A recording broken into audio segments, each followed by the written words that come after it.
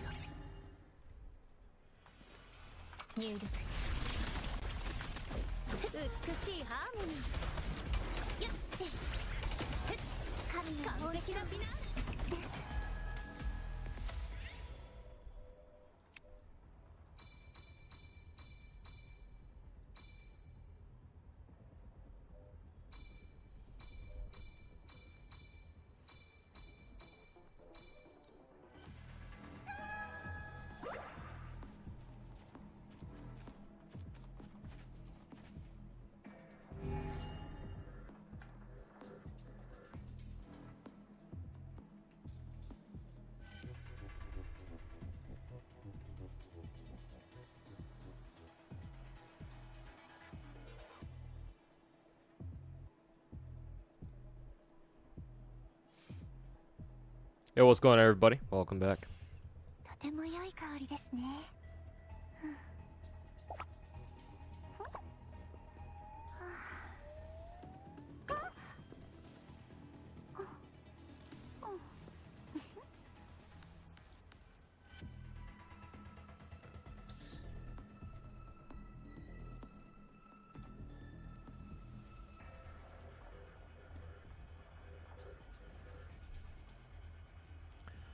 Ugh. It is quite stuffy in my room. Wish I could open the door, but I can't really. Hey, yo, board player. How's it going, man? Thanks so much for the 25-month resub. Welcome back.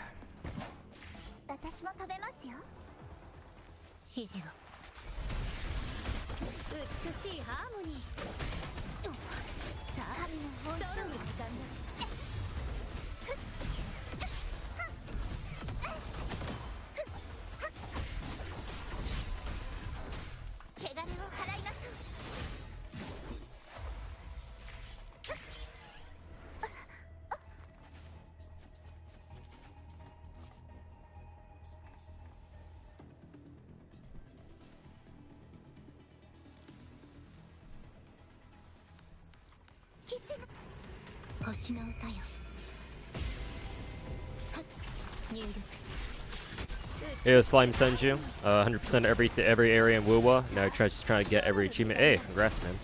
I appreciate the I respect the dedication. One day I wish I could do the same thing too when I have the time. But yeah, shout outs to you, man. I appreciate a fellow perfectionist.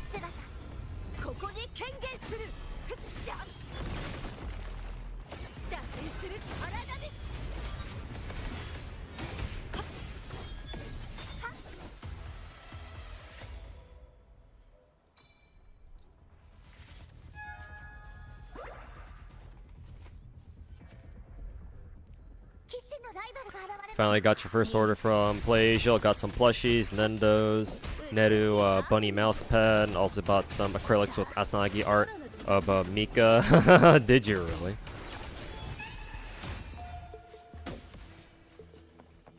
Strange to see Asanagi art with that as in its usual habitat, if you know what I mean. Yes, I know exactly what you mean.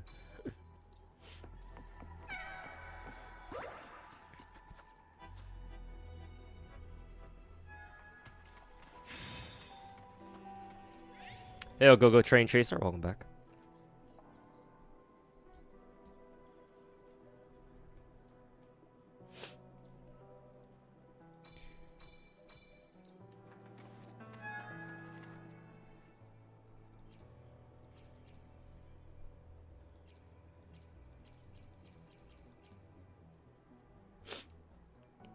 I kind of wonder if I should go for basic attack. What was Cartathia again? Was she basic attack? I forget what Siachana was too. I forget if she's either basic or skill or whatever the fuck. Maybe she's liberation damage or something. Honestly, maybe I should just go for HP increasing items, like the two here or something.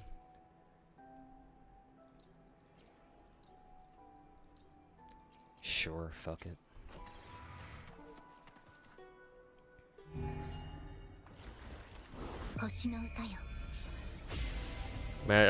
Got Hysolence, but can't get her light cone. Alas, just like me. I mean, that's assuming I even win my coin flip for Hysolence whenever I get enough. What is it? Whenever it is that I get enough.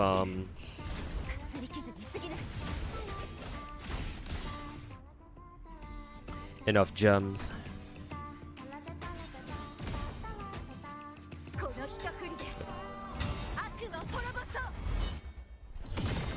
I ulted the cat. Oops.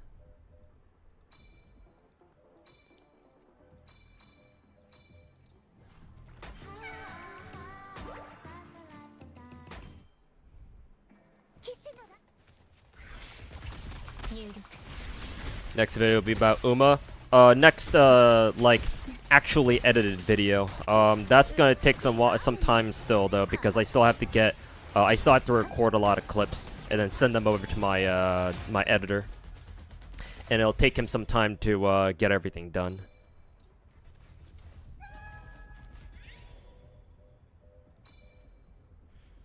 I guess I'll pick up the attack. At least Siachana can benefit from that.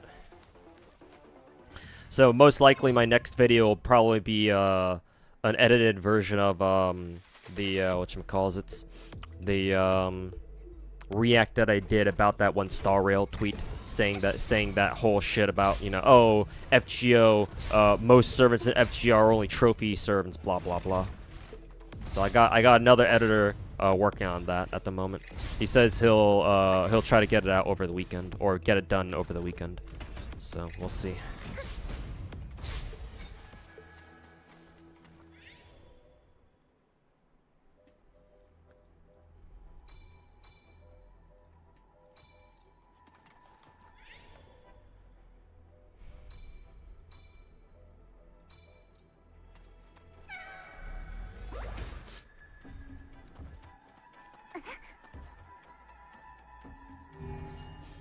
You were watching my old-ass Minecraft videos from years ago? God damn.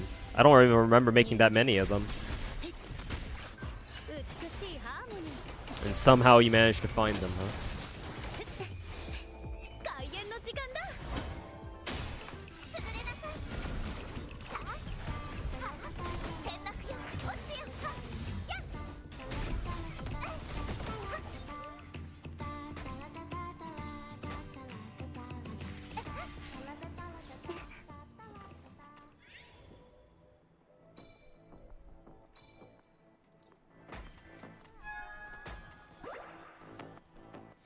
Yo, King of Gacha, welcome back. Yep. Comfy Gacha gaming. Am I going for Augusta or Ayuno or whatever her name is? Yeah, I'll try to go for both. Unfortunately, I don't have a lot of funds right now. Yeah, I only got this much. I know my webcam's blocking part of it, but I only got that much. And we've only got like a little over half a week left to go before the patches rotate. If I had more money, I would be willing to buy the packs in the store.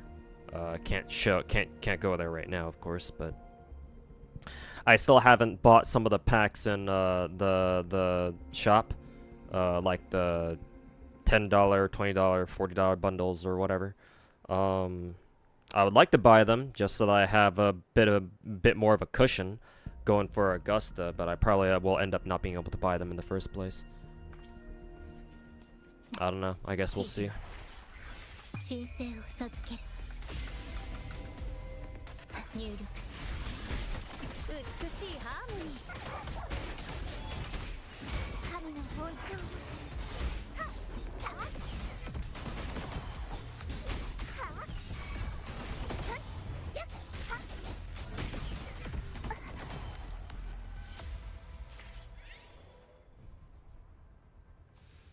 You think the Tabaro Enfield video will pop up still because the iron is hot? To be fair, I should have made that video a while back. I think if I were to get started on the Tabaro video over the weekend, and then try to get it out by about like within the next 2 weeks, the iron will still be hot, so to say. It helps that despite me procrastinating on that React video for all this time, for like the past month or so, however long it's been since I last reacted to Taboro's videos on stream, it helps. I'm in luck because Enfield still hasn't fucking announced their launch date yet, which means that when they do, people will focus back on Enfield again. But I have to pray that Hypergriff doesn't like shadow drop their release date until at least until the video's almost done. So I do have to hurry it up here. But I'll see what I can do about it. Current max HP for all team members is doubled, but value is fixed afterward. I wonder if this is worth taking. Sure, fuck it, whatever.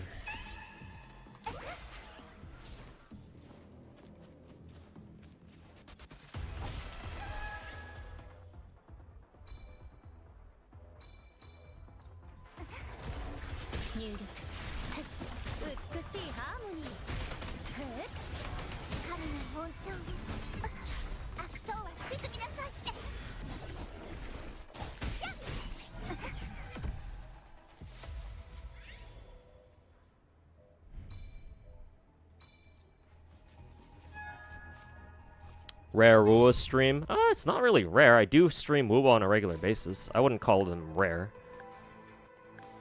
I guess maybe it seems rare just because, there are 3 Hoyo games I'm playing and only 1 Kuro game. I don't know. But I feel like I stream Wuwa on a rather consistent basis, even if that means I only stream it like once a week or something.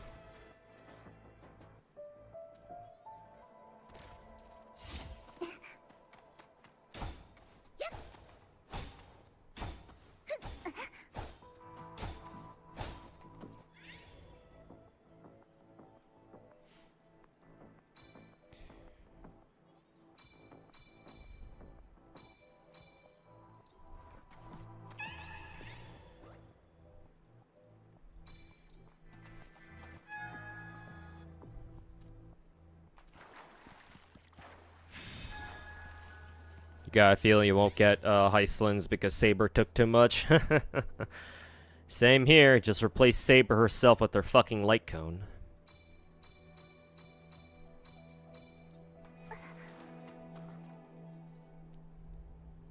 Also, Siachana wants liberation damage. Alright.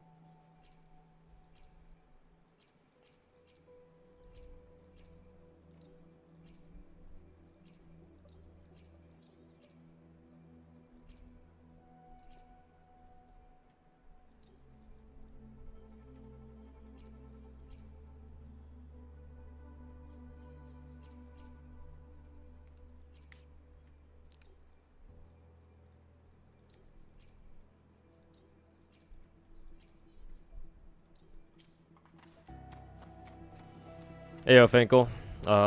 Just arrived, but you must BRB real quick. Alright, take care. No rush.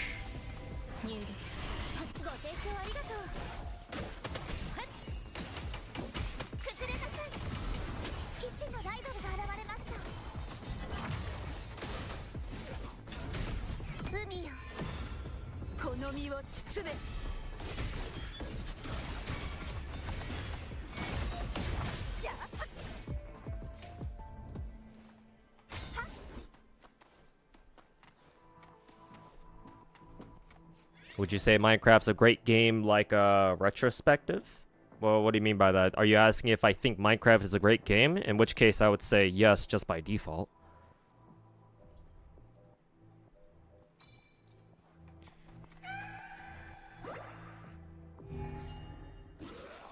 Oh god, August is already gonna be here in like 4 days. Yep. It's not gonna be much longer before she shows up.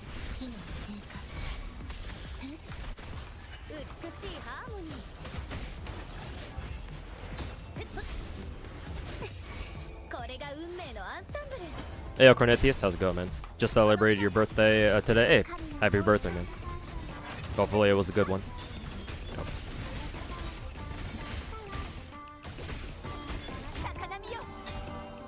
How good is Trigger as a stunner? Kind of want her on rerun, but There is Orphan, and you do want a fire unit at some point. In my experience, Trigger is really fucking good. The problem is that her main problem is not her own performance, but the fact that she has such a high stat ceiling. Because you know how there's a lot of characters in Zenless where it's like, oh, they want like this threshold of stat, because the higher their stat, one of their stats is like their most important stat or whatever. What is it? The better like some area of some other area of their performance gets, right? Triggers is the higher her crit rate, the more days she does, or something like that. To be fair, I don't know how important it is. I'm probably exaggerating this, but the fact that Trigger wants 90% crit rate, 90, is kind of fucking ridiculous. Realistically, the only way for you to be able to hit that at all is to roll for her signature engine, because it's the only stunner engine in the game that has crit rate main stat. If you want to run a free-to-play Trigger without her signature, then you're not hitting that 90%. Like, I'm sorry, unless you just get wildly lucky with your Trigger's, disk drive set.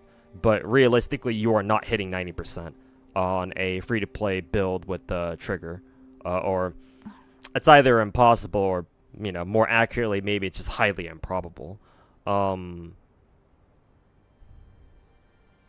Again, let me make it clear that I don't mean to like exaggerate just how bad that is for her. I hope that's just more of a case where it's just more annoying than anything, where it's like, oh, like I can't get Trigger, like free-to-plays can't get Trigger to 90% crit rate, and, that sucks, but, hopefully it's not like the end of the fucking world where, Trigger sees like a huge damage drop-off, or just huge performance drop-off just overall, whether she has her engine or not. Maybe I could just be blowing this out of the water, and exaggerating it. But it does mean that building Trigger feels kind of ass, especially without her signature. But ignoring that part, because technically you weren't even asking about her how good she is to stat build. No, I would imagine Trigger is still very good even without her signature. The cool thing about her is that she's she's one of those characters that has an aftershock.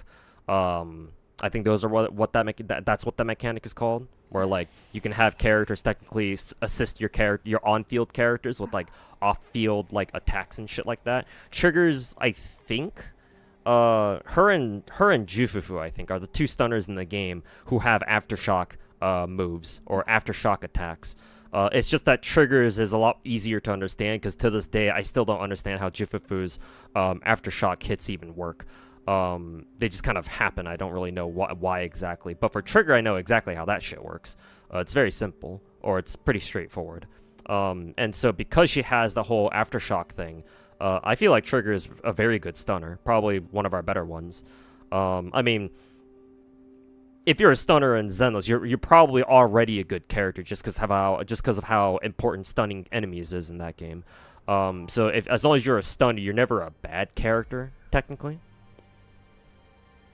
But Trigger is very nice to have, because unlike most other stunners in the game, she's a ranged character, as in like she has a whole ass fucking laser rifle and shit, so you can snipe people from downrange. And so she's cool to work with, or she's fun to play with.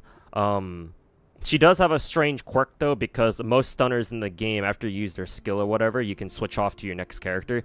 It's just that for Trigger, you have to think in reverse, because after Trigger uses her skill, or after you charge attack with her and she goes into her sniper stance, and you fill up her gauge, or her stun gauge, what is it even called? After you do that shit, and then the game gives you like a quick assist prompt, or whatever that's called. Instead of how most stunners do it, where you cycle to your next character after your stunner, Trigger sends you back one character to like the character before her instead of after her. So like that's one of the weird quirks about her, but you get used to it really fast. But yeah, I would highly recommend Trigger. Just look up how much worse she does without her signature. If it's not that big of a deal, then yeah, you don't have anything to worry about. You could just ignore my rant about how ass it feels trying to build her ass. And Trigger's got a good one too. Don't get me wrong. She doesn't have a good free-to-play option. Even if she does, the fact that her own signature engine is the only stunner engine in the game that comes with base crit stats, as in its main stat is crit rate, 24% at level 60, I think it is. I think that's the max level in Zenless. The fact that her own signature is the only one that has main stat crit rate. There might be others that like give you bonus crit rate as like part of their passive, but none of them give it to you like Trigger's engine does, where it's just a main stat. So yeah, just because of that, it's gonna feel like ass no matter what, I think. But if you ignore the stat building part, I'm sure she has a way. I'm sure she's got, you know, decent free to play options though.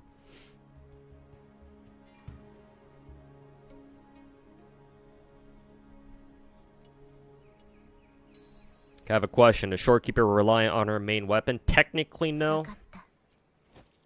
It's really good, though. I'm sure. But technically, no. The only thing you have to worry about for Shorekeeper, or just any support in general, is as long as they have enough ER, they should be fine. So, because Shorekeeper is a rectifier unit. So, thankfully, we have, you know, variation. Variation exists. And, let's see, I think this one exists too. Yeah, Call of the Abyss. Call of the Abyss is a free 4-star rectifier you can get from a side quest in Arena Sita. It's the one, actually, since I should be in the area, it's the one you get for completing the quest that's associated with, I forget exactly. I forget where exactly you get it. Like either here or here. Probably here? Is it there? No, it's probably here. Somewhere in this area. It's after you complete one of the tower tower side quests. It's probably this one right here, because this one's just the TAC hologram TAC hologram arena.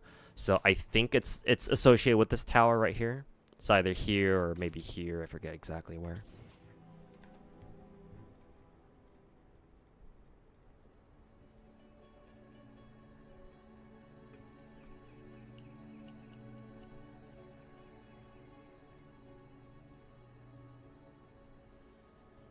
But no, technically, I don't think Shorekeeper is that reliant on her signature, because she's a rectifier unit, and we just so happen to have two pretty decent rectifier ER main stat rectifiers. So,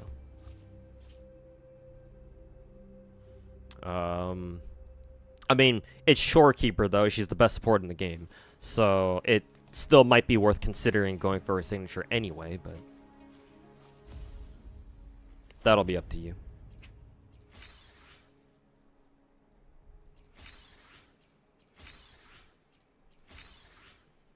Yeah, everybody, welcome back. If y'all are just shuffling in now. You love seeing Orphe, both look sick. Really love Orphe's animation, especially the fact that Mac is just there, just kind of doing her own thing. Laser beams!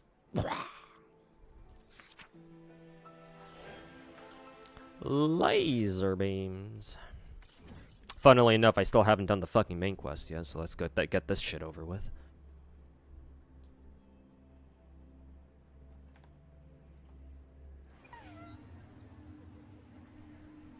Laser beams. This is what Wuwa, this is Wuwa, looks neat. A little too close as a Genshin clone, but graphics are pretty good though. I'm actually surprised, Chrono. Yes, I'm sure you've been here, you know, a couple times before. I'm surprised you haven't seen what Wuwa looks like. But yeah, one thing to keep in mind when it comes to like graphics is that this game is on Unreal, so it's got that like Unreal vibe, I guess, if that makes any sense. But yes, it's definitely a Genshin clone. I say that as a compliment, but you know, if you ever dare to utter the words Genshin clone to a Wuwa dick sucker, then you know that's a good way to that's a 120% guaranteed method to fucking trigger them off the face of the fucking planet. Always a fun time. Hey Sinalava, welcome back. Food for thought. Skill issues applicable to all games in existence. This is where the infamous blah blah blah comes from. Phrase itself is meant as a challenge, derogatory turn depending on the player. Yeah, more or less.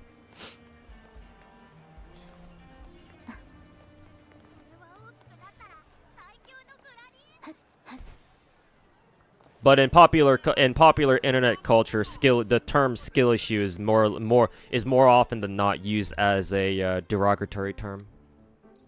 It's used as a catch-all phrase where if somebody is complaining about something that has anything remotely to do with skill, players of that game that you know that OP is or complaining about originally just go up to him and say it's skill issue, and you know.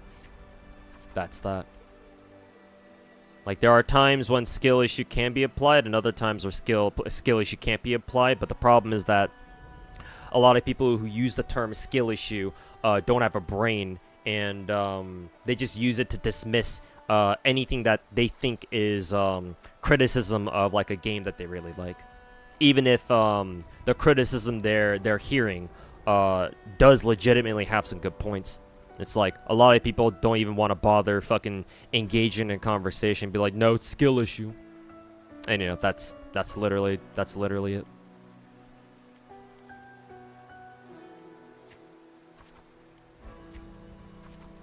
I have no idea what's going on here, but sure, whatever.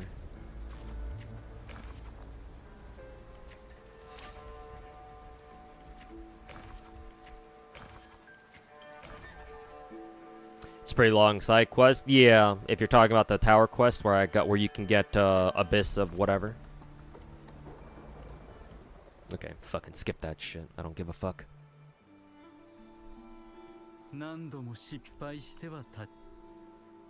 Hey, if Genazod doesn't want to go viral for calling Wuthering Waves' story a 7 out of 10, then I'll gladly take his place. Hey, let me find out if I can go viral calling Wuthering Waves' story a fucking negative 15 out of 10.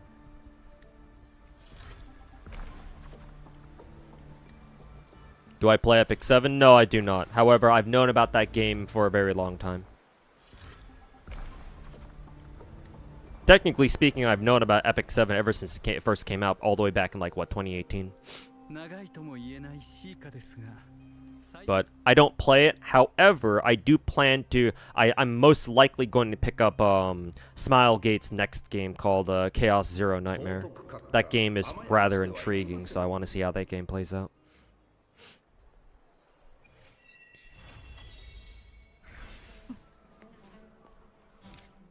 Oh, that was literally it. I have no idea what the fuck that was about, but sure.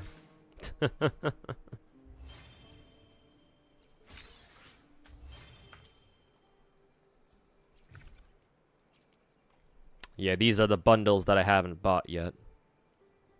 Would like to, but probably won't be able to. Chaos Zero Nightmare looks sick. Yeah, it does. It's certainly trying something different, at least. Also, hey Rio, welcome back. Sorry for not getting around to your message.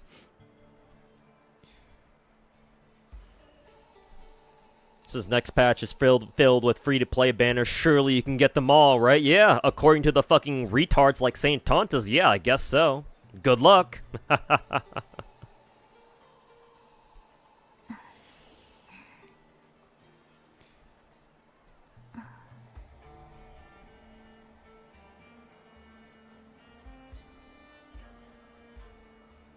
It was Augusta's backstory? Oh, okay. Well, don't really care. Cesian apparently has no auto. The main roguelike game mode does not. I think for farming and stuff, they said that there probably will be auto. I think, but not for the main game mode. No.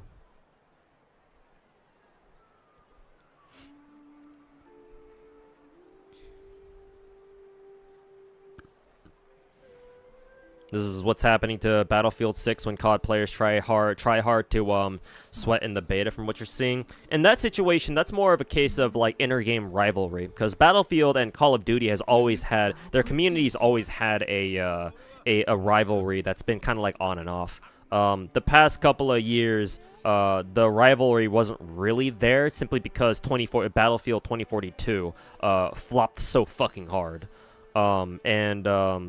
Black Ops 6 was generally received pretty positively, I think, at least at launch.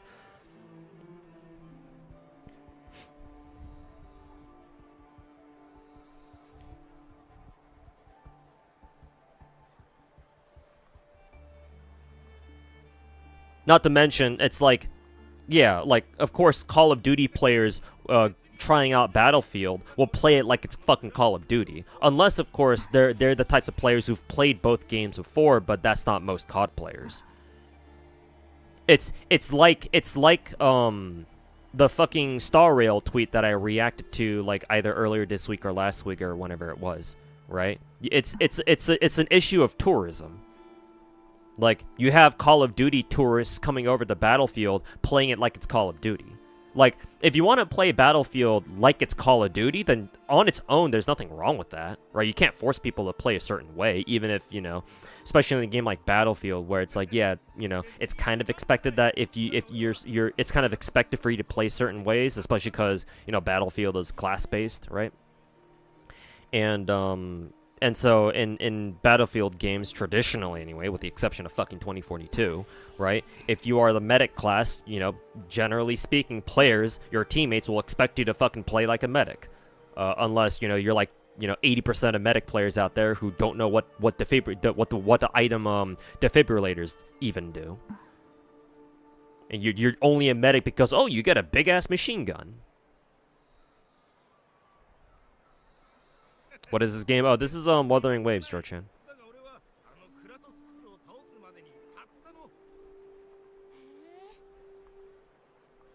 More or less COD players trying to run BF6 into turn it into their new home because they ran COD into the ground. Well, you say that, but Black Ops 7 got announced, and you know that all the COD fanboys will go straight back to Black Ops 7.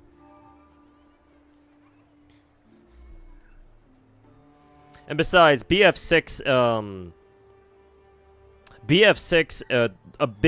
two big reasons for BF6's relative popularity and success right now is that 2042 was a fucking absolute shit show. And so BF6 actually being a halfway decent fucking Battlefield game brought back a lot of the original Battlefield players. And so people are, oh my god, Battlefield is good again, and so, you know, that's kind of a big deal, right? Shows that EA and DICE actually fucking learned something from the disaster that was 2042 a couple years back. So that and what? Yeah, I think that's the main reason. I thought I had two reasons, but now that I think about it, I can only think of that one. So.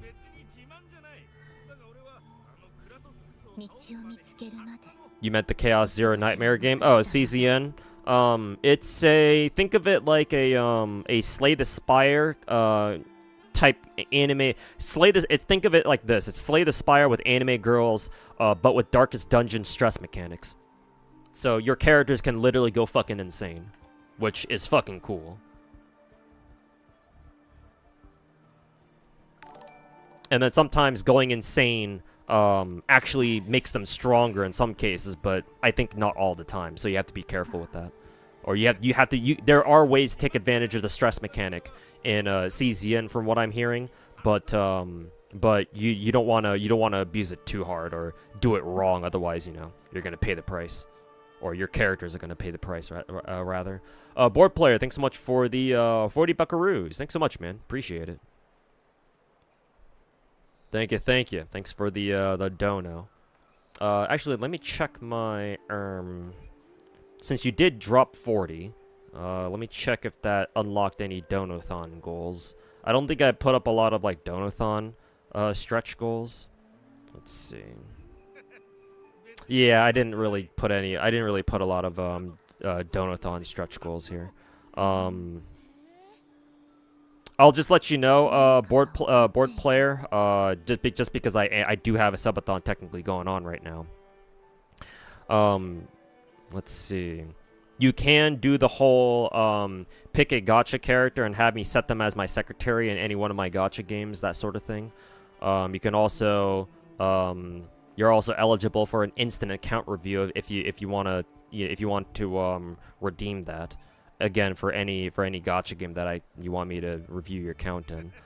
You can also send me a video link for me to react to.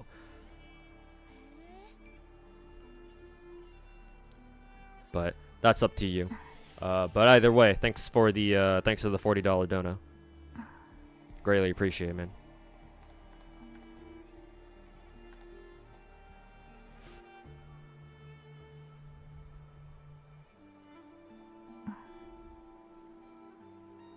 People taking it as an insult has a problem, which is themselves.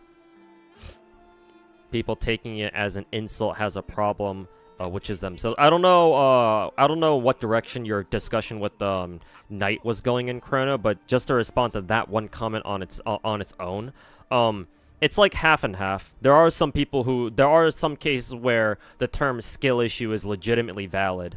And, you know, the people complaining about them being bad at a video game is just that, where they are bad at a game and they're trying to make up for they're trying to cope with the fact that they're bad at something by fucking bitching about it. But there are other times when it's like legitimately, it's like, no, they're just trying to have a conversation about something that they don't think is very good in a particular game. Like maybe there's a mechanic that they think is not very well designed in a video game, but, you know, fans of the game will come along, who are like die-hard fanatics of a game like a Dark Souls game or something, will come along and they'll see somebody, you know, trying to be like, oh, I don't think this mechanic in this one Dark Souls game is that good, or something like that, and they're just gonna throw out the whole, oh, you just have a skill issue thing, and just leave it at that, right? So there are times when the phrase skill issue is valid and legitimate, but other times when people just use it to immediately invalidate some sort of criticism that, you know, somebody else has about their favorite game or whatever. It's very contextual. You have to see both sides of an argument and see what people are talking about, and more importantly, see their attitudes as well. You're good? Alright, thanks for your generosity, board player, though. Greatly appreciate it, like I said.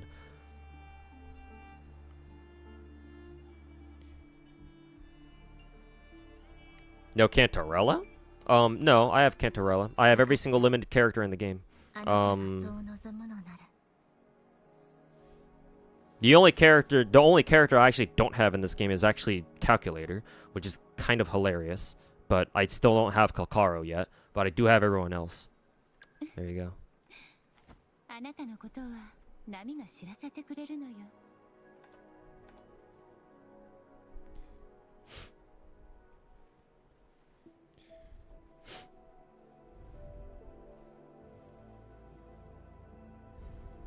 Some Souls games had dog shit, did have some dog shit design though. Yeah, I've heard. Yeah, I've heard, for example, Dark Souls 2 was not very well received by a handful of quite a few Dark Souls players. I know there are other Dark Souls players who fucking love that shit.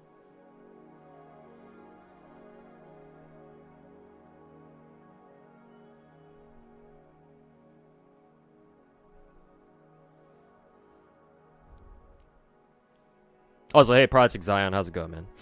You're in both my chats. Hope you're doing well, my dude.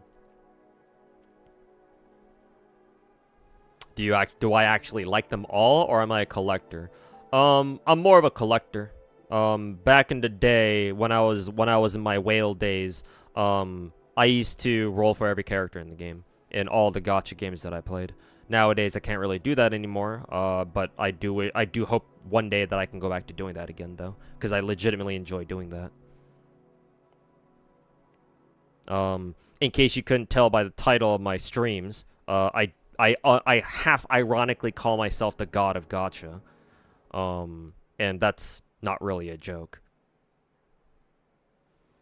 In certain aspects, at least.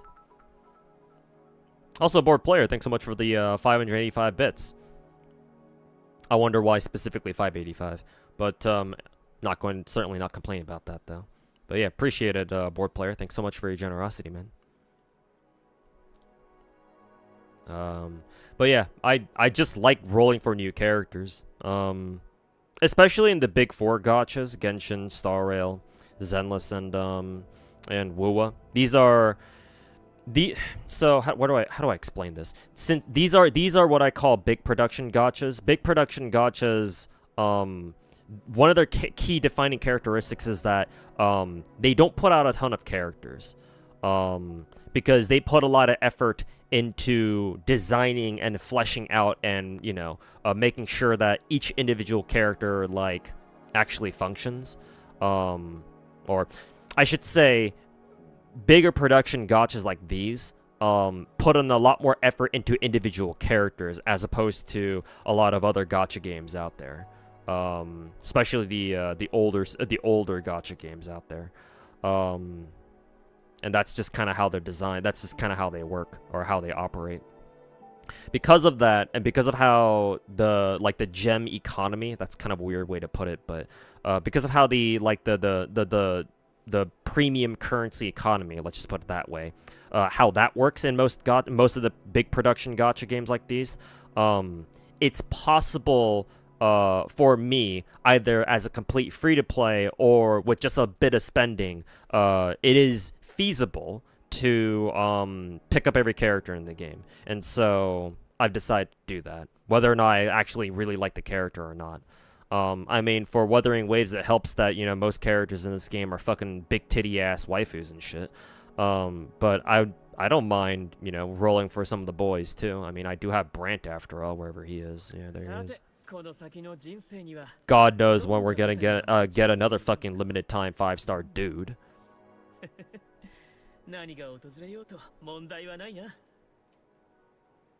Oh, and I guess there's also Shangli Yao down here too. But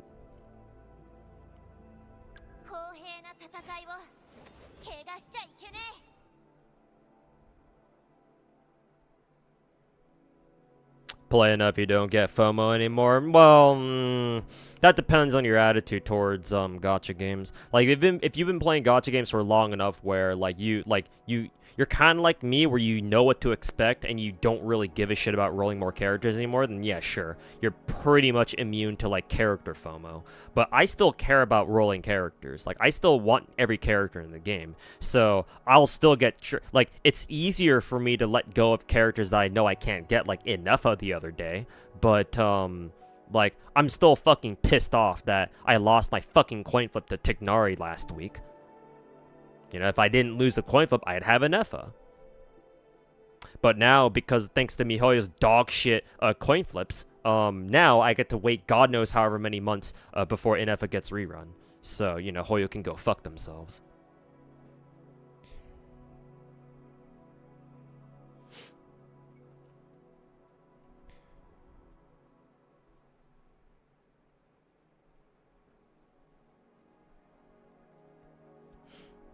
Red Girl Spear reminds you of Ku's Spear. Yeah, it's very similar. Excuse me, it's very similar.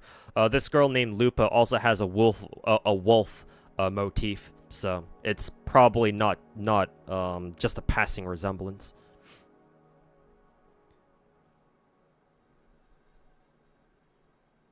You're one of those people who does genuinely hope Brant is the last dude in Wuwa? Well, sorry to disappoint, but we will get another guy, limited time guy in Wuwa, because considering one of the 6 characters they drip marketed like a couple months back.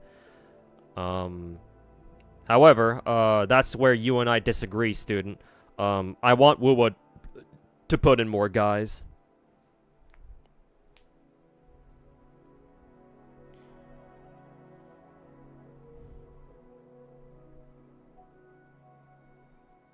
Hey, yo, Seth, welcome back. Can certainly tell I'm a god of gacha. Thank you. At least you're able to recognize that. I dare say that there are some other low intelligence entities out there, beings out there who don't seem to see that themselves, but maybe in due time they will. There's only one male character confirmed. How many male characters in this game do we even have right now? There's Kalkaro, who I don't have, so 1. Alto is 2. Ling Yang is 3. Mortefi's 4. Yuanwu is 5. Notice how they're all starting characters so far. Jian is 6. Shangli Yao is 7, and I think Brant is 8. I think that's pretty much it. I don't know how many characters we have total in this game, but you know, only 8 guys to however many fucking female characters there are. Well, I guess you can count male MC. You can count male Rover as a playable male character, I guess, if you want to count him.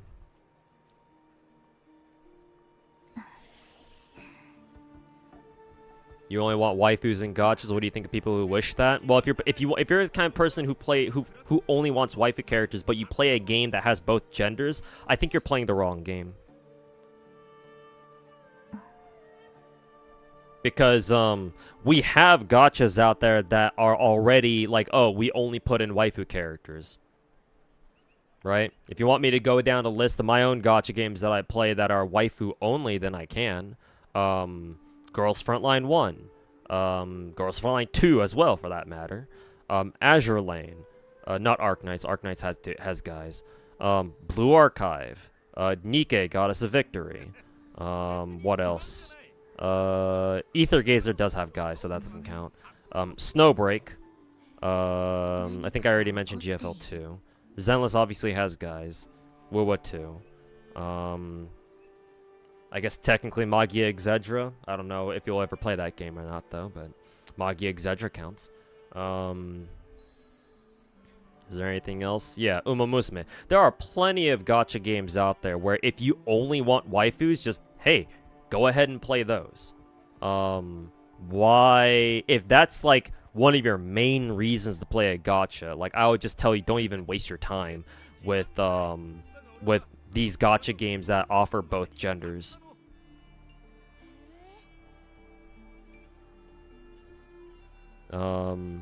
Now it is true that just because you're like a waifu only fanatic doesn't mean that you're just gonna drop like a game like Wuthering Waves, because obviously, you know, people don't just play gacha games for literally one reason and that's it. Though I'm sure there are some people who only have one reason to play a gacha game, right? Even if you're a waifu enjoyer or a waifu stan who only wants to see waifus, hey, maybe you really enjoy Wuthering Waves, and so you're willing to compromise on your ideals in order to play a game that you think is pretty good, which is fine. Like, if you're the type of person who only enjoys waifus and you could not care less about having guy characters in your game, then like that alone is fine, right? That's just your preference. But as soon as you start bitching about it online, on social media, or as soon as you start fucking tweeting at Kuro Game, for example, like, oh, don't put in any more male characters, otherwise I'm gonna come to your fucking, you know, headquarters in Guangzhou and do some really bad shit, and, you know, talk like a fucking Chinese player, your average parasocial Chinese player, then, it's like, no, at that point, it's no longer your preference. Now you're trying to impose that upon other people too, and that's where I draw the line. And I would tell you to go, you know, shut your ass up and fucking quit the game and go play a game that actually will only give you waifu characters if you care about that shit so much. I need to play Love in Deep Space and balance the scales. Maybe I can play it just as a meme, as like a meme subathon goal. I wouldn't be against that. I would have to put at like something ridiculous, like 1,000 total subs or something.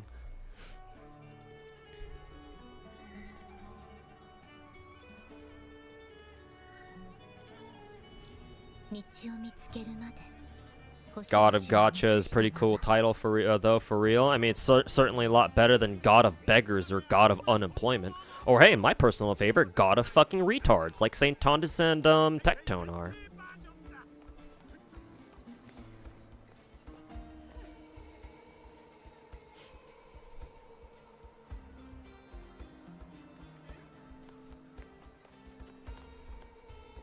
You prefer only waifus, but you ain't bitching. Yeah, and that's fine. Again, as long as you don't bitch about it, that's just your preference, right? Like, if you really don't want to play guy characters, you know, nobody's got a gun to your head whenever you play Wuwa and be like, you must use fucking Kalkara or whoever, right? If you don't care for the guy characters, then yeah, you don't have to play them. Just play the waifu characters. Have fun with them. Just, you know, don't be a fucking Karen, or just don't try to be a fucking activist or whatever and be like, oh, this game should only have waifus, when very clearly they will eventually put in more guy characters.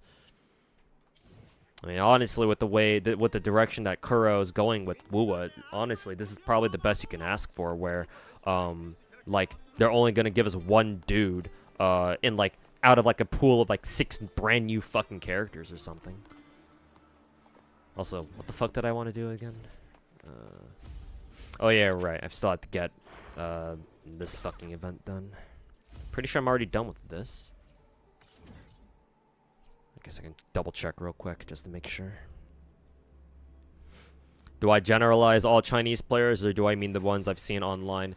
No, I try not to, but admittedly, I do recognize that what I did, my comment about parasocial Chinese players does seem generalizing. However, obviously not all Chinese players are fucking parasocial and retarded like that. It's just that was a joke about, that was a jab at the particular Chinese players who have some very obvious social problems and are way too fucking serious about their favorite gacha waifus. Because I know more than my fair share of stories about what certain Chinese players have done or said they would do whenever they felt insulted that, you know, their favorite gacha, their gachas did this or that to their favorite fucking characters or whatever. But obviously not all Chinese players are like that. But, you know, there's a lot of Chinese players out there, so you can imagine there's also a lot of parasocial ones out there, too. And don't worry, the West also has players like that, too. I'm aware of them. We just don't have as many because, you know, not as many Western people who play gacha games as much as, like, East Asian people. Specific, even just Chinese players alone, but...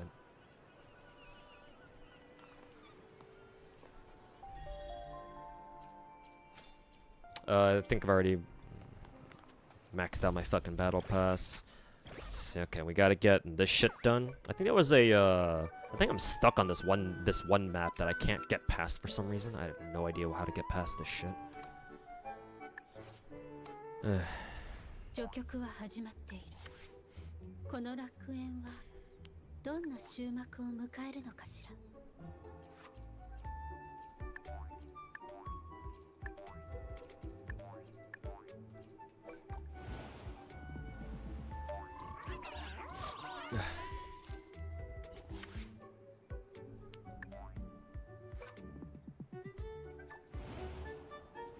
Thousand subs for Love and Deep Space. Do you hate it that much? Well, I don't hate it, but I do prefer my waifus as well.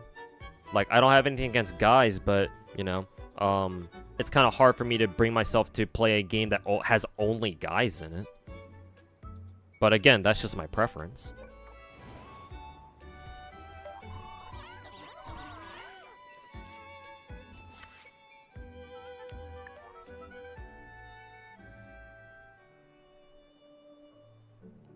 Like the Mihoyo stabbing incident? Well, that and other incidents too.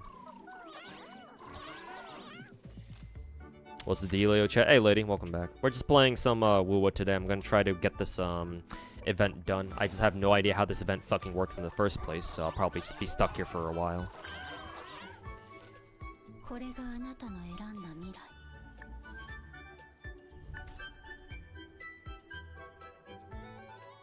Don't get why people like St. Tontas hate on me. I got a good mindset. The problem is that content creation meta incentivizes anything that generates clicks and views. You know, the best way to get clicks and views is to fucking hate on people. A lot of people out there don't give a shit about, you know, having a good mindset or having a good message or whatever. They just want to watch whatever is entertaining. So, they'll watch a fucking clown like Saint Tontus. Or a fucking bald-ass rat like Tectone.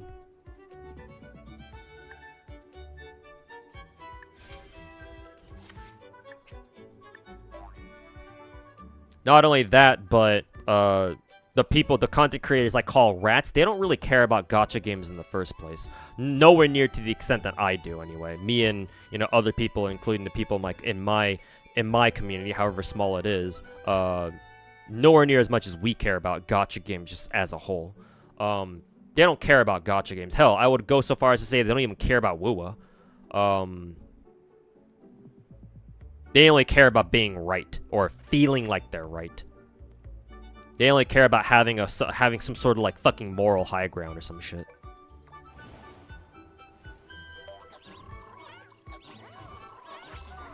So, that's what you have to understand first and foremost. They don't care about, you know, oh, like, do you actually play gacha games? Or, like, do you actually have a good point about what you're trying to say? No, they just watch whoever fucking strokes their dick the most.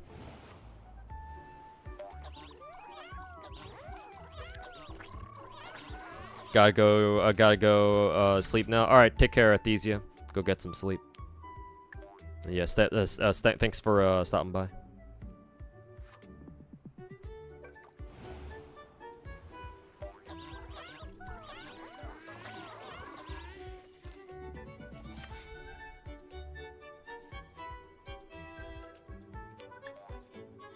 We shouldn't take the dregs of society as a norm. Well, you can blame that shit on social media.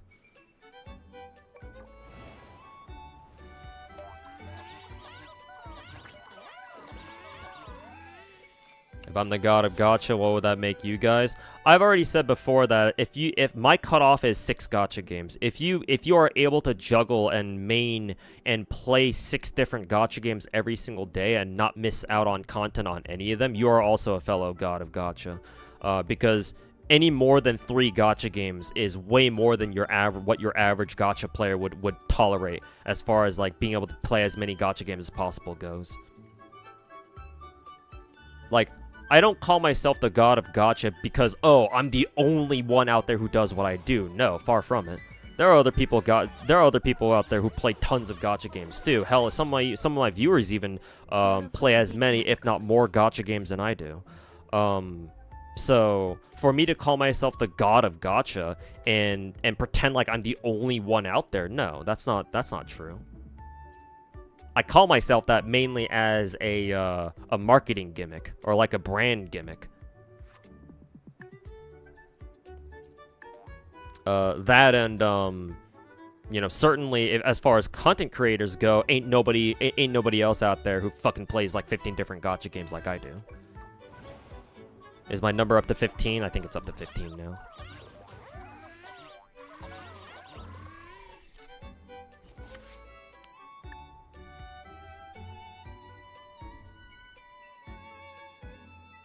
They care more about sponsor money. Well, they care more about clicks and views, which in turn gives them money.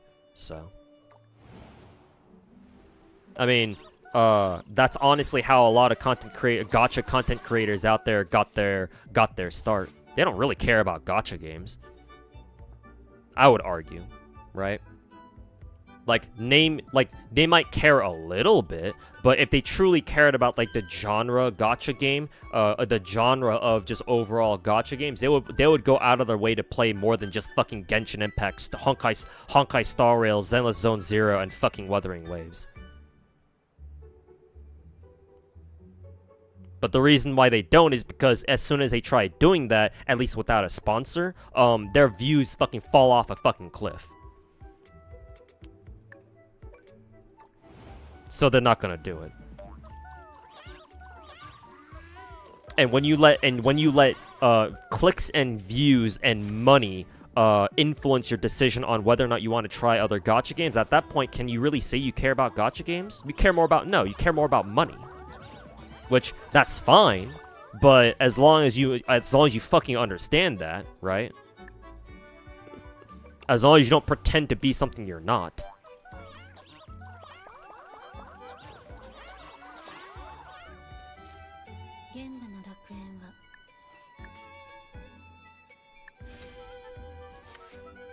You only play Epic 7 and Wuwa. Are you a casual? I would say in that case, do I recruit everything?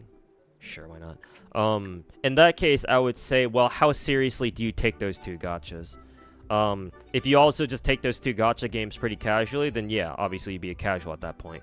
But even if you only play two gacha games, do you take them very seriously? Like, do you try getting all the content done? Do you try to build as many characters as possible? Stuff like that.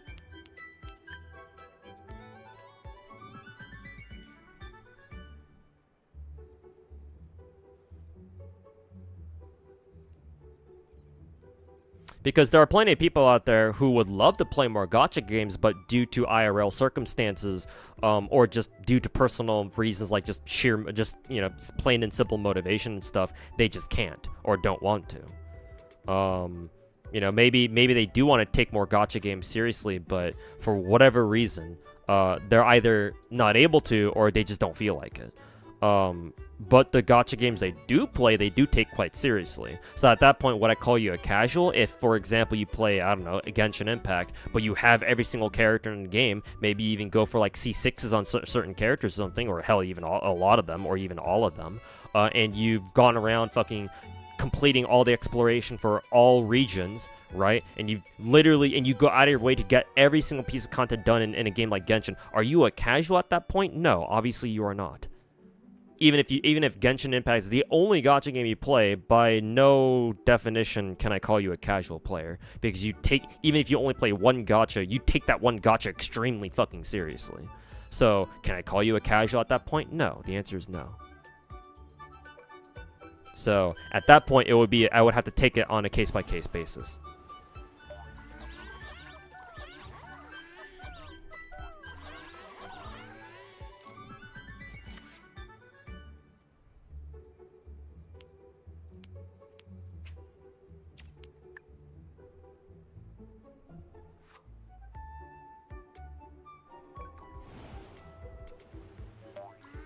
Tectone doesn't even play gacha. I mean, apparently he said as much that he wants to transition away from gacha games. And again, I've said this many, many times before, but the faster he does that, the better it is for the rest of us. He can go fuck himself. If he thinks that getting his asshole fucking reamed by Hassan's dick is a better career choice for him, then yeah, by all means, dude. Hey yo, Dandela, welcome back, man.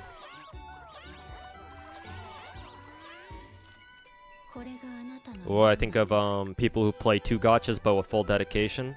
I mean, they're certainly a gacha player. I don't know if I would call them a god or anything, but I respect it.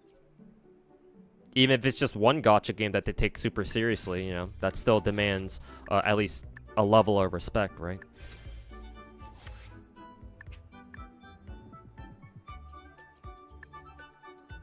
Even more so if they have like a full-time job on top of that or something like that, or like they spend most of their time throughout the day like doing something else, like making an actual living or something.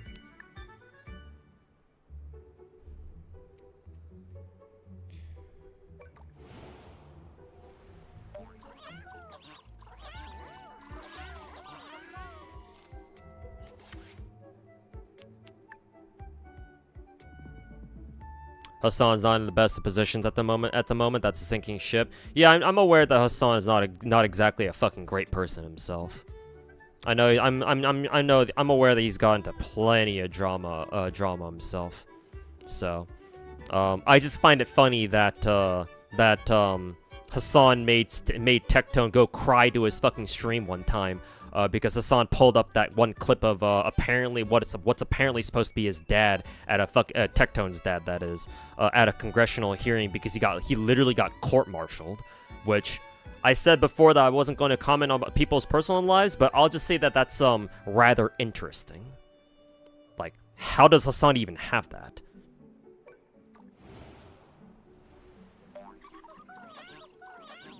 So, yeah, I'm well aware that both Tectone and Hassan can go fuck themselves for all I care, but just for my own entertainment, you know, it's funny watching them go back and forth at each other at least.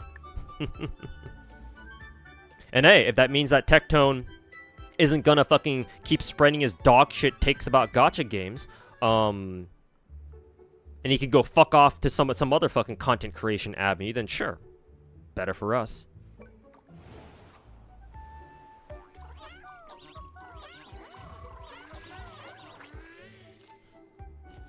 Sadly, he'll always find a reason to come back. Yeah, that's kind of what I'm expecting too. Especially now that apparently people have told me that, oh yeah, Tectone's planning to sell his fucking house. Like, if Tectone is really as rich as rich as he claims to be, why the fuck does he feel the need to sell a house? Wouldn't you just want to keep that shit and just rent it out to people? Like, if he really does own the house that he has currently, assuming he hasn't already moved out. Like, why would you want to fucking sell your house? Why not just rent it out for just free passive income over the long term?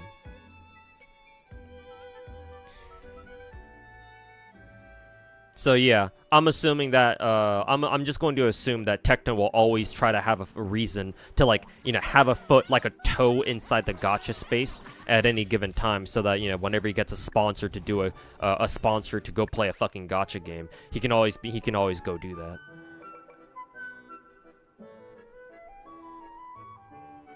So yeah, I don't think he'll ever truly leave the gacha space. He'll always be here, for the worse.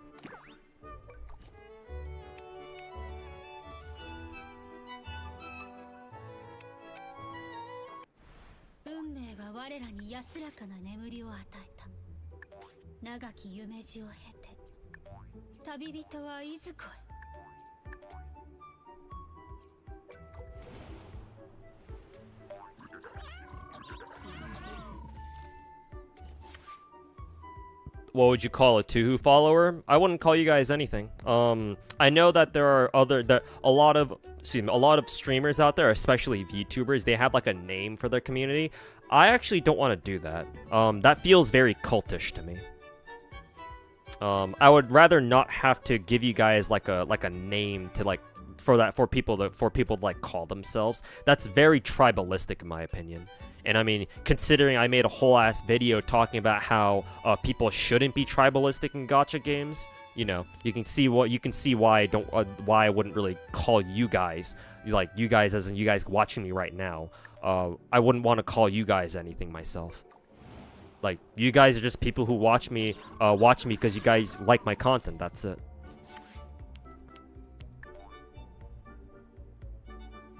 Thought you were already inducted? Oh, well, if you are, then I haven't really bothered coming up with a name for you guys. And I probably never will, to be honest.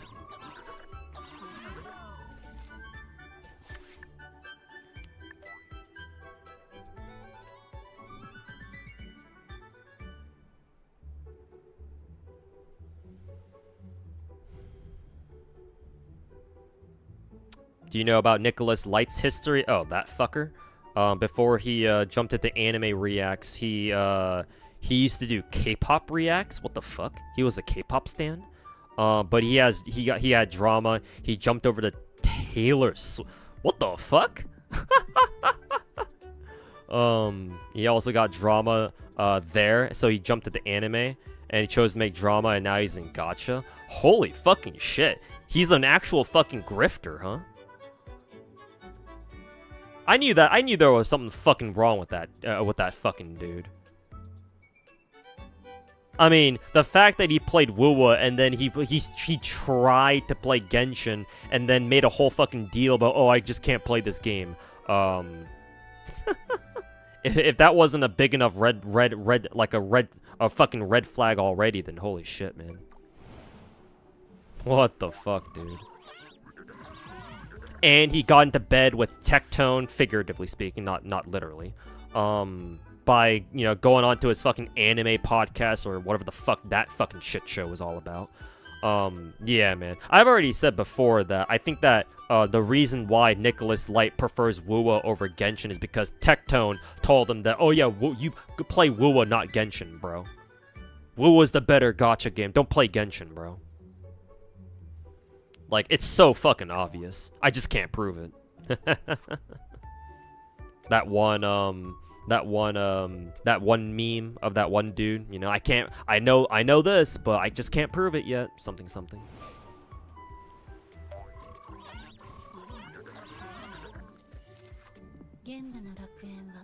Ria, let's not call people that word, alright?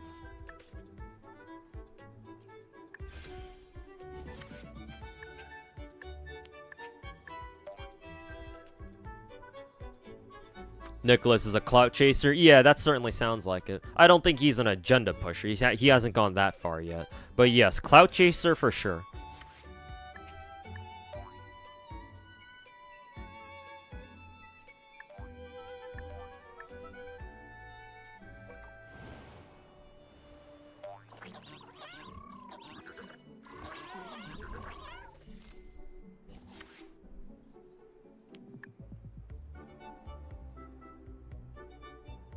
Nicholas did play Genshin. Oh no, I'm aware, Totori.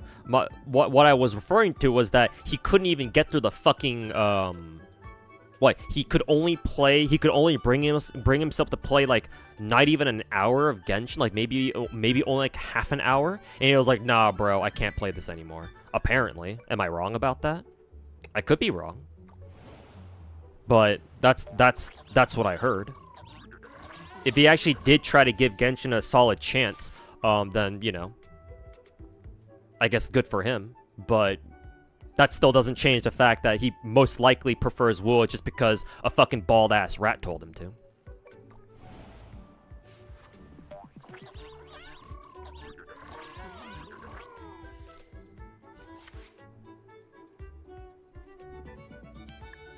Really don't like that Nicholas guy. I've never interacted with him myself personally, obviously. But yeah, just what I happen to know so far, it's like,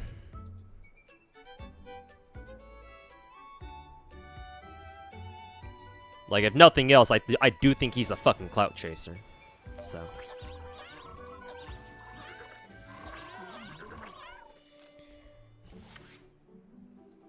He likes the speed of Wuwa's combat and traversal more. Different strokes, it's just not for him.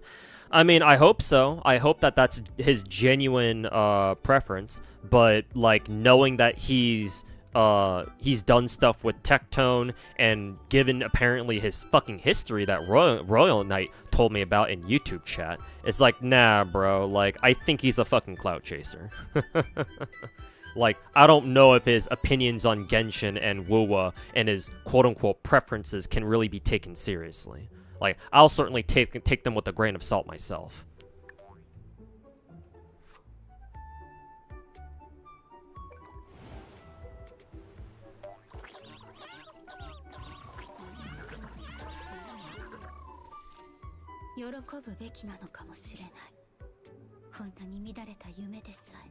No, she meant another word? No, Rio did mean that word, but, yeah, it is a slur, so let's not use those, alright?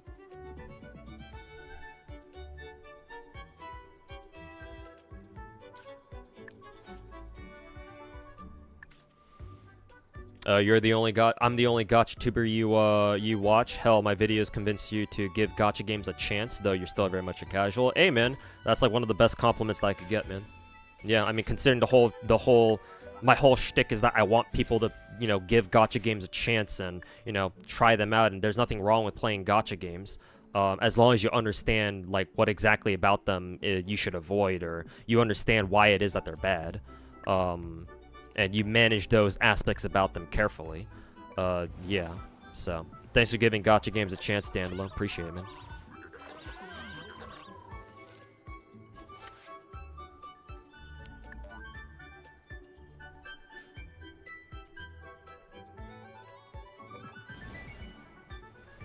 Welcome to hell.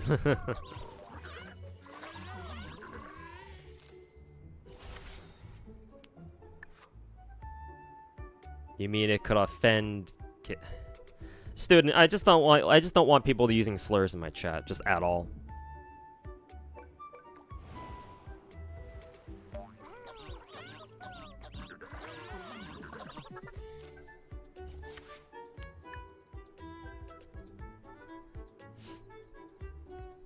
Do I play Blue Archive? Unfortunately, I do, yes. I still do. It is on the chopping block as one of the first gacha games I will drop in case I ever get to a point where it's like, oh, I'm just playing way too many gachas, and so I'm gonna have to drop one or two of them if I want to try out like newer gacha games in the future.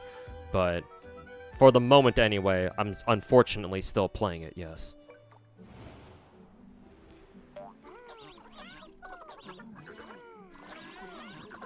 You remember seeing him comment, "Shut your nerd ass up" in my Take a Stand video before he deleted it? Actually, who? Nicholas? Damn, alright. He's a fucking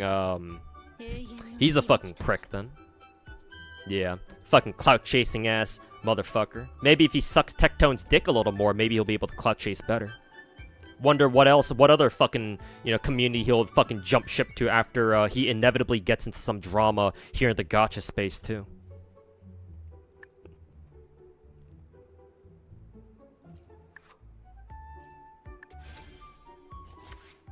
Yeah, Nicholas. Shut your nerd ass up. Yeah, says the fucking former K-pop stan. Fucking retard.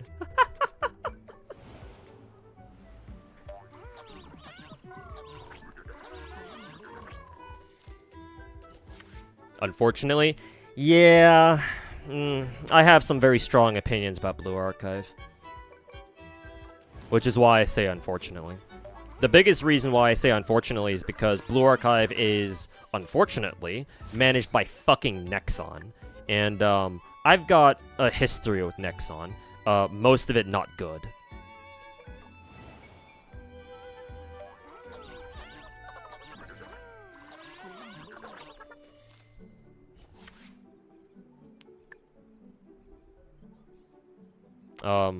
In case you want some details, I think that Blue Archive is, to its credit, one of the best casual gacha games you can play.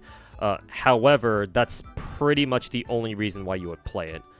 The fact that the game is very casual friendly for the most part, and for the characters. Everything else about that game, however, sucks fucking dog shit. The gacha for Blue Archive sucks dick. The publisher, Nexon, sucks dick. Endgame for that game also fucking sucks mad fucking dick. It's like, if you don't play Blue Archive casually, I don't know how much you're gonna fucking enjoy that game. Unless you're just that autistic. Like, if the kind of Blue Archive if the kind of autism you get out of Blue Archive, you really enjoy that shit, then I mean, sure, I won't stop you. Like, go ahead then. But, having played Blue Archive for the past, 2, going on 3 years so far, it's like, ugh. I just cannot recommend that. I just can't recommend that game. Okay, I'm constantly failing this fucking, node. I'm gonna have to rely on chat to tell me what to fucking do, because I have no idea what the fuck I'm doing.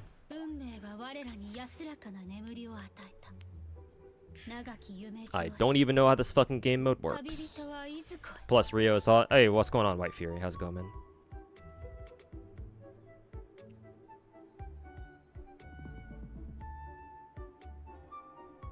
Anybody know why coordination drill in GFL2 has an exclamation point? I think it's just because you can earn like a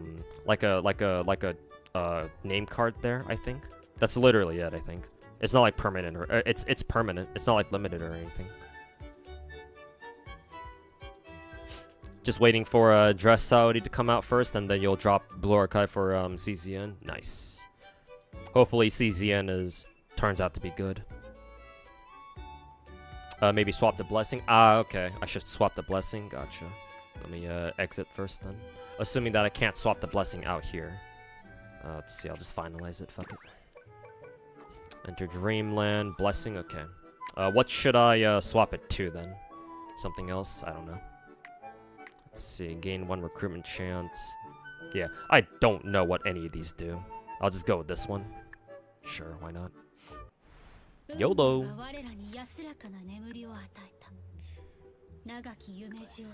YOLO!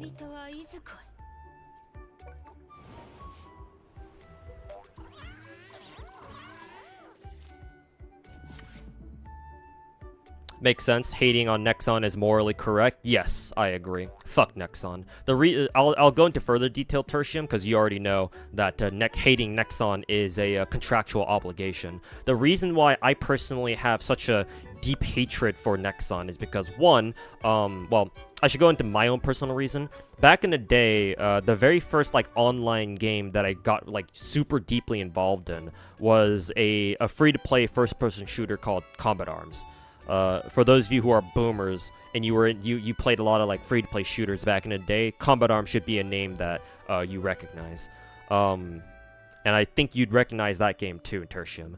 But I started playing Combat Arms back in like fucking middle school. Like this was like back in 2008, I think. Like 2007, 2008.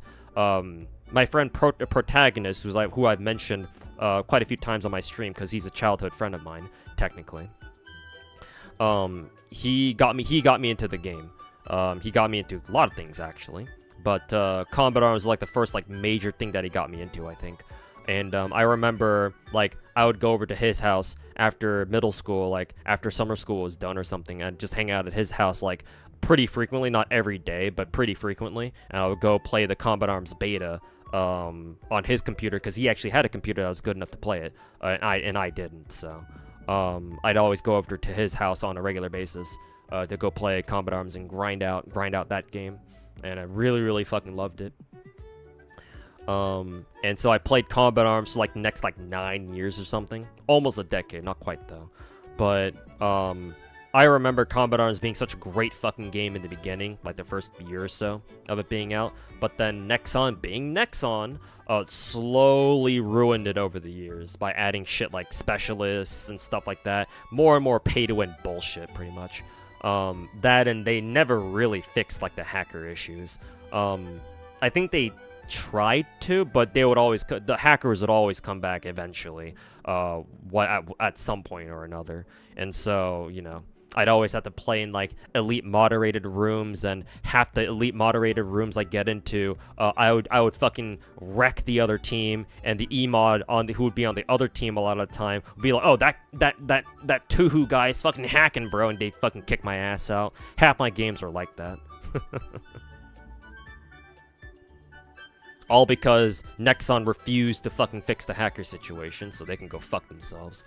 But ultimately, the final straw for me was that for Combat Arms, I think after I stopped playing like on a regular basis, Nexon sold Combat Arms, or the rights to the game at least, and the servers to like another Korean company called Valof, I think. They sold it while I wasn't really paying attention to the game, so by the time I was like, oh, I kind of want to play Combat Arms again, and came back to it, it was already too late. Nexon already sold their servers for Combat Arms. They transferred the ownership over to Valof, but that also meant that anybody who was playing Combat Arms had to claim their account before like a certain period. So we all had like a grace period if we were still playing anyway, to claim our accounts and keep it after the server transfer. But the grace period already ended by the time I realized, oh wait a minute, I need to like claim my account. So for all intents and purposes, my original Combat Arms account is gone. I don't know if there's a way to like recover it anymore. So functionally, I've lost my account. That account still had like at least a couple $1,000s worth of like in-game items on it. So I just wasted all that shit for nothing. I mean, I'm not really too bothered by that, just because, you know, oh, I already gotten my fun out of Combat Arms, and any money you spend on a fucking online game is kind of money you'll never get back anyway. But, you know, Nexon can go fuck themselves anyway. So, again, public service announcement, Nexon can burn in hell. Them and, like, basically every other Korean video game company that's a fucking piece of fucking shit. Whether it's Netmarble or Valof or whatever the fuck. They can all fucking rot in hell for all I care. So yes, taking a big fat fucking dump on Nexon at any given opportunity is a fucking moral obligation for me. Also, Caliente, thanks so much for the 16-month resub, man. Welcome back. How's it going? It's going alright. Glad to have you back, though.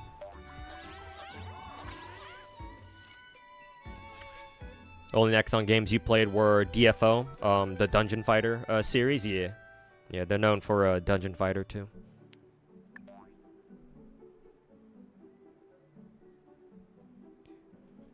Even had the original Tsukimi. Yeah, if you're talking about my friend Protagonist, yeah.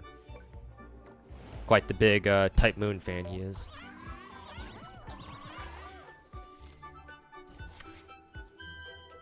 CCN seems to be shaping up well. Public playtest is apparently pretty near, like as in the beta, like anybody can play it. Interesting. If anybody can play it, then I'll consider hopping on if they want to do that. But if it's like a private playtest, then obviously I'm not gonna bother.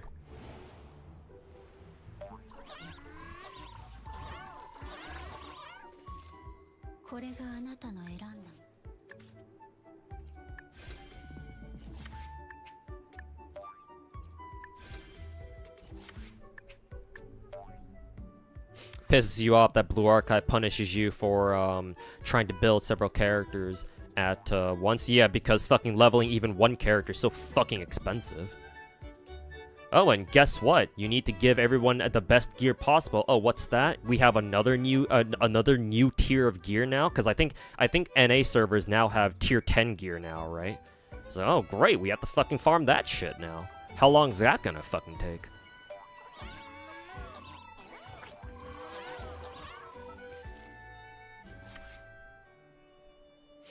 Veloff did see S4 League re-release Dirty and other old classic gems just to milk them dry and then EOS them. Yeah, sounds about right for fucking dog shit Korean companies. Sounds about fucking right, man.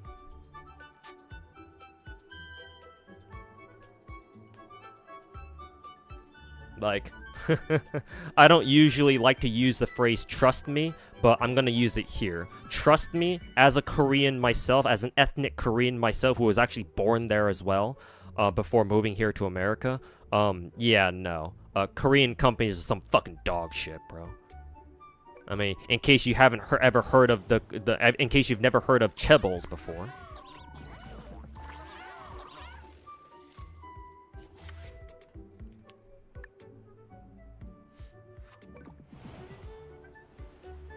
That's harsh. Mostly hate them after hearing about their bullshit with Maple Story. Yeah, I mean, Korean. If you want a fucking like crash course in like losing your faith in humanity, just look up how Korean companies are like. Not all of them, of course. There are still some decent Korean companies out there, but a lot of Korean companies out there, unfortunately, are not like that.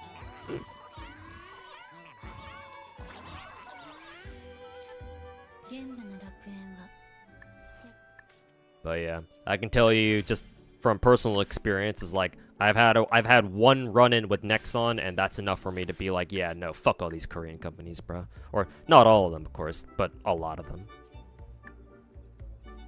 What do I think of Nikkei devs? Nikkei devs are actually decent, at least for now. They're nowhere near, like, they have their problems, right? Gacha skin costing fucking $60. But they're nowhere near as bad as like Nexon or Veloff or Netmarble. Shift Up is actually one of the good ones, or maybe good is you know, giving them too much credit, just because I'm a cynical bastard. But decent. I'll go with decent. I don't have enough of a reason to, you know, fucking blast Shift Up yet. So far, they're running a pretty tight ship. And again, they've had some shaky moments, sure, like fucking prioritizing the fucking Chinese server, but you know, like prioritizing like their Chinese players is like the least fucking, you know, sinful thing that a company could do. Like literally everyone does it, so why should I single out Shift Up for being like, oh, we want to prioritize our Chinese players? It's like, yeah, it sucks, but at the same time, I kind of understand. As long as they make sure to give us eventually all the same quality of life shit that they gave the Chinese players to us too, then, you know, no harm, no foul eventually, but Shift Up is fine for now. Have I thought about making my own gacha? I've had ideas, or I have ideas about if I were to be able to come into, how should I say this, because I suck at English. If I had the opportunity to, you know, become part of a team, right? And, you know, I had all the money in the world to develop a gacha game, then yes, I do have ideas of what that gacha game would be or what it would look like. You know, but so far I haven't had that opportunity, so fuck me, I guess.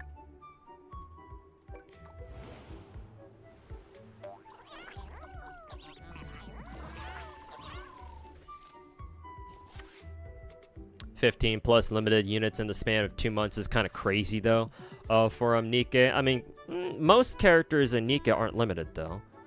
Which stretch of which span of time are you referring to though? Because like maybe you're talking about like summer and then the collab units, but I don't think it was like 15.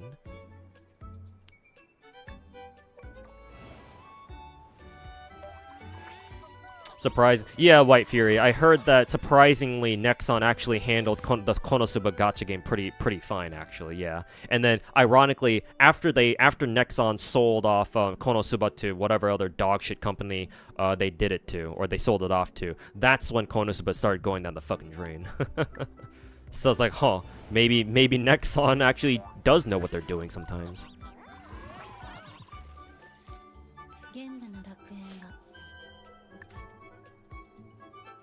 Smilegate EOS Soul Worker. Oh, Smilegate was in charge of Soul Worker? Huh. I've heard about Soul Worker actually. I never realized that Smilegate was in charge of it. Or they're the ones who came up with it first, or like developed it or whatever. So they could lock in on some mobile game. Yeah, I mean I wouldn't be surprised considering they manage what Epic 7 and they're trying to come out with Chaos Zero Nightmare now. So but yeah, I've heard a couple things. I've heard about Soul Worker. I have no idea how good it is, though. But I've heard about that game.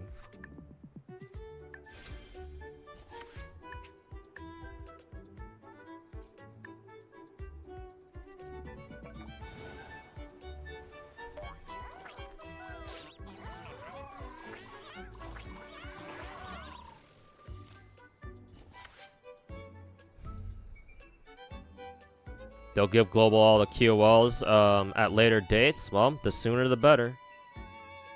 And it's great that they said that they're gonna give them to us later. But you know, if what they end up meaning is that, oh, we plan on giving those to you 2 years from now, it's kind of like, you know, doesn't really mean much by then. So hopefully it's not that.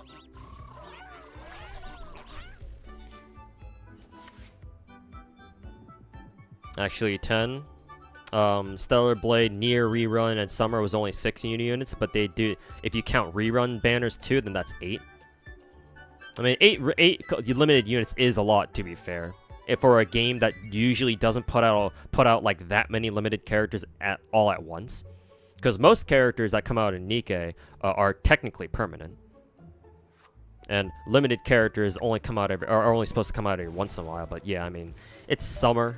They have that excuse at least. Though, to be fair, I have no idea where they pulled the Resident Evil collab out of their ass from.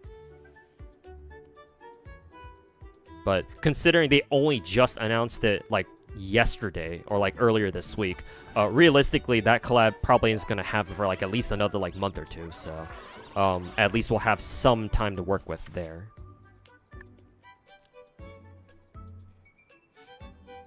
Alright, you're out. Gotta go work night shift. Alright, Tertium, thanks for hanging out, man. And good luck with your night shift.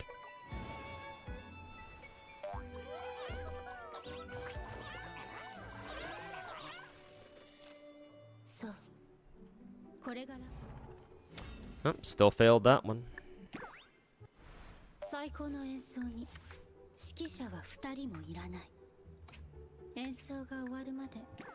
Let's see, let's try the this blessing now.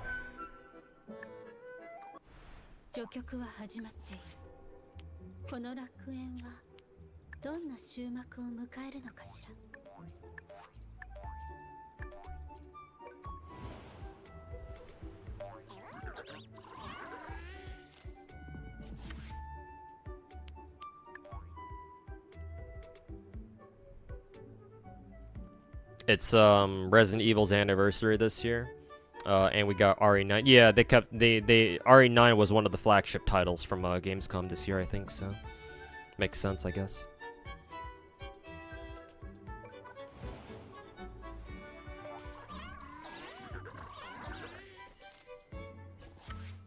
If you were forced to roll every single Nikke character, how expensive would that be? Quite expensive. Remember, packs in this, they sell you a ton of like big value packs, but those can get very expensive very quick.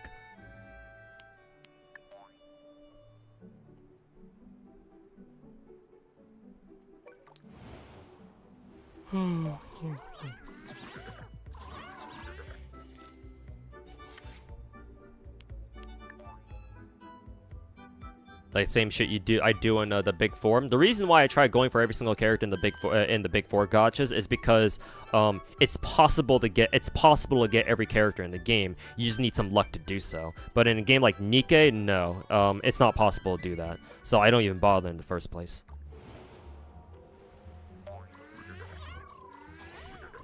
Soul Worker is pretty decent, but falls to the common MMO trap of having no content when you reach endgame. But to their credit, their mainstream was a pretty famous hentai artist, so a lot of the character designs are hot. Nice.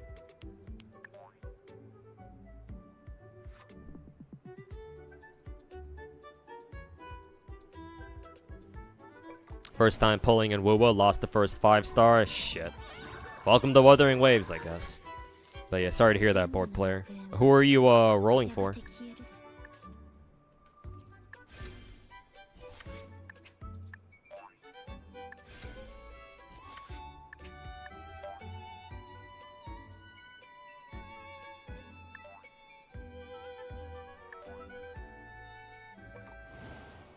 Cantarella? Ah, I see. Gotcha. Yeah, makes sense. Cantarella's pretty fucking hot. Still got her? Oh, that's good.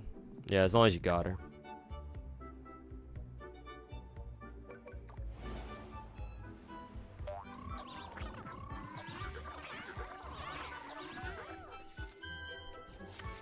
You only roll waifus in Nikke? Well, I mean, last I checked, you could only roll waifus in Nikke to begin with, so...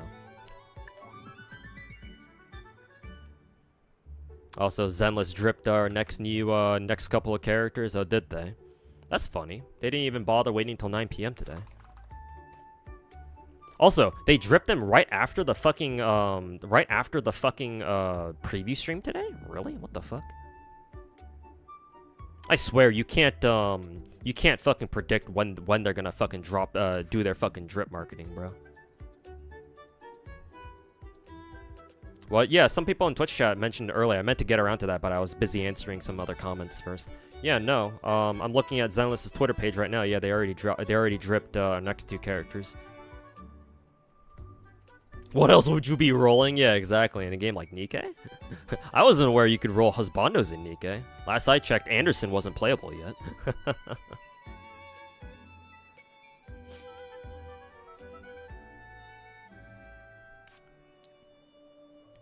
Should you get her a weapon? Good question. How do I say this? I'm assuming you just started playing Wuthering Waves, board player. How should I say this? Technically, I think that you don't necessarily need 5-star character signatures. The problem in Wuwa is that this game does not have very good like non-5-star options. There are some characters who have a better selection of non-gacha weapons over others, but generally speaking, in this game, this game wants you to roll for the 5-star weapons. The reason being is that the weapon banner in this game is actually guaranteed. You don't have to worry about losing a coin flip or losing a 75-25 like you would in a Hoyo game.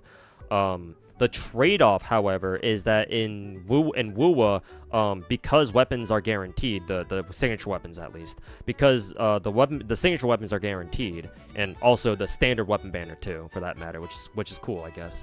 But because they're guaranteed, the price that players pay for that is that non-5-star weapons are kind of ass. It's either they're kind of ass or they're just straight up dog shit. There are some decent ones, to be fair, but they're not as ubiquitous as, like, say, you know, weapons are in, like, Zenless or even Genshin. Like, Star Rail is the most comparable when it comes to, like, you know, oh, how viable are, like, non-5-star items, or 5-star weapons, rather, in a game like Wuwa. And even then, in Star Rail, I haven't had to roll for any signature weapon, and so far it's been so good. But in Wuwa, characters really do rely on their signatures a lot more than characters would in other, like, Big 4 gacha games. So that's kind of the issue, kind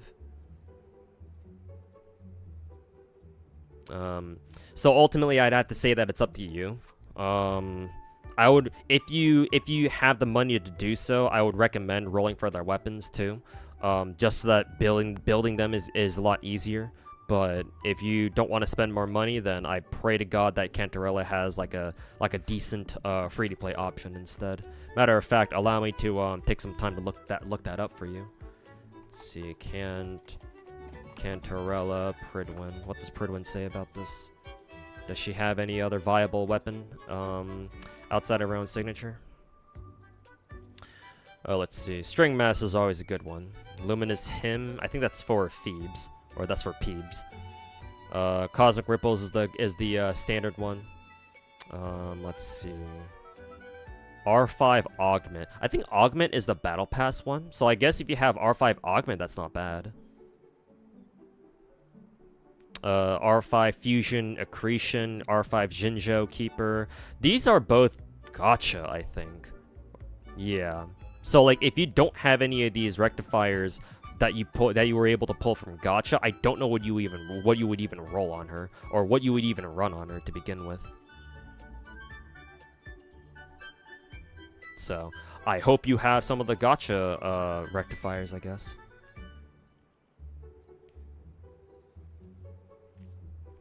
Are we gonna see a Zenless stream react? If you want me to see me react to it, then sure, I guess. Let me just get past. Let me just try to finish this event, because this event is gonna end soon, and like I'm getting my fucking ass kicked by this event because I have no idea what the fuck I'm doing. So if I can successfully, I didn't mean to skip that. If I can successfully beat this stage and the rest of this event for that matter, then yes, I'll take some time to react to the Zenless stream at the end of stream today. But I gotta fucking do this first.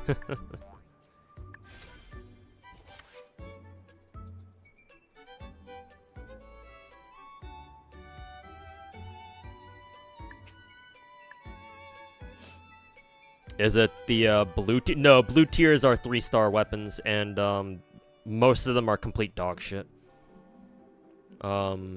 Apparently, according to Pridwin, Cantarella's only viable weapons are either purple or gold. So, take your pick, I guess.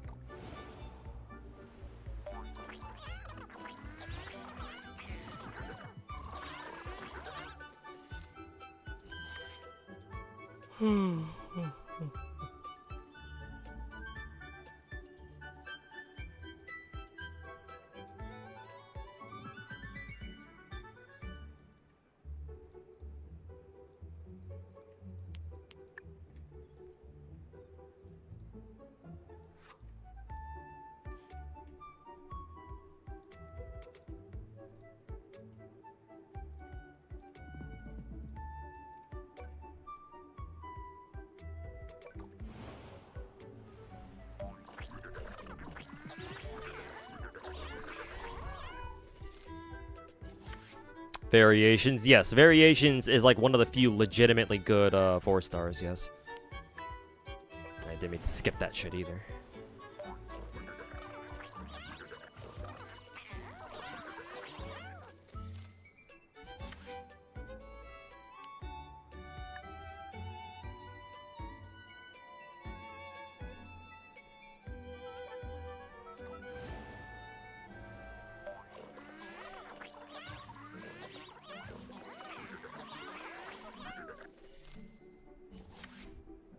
There's only one legitimately good 3-star weapon. It's the crit damage gauntlets.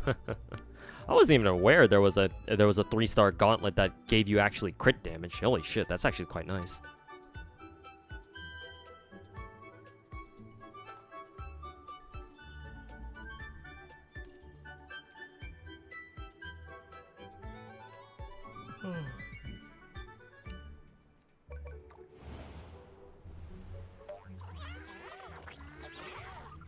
Yeah, area. Yeah, Zenless dripped our next 2 characters.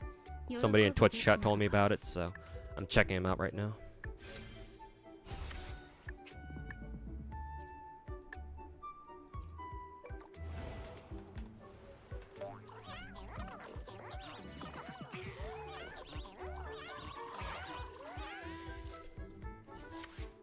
Only if stream wants to see me react as well. I mean, it's react content, so people are always gonna like that.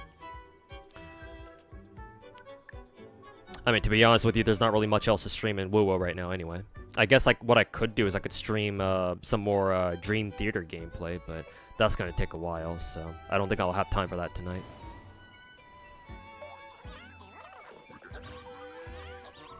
Wuwa feels like they took half of a limited character and locked him behind a weapon banner. I don't think it's quite that extreme, but certainly like, oh, like 25% of a character's performance is locked behind a weapon, yeah. Something like that. Don't think it's the crit stat that makes it good. I'm assuming you're talking about the 3-star gauntlets. The fact that it makes all gauntlet users be able to use the most OP relic set in the game. Ah, I see. So it's a different reason. Okay. Either way, though, it still means that like even a 3-star weapon is still good, even if it means that they have to use like a particular what are they called? Echo set. Like at least it still means they're good.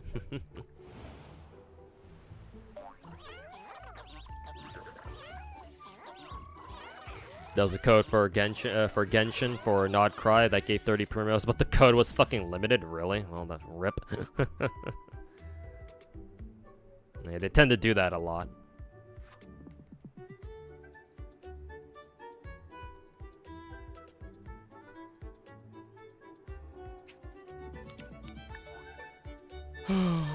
They tend to do that a lot, unfortunately.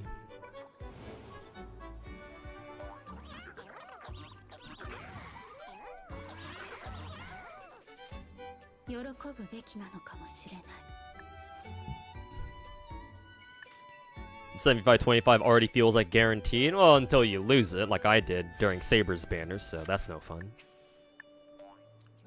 It's because of that I don't know if I'll be able to guarantee Heislands this patch, but oh well.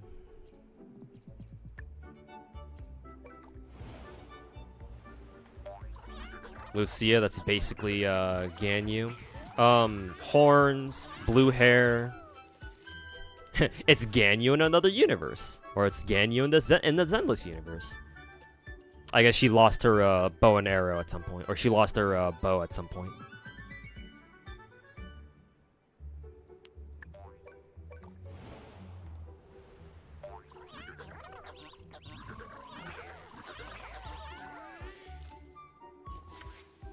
Some leaks said that Lucia was supposed to have big fat titties, but apparently not.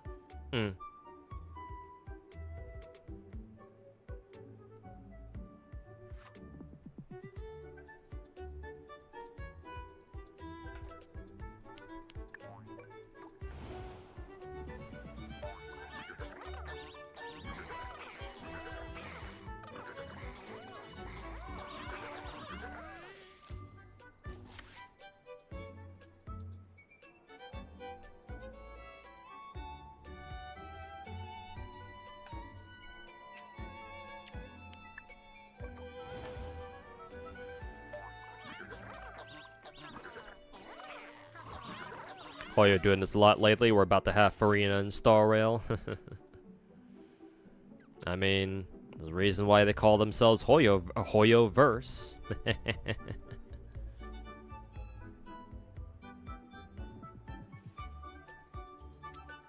It was all connected after all this time? No way!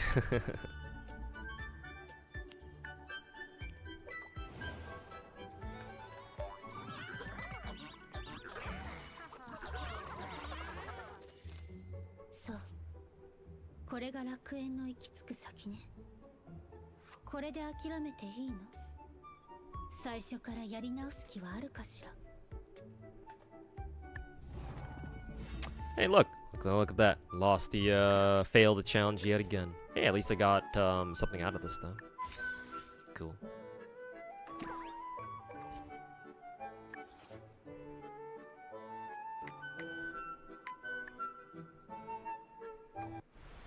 Gee, I guess I'll be here for quite a while then. Let's see. Maybe, surprisingly, I need to have an actual fucking strategy for this. Who the fuck knew? No idea what that strategy is, though.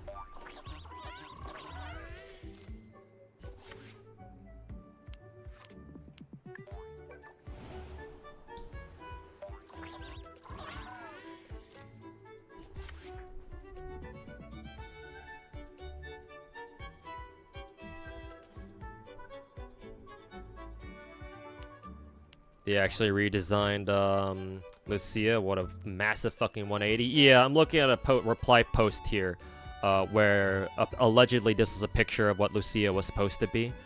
Basically a big fat titty, a nun with big fat titties and thighs. Naturally, I would have wanted this version. Because nun, fat tits, fat thighs, and thigh highs. But, I don't know. Wonder if yeah, it seems like such a fucking drastic redesign that I kind of wonder if they're saving the nun girl for somebody else. Cause like if Lucia is supposed to be part of Spook Shack, to be honest, the previous character design of her apparently being like a nun with big tits and shit, she doesn't exactly fit the theme of Spook Shack, to be fair. Like, first of all, what the fuck is she even wearing, right? Like, very clearly, her old design, in quotes, has like a whole nun motif going on. But like, how does what does a nun motif have to do with fucking Spook Shack? So, to be fair, Lucia's redesign would fit Spook Shack a bit more. But to be fair, she still feels slightly out of place. Cause like, Spook Shack has what? Yuzuha and Alice in it, right? And they can both pass off for like, oh, just like high schoolers or something, or like college kids who are like part of like an occult group or something, or like, you know, that goes around investigating fucking, you know, urban legend and shit. Whereas the not Ganyu copy of Lucia looks like she just wandered straight here out of like a fucking futuristic SAO game. Dare I say, she's Ganyu, but, you know, she's adapted for the Zenless universe instead, or the Zenless world instead. You know, with all her fucking fantasy-inspired techwear and shit. So it's like, I guess she fits her current design, her new design fits the whole, like, you know, vibe of Spook Shack more, but it's like, it's so different from her old nun redesign. It kind of makes me wonder if they're saving the nun design for later, for like a future faction or something. Because like, I wouldn't be surprised if they come out with like some sort of like, I don't know, some sort of church knockoff faction or whatever. Where it's like, oh yeah, the characters from this faction, they're all supposed to be like dressed up as like hot nuns or something. Toyo doesn't usually waste models either. Not only that, but Lucia's model, her old model with the big fat titties and thick thighs, it seemed pretty fucking complete too. It's like, that doesn't seem like a design that they would just like toss into the fucking garbage, to be fair. Like, I pray that her old design does get recycled in some way, because yeah, that'd be a damn shame for them to just throw that shit out. But I guess we'll see.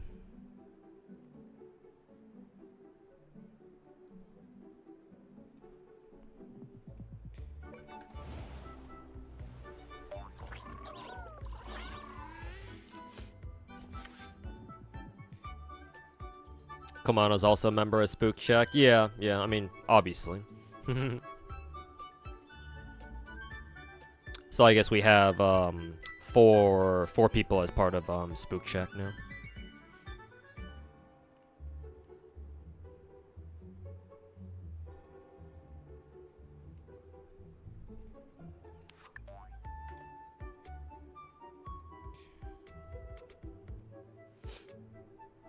Have I fully upgraded for this node? Probably not. I don't think so. Maybe I needed to do some upgrading. I wasn't even aware we had upgrades, or I wasn't even aware we could even upgrade anything. That's probably the reason why.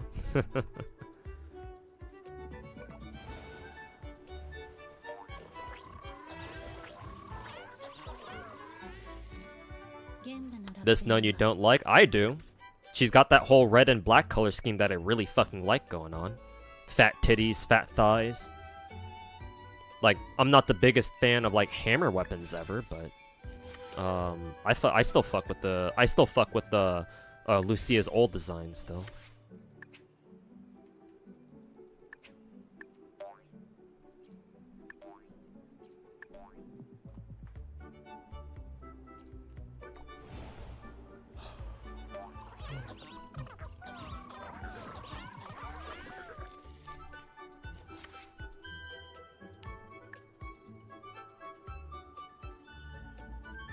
Who is my Tuhu waifu? Alice, actually. Alice is my favorite Tuhu. Followed by, I think, Reimu. But Alice is my favorite. You wouldn't think so, but she is for me, I guess.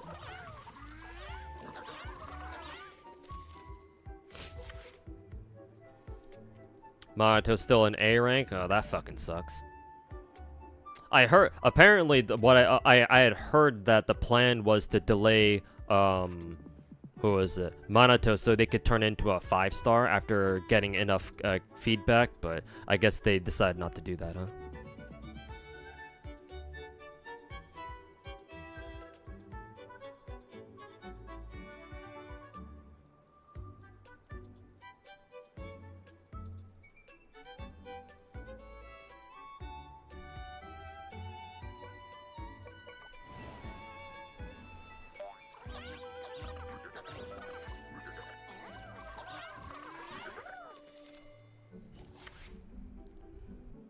The Ganyu Zenless character came out of nowhere. I mean, we didn't expect the drip marketing to be today, because normally, recently they've been saving the drip marketing for until after the new patch came up, but for whatever reason they just dropped it on our heads now.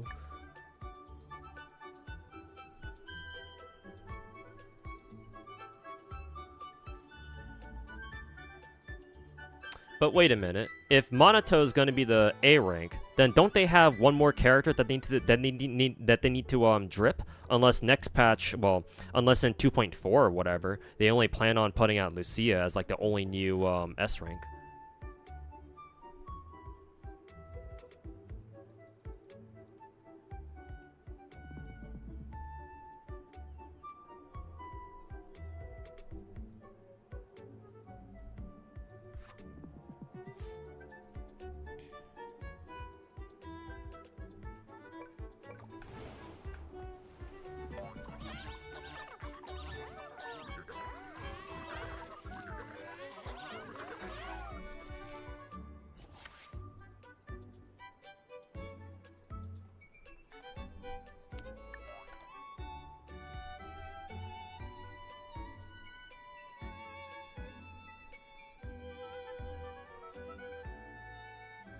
Who's my favorite Hollow VTuber? Toa.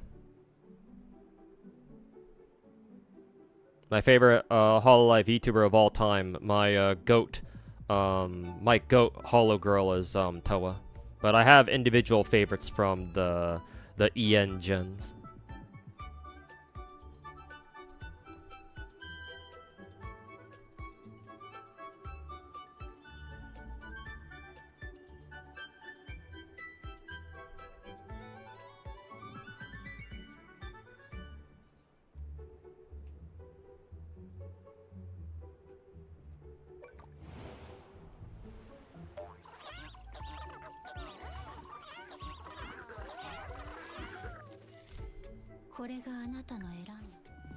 Who's my favorite Advent VTuber?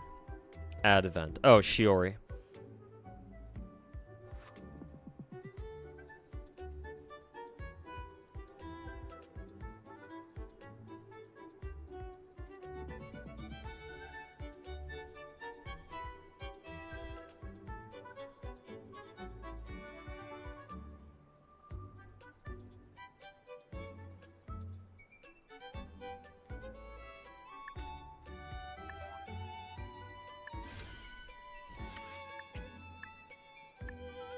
Oh, didn't mean to refresh that.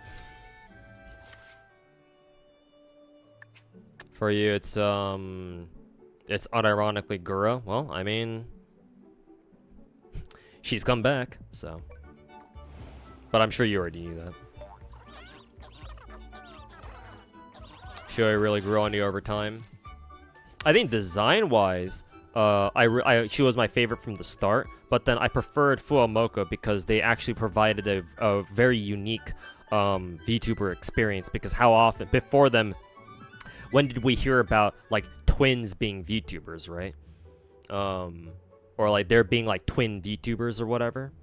It's, like, I'm not saying that, oh, Fuwamoka were the only twin VTubers out there, but certainly with their popularity, we've been seeing more and more, like, group VTubers, or, like, other, like, twin VTubers, like, who have started gaining traction after them, whether it was thanks to them or not, you know, who can say, but... So at first, because Fuwamoka provided a unique watching experience as far as like VTubers were concerned, or just like streamers were concerned in general, they were my favorite. But then over time, as the whole like twin gimmick started like, you know, fading away, and nowadays I just kind of think of Fuwamoka as just like one VTuber now, pretty much. So the whole like twin gimmick isn't really there anymore. Obviously it still is, but you know, the novelty of it has worn off, pun intended. But because of that, now I pivoted back over to Shiori as the one I like watching from Advent the most.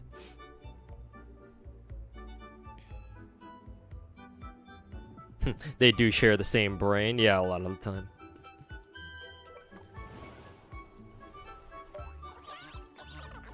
Do I have any favorite lewd tubers? If you're talking about English ones, probably Melody, because she actually does stream on Chatterbait on a regular basis. So I can go, if I ever feel like listening to her adult streams, I can go do that.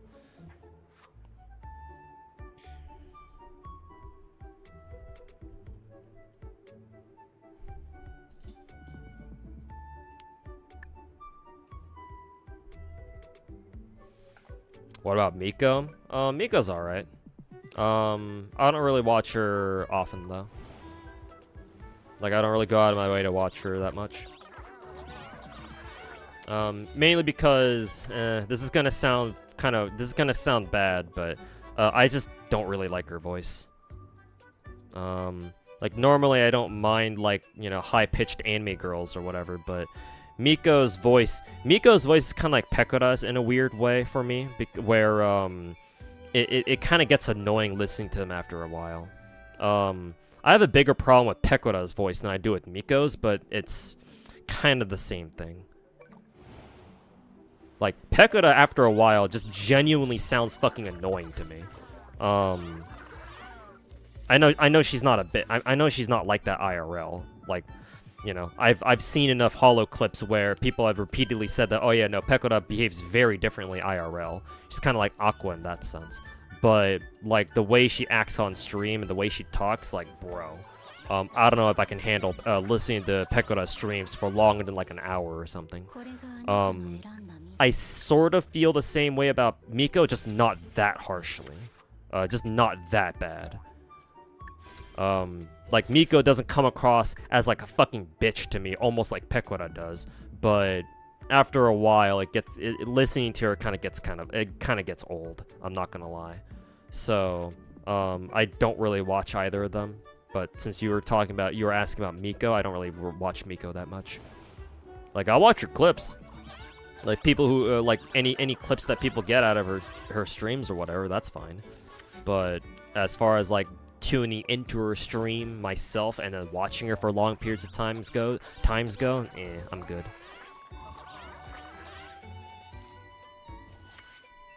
Is Cottontail still considered a VTuber? Yeah, she's still a VTuber. I mean, if nothing else, she goes even when she does do her IRL segments, she always has like a face mask or like a fucking full-on helmet on. I think she doesn't even bother with face masks. She just puts on a whole ass fucking helmet, which is cool, I guess. But yeah, no, Cottontail is still a VTuber. Oh, you're the opposite. You don't like Nico's voice. You actually can't tolerate Pekora's. Oh, funny.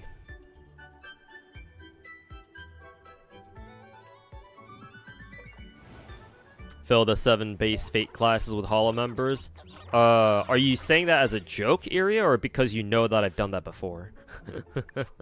I forget if you've brought up my whole Hololive Grand Order series before or not.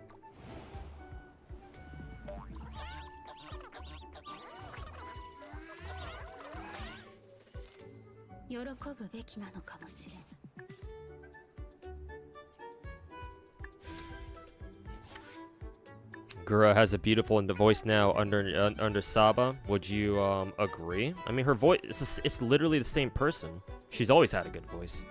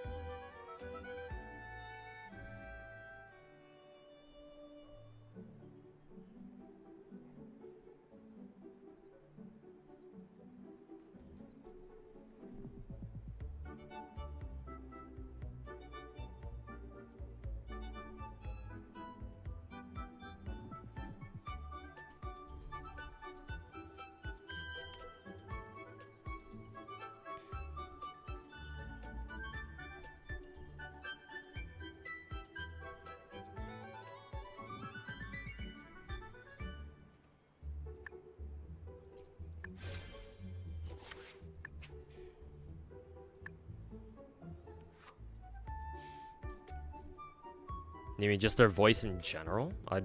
Yeah, still the same thing. I don't know what's so different. Then again, admittedly, I don't really watch Gura slash Saba that much anymore. So if there's a difference, I don't know. Maybe there is.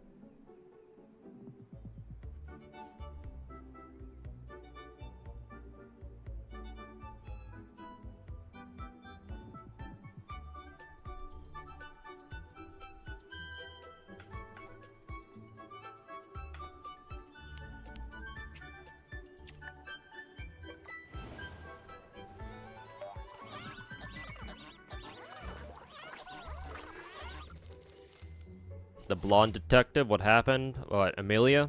The way she quit, it was explained later that, it wasn't like a full, it wasn't like a full graduation or a full retirement, as I would like to call it. Oh, we actually beat it. Nice.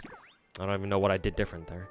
The way Amelia graduated is, they explained that she was still gonna be helping out with the company cover because of her technical skills and her like her stream support skills or whatever, because she was like the resident like tech support for a lot of the EN VTubers or a lot of the EN Hollow girls. So I believe she's still technically associated with Hololive. It's just that she wants to do her own thing. Instead of being like Amelia, she wants to be an indie, which is why she, turned into Doobie. How do people understand JP Hololive streams? Well, either through clips or because people actually do understand Japanese themselves. You'd be surprised how many overseas viewers actually do understand Japanese.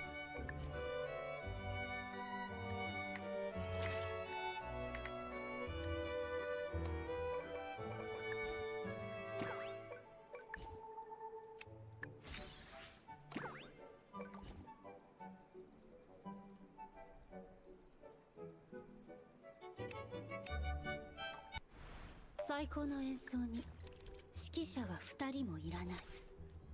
演奏が終わるまであなたのタクトに従うわ。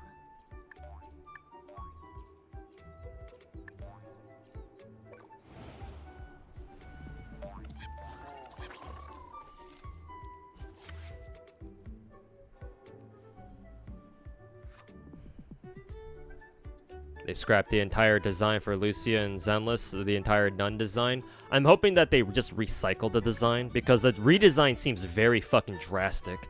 And I don't think Hoyo tends to like just toss aside entire designs like that. Not to mention, we had screenshots of like the nun design like actually being finished and finalized.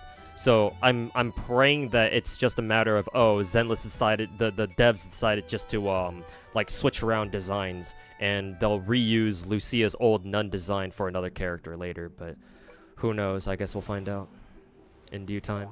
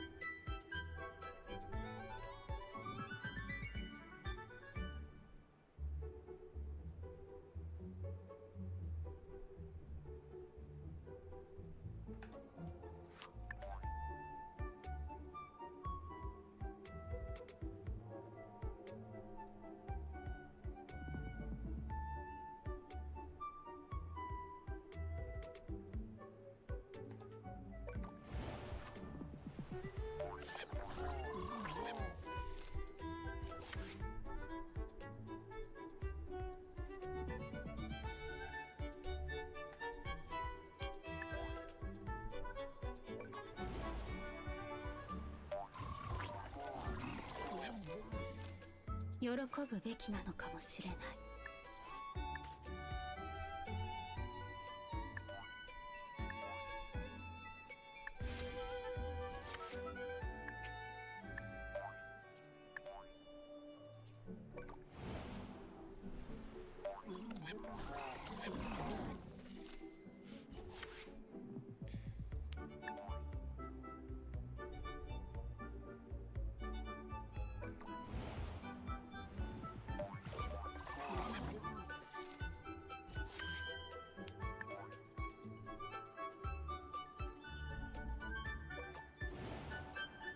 Funny that Inefa and Genshin doesn't have Jiggle because she's a robot.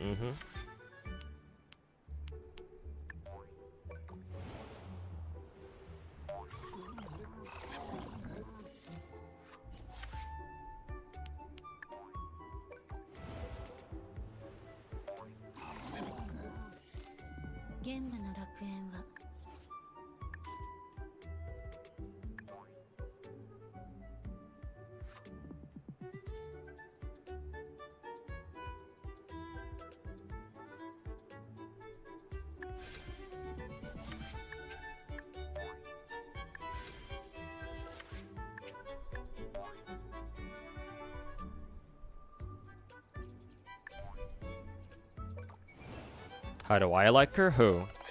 But even more than Hololive, you. Oh, you were talking about Maggie? If you're talking about that one Wuwa VTuber theory crafter girl who Saint Tontus tried to lynch, then I'm gonna be honest with you. I never even heard of her before. Saint Tontus tried to fucking lynch her.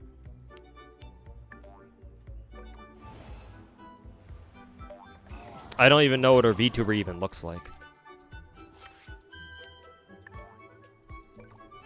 All I know is that she's one of Saint Tontus's growing list of victims, and obviously that shit sucks.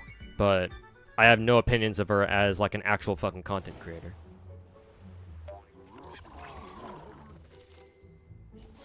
He did lynch her? Yeah, I suppose in a sense.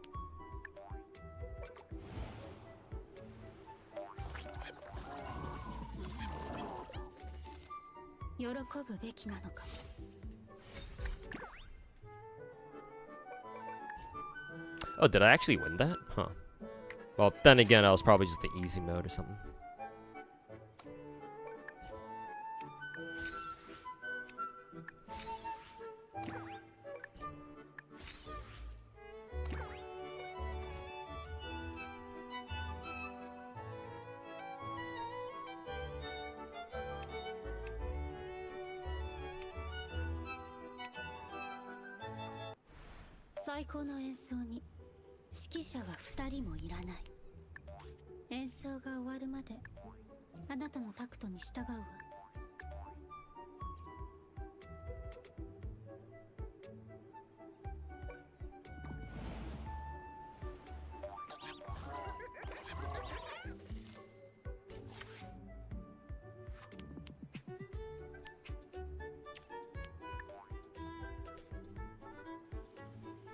Can't any VTuber sign up for Hololive, or do they recruit like Sweetly, for example? They can, but the problem is that for like the bigger VTuber companies like Niji-Sanji or Hololive, they will not allow you to join if you are already a VTuber before, and allow you to keep your old indie VTuber avatar or persona or identity or whatever. If you were a VTuber before, and most of them were, you have to leave behind your old one if you get accepted into Hololive, that is, and you have to use whatever they give you, or whichever one they assign to you. For example, Raura Panthera from Hollow Advent, she used to be an indie VTuber artist who went by the name of Uniho. Like, I still remember Uniho's like graduation stream, because she's pretty close friends with Bao, who's my favorite indie VTuber. So I watched their final stream together before Uniho, like, quote-unquote graduated. But then turns out she graduated because she got accepted into Hololive, and so that's why she stopped doing her Uniho stuff to go become Raura Panthera.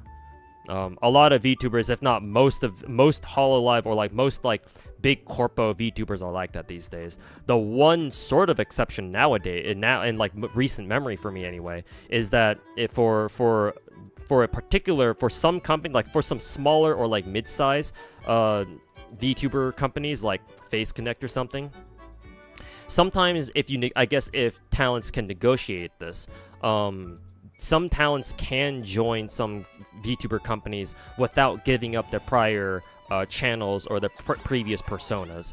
Case in point, a couple months ago, Face Connect accepted 3 new members into the company, and they were all indie VTubers before. They just signed up with the Face Connect, but they didn't have to like give up their own channels. They didn't have to give up their identities or their previous personas. Face Connect didn't have to like spend money to develop all new VTuber avatars for them. No, they just came with their own shit. I guess the only thing that they really did do was FaZe funded their like new VTuber avatars as like a celebration of like, oh yeah, they joined Face Connect, so here they have new models now. But their channels are the same, their viewers are the same. Now they're just part of a bigger org now. That's literally it. So it's possible, but if you're talking about like bigger corpos like Hololive, for example, no, they're not gonna let you keep their old one.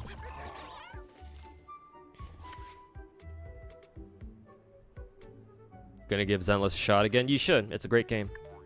One of the best gacha games out there right now.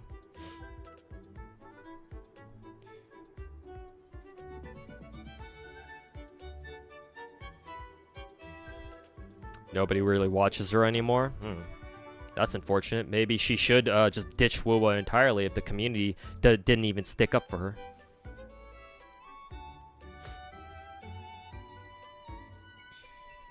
I guess the Wuwa community doesn't deserve her after all. Maybe she should use her theory crafting abilities or skills elsewhere, like in Zenless, for example.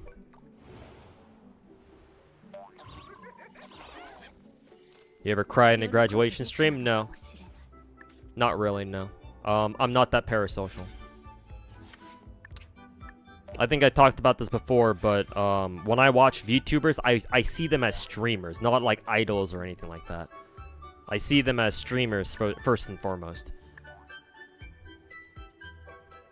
Like, yes, it sucks whenever a streamer does graduate, But am I gonna fucking cry over that shit? No, I don't think so.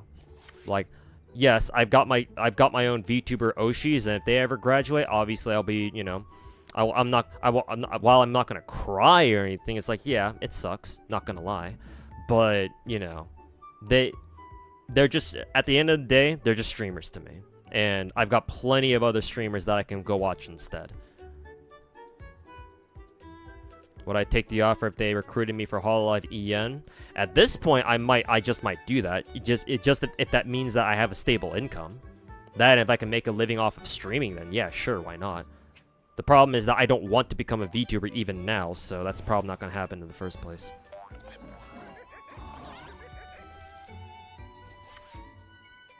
Not to mention, most VTubers are, like, variety streamers. I don't really see myself doing variety. Because, you know, I'm big on gacha. Not to mention, especially if you're a holo VTuber, or a corpo VTuber, there is, like, a degree of, like, acting involved, where it's like, yeah, you're expected to act like your avatar, right? Like, there are some things that you should, like, do in order to keep up a persona, and I don't want to do that. I just want to be myself. I ain't no goddamn actor.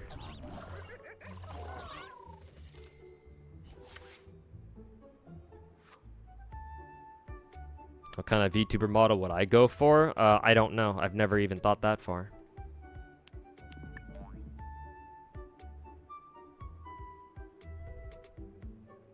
Is it Niji-sanji cooked? They have no VTubers. No, they still do. If you're talking JP, Niji-sanji is still very popular. Though, even on JP, they have their fair share of drama and stuff like that. EN, on the other hand, they're still going. Even after their whole debacle involving Selen a couple years back.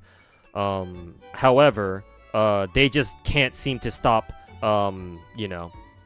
There's like every once in a while we get more details about some more fucked up shit that about some of the Niji-sanji EN VTubers. Like, I don't know when the last time it was that they added new VTubers. I'm more aware of the fact that they're just losing their VTubers left and right, though. I think the most recent graduations now are what, Reimu, and more recently Rosemi. Like, Rosemi was one of the few good ones. Like, one of the ones that actually had a clean track record. So honestly, her graduating is probably for the best, but let me not be so judgmental. But they're still around, for better or for worse.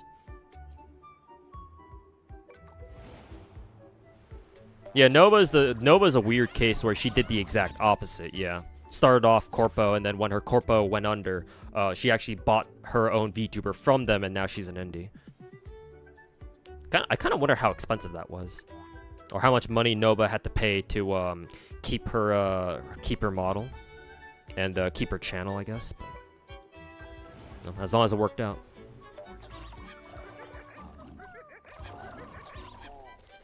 The day Towa or Suisei graduate, shit's gonna be tough. Yeah, for sure. But you know, like they say, you know, don't be sad that it's gone. Be happy that it happened. Excuse me.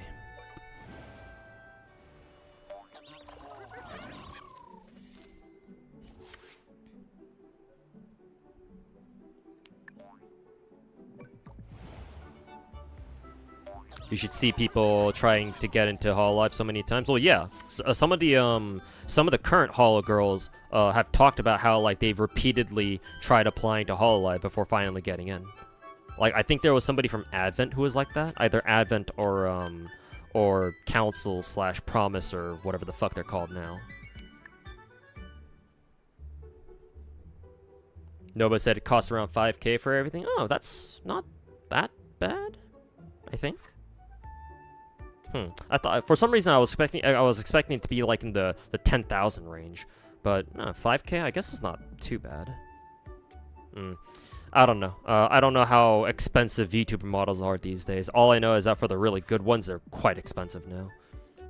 like at least several thousand. So I suppose if Nova's VTuber model was like a genuinely good one, then 5K actually shouldn't be that bad, to be honest, because she's basically just paying for what the quality of her model, and then the rest of the money you can just attribute that to just being just her keeping her following, I guess. Which at the end of the day, I suppose that would be a bargain, but I don't know. I don't know how to appraise that properly, to be fair.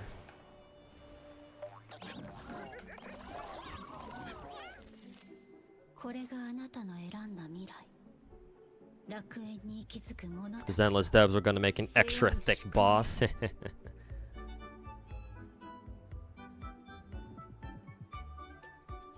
Extra thick.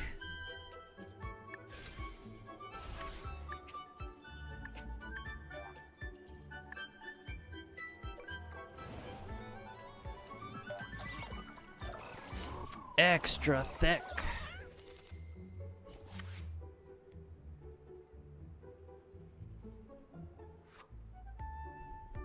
You've heard some people say that making it to Hololive is like a free ticket career and undeserved. This is said by some indie VTubers. No, people who say that are just fucking salty that they didn't get into Hololive. No, that's just the salt talking. They can go fuck themselves. No, just because you make it to Hololive doesn't mean that it's a free ride. Now, to be fair, as if you're one of the EN girls, yes, you will just naturally have a much easier time making a name for yourself. But to say that, oh, if you're part of Hololive, it's just a free ride now, it's like, no. You do need to put in the work and the effort. Remember, if you get accepted to Hololive, they will fly you out to Japan. Eventually, because they will eventually give you like a 3D model and stuff like that. But I can't imagine that to be like easy by any means. Like, sure, if you love traveling and stuff, that's great. But like, you need to do that multiple fucking times. So, like, no, I don't think it's just, you know, oh, it's so easy becoming a Holo VTuber. It's like, no, man. If they think that, then, you know, they don't deserve to be VTubers. Drop the fucking VTuber persona and get a fucking webcam. People like that don't deserve to be VTubers.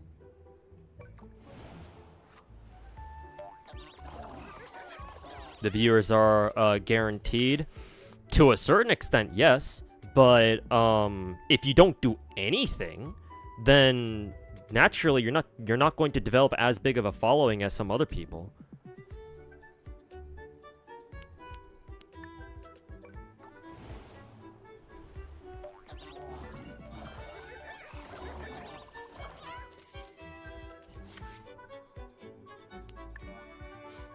The hardest part is to get in. They don't take it. Well, yeah, duh, because everyone wants to be part of Hololive, or at least a lot of people do. So yeah, and considering they don't do the Niji Sanji shotgun technique, where they come out with a fucking generation every 3 months. That's an exaggeration, though. But still, you get the idea. Because they don't just, you know, throw out new gens every like fucking half a year to like 6 to 8 months or something. And they have to be really careful with who they want to join. So, you know, naturally that means that that combined with, you know, a lot of people wanting to apply, Hololive and Cover have the luxury of taking their sweet ass time and just being able to handpick exactly who they want.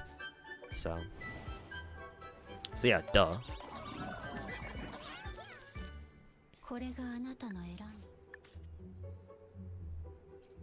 It's like, if you join Hololive, yeah, sure, you can bitch about how all you want, about how, oh, it's free, you know, it's a free ticket to, you know, content creation superstardom. But like, bro, every single one of the girls who is in Hololive, they fucking deserve it, bro. Like, a lot of them, if not all of them, busted their fucking asses trying to get, like, getting in there. Or maybe not specifically for Hololive, but they busted their asses as, like, you know, separate content creators before joining Holo. It's like, maybe those bitches bitching about, you know, oh, Hololive is just a free ride. Maybe they should try putting in some hard work for once.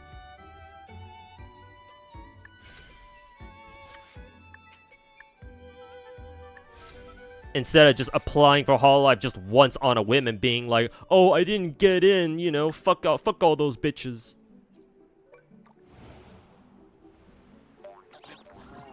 Just jealousy and salt. Yeah, that's basically all it is. Or, you know, I would imagine it to be that.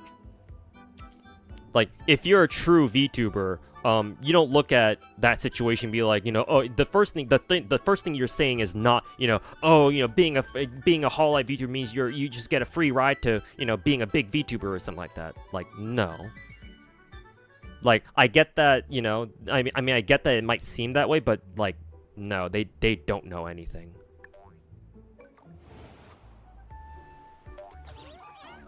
Fucking retarded pieces of shit. Surely they signed up, right? I mean, I would hope so. At the very least, that would be somewhat understandable then. Just because, you know, oh, it's just their salt talking. Like, yeah, I get it. If you got rejected from Holo, that sucks. And if their way of coping is to, like, lash out like that, then, like, they shouldn't do it in the first place. But at least they had a reason, even if it's not a great one. What are people doing bitching about Hololive VTubers when they didn't even fucking apply in the first place?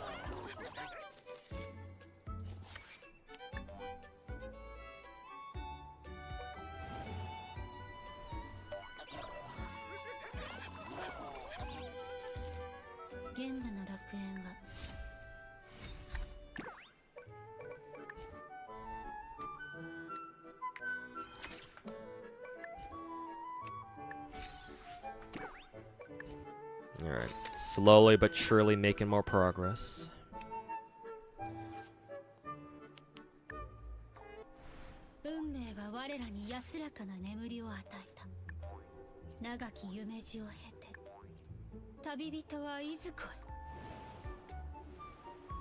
Excuse me. Louis, for example, tried 4 or 5 times to get in until she finally made it. Hey man, I'm sure there are other girls who've been trying constantly and they still haven't gotten in, you know? And we don't know about them.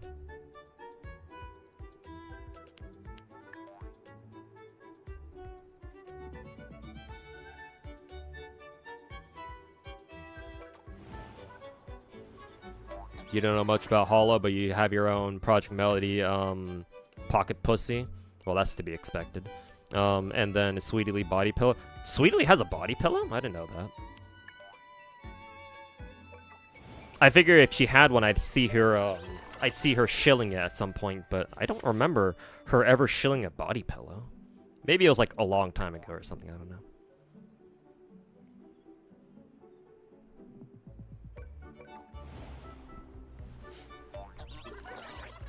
You've seen Twitter posts saying that there are indie VTubers who are so unique, but nobody watches them, and it's so unfair. I mean, hey, man, I could say the same thing myself, you know? Like, I'm the one dude who actually gives a shit about gacha games in a community filled with fucking fake-ass bitches talking about how much they care about gacha games, but they don't really. It's either that or you're a fucking rat, like St. Tontus is. But you don't see me sitting here bitching about, oh, people should watch me more. It's like, no. Y'all have to fucking earn it. Shit, I didn't mean to skip that. Whatever. Like, anybody who bitches about how, oh, they deserve more viewers or whatever because they're such a unique VTuber or whatever, bro, shut the fuck up. Like, for every VTuber you say that about, especially if you say that about yourself, bro, there are dozens, hundreds even, of other people who also do the same shit as you, but better. There are plenty of other people out there who deserve to be like successful content creators much more so than you, and that goes for me as well.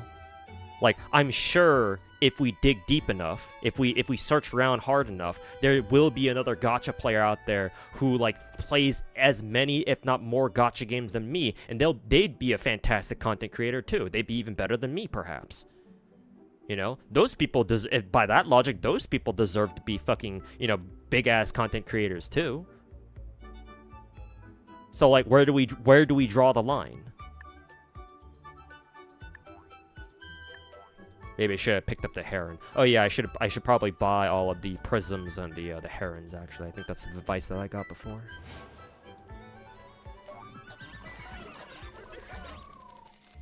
Oh, not Sweetly. Yeah, I figured like, when did Sweetly have a body pillow? No, Shy Lily, you mean? Okay, yeah, that makes more sense.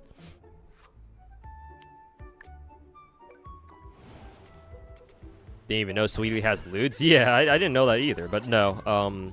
Rio from YouTube chat corrected himself, saying that he has a Shy Lily body pillow, not Sweetly.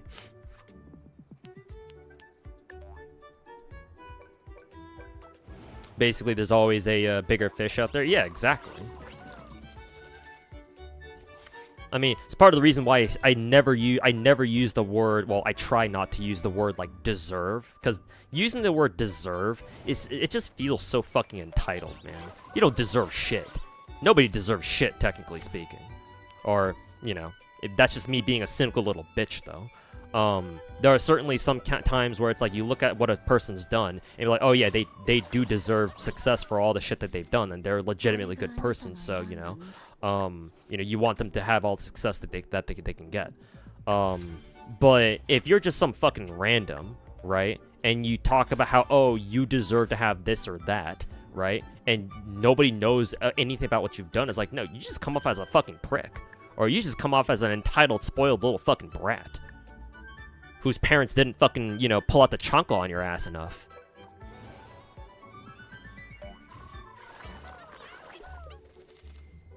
It's like, no, man. If you feel like you deserve to be a big content creator, don't just sit there fucking feeling like you deserve it. Fucking prove it. Put in the work. And pray to God that it works out, I guess.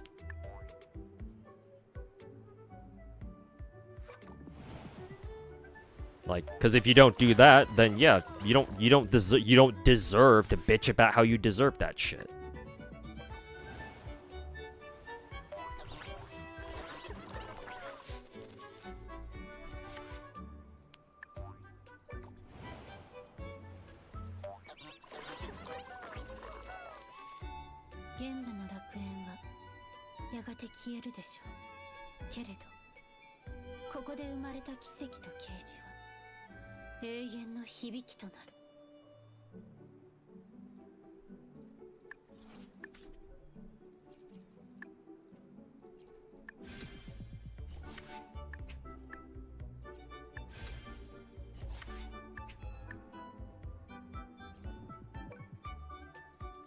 Did I accidentally exit out of the shop? I think I did. Oh well.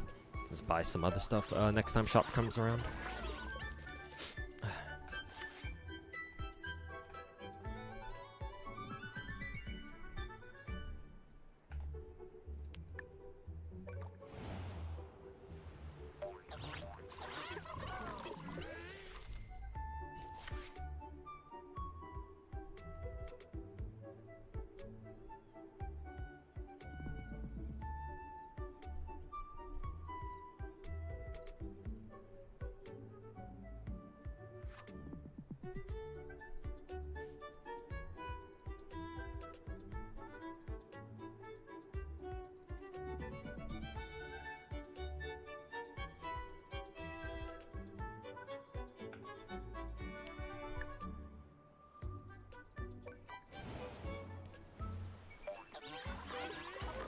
You think being a hollow VTuber must be stressful because we only see it from the outside, but doing all the shows and concerts and dealing with like the IRL shit too? Mm-hmm. I still remember the incident where that one dude harassed Kiara at Comic-Con. That was a certainly an incident.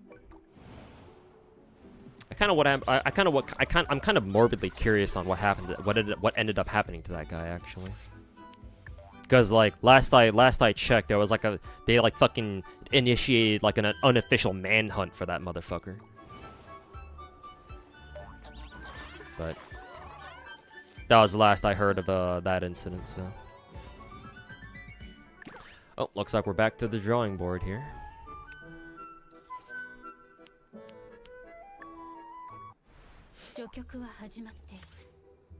Let's see. Let's try going for...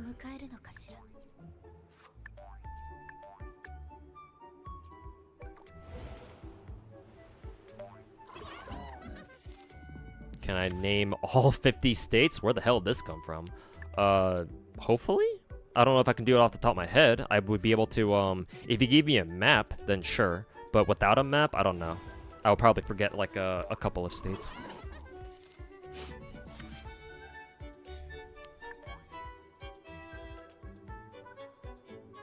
How did the guy know how she looks IRL? Kiara has an alt account. I know what her alt account is. And she's posted pictures of what she looks like. Not to mention, if you dig deep enough, she has a YouTube channel where she shows her face, and she's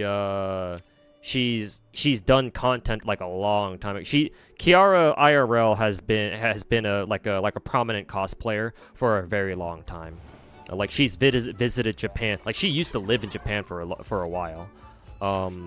Before moving back to Germany, I think. Matter of fact, I think when she became, I'm pretty sure she said this herself at some point, where at the time that she became a Hollow VTuber, she actually only did it because she needed the money, because she needed to I forget how the story went. I knew it at some point, but I forgot because it's been a long time. But Kiara was like literally stuck in Japan, I think, and she needed the money to like pay for like a passport or something. I forgot how the story goes. But she actually joined because she felt like she didn't have a choice. And she was stuck in Japan at the time. And her intention was to move back to Austria because she's Austrian, she's from there. But like she was kind of stuck in Japan for one reason or another. And so she was like, oh, like Hololive is gonna, come out with an English division soon. So she heard about that and she just applied just as a Hail Mary, like literally out of desperation, and she just got lucky.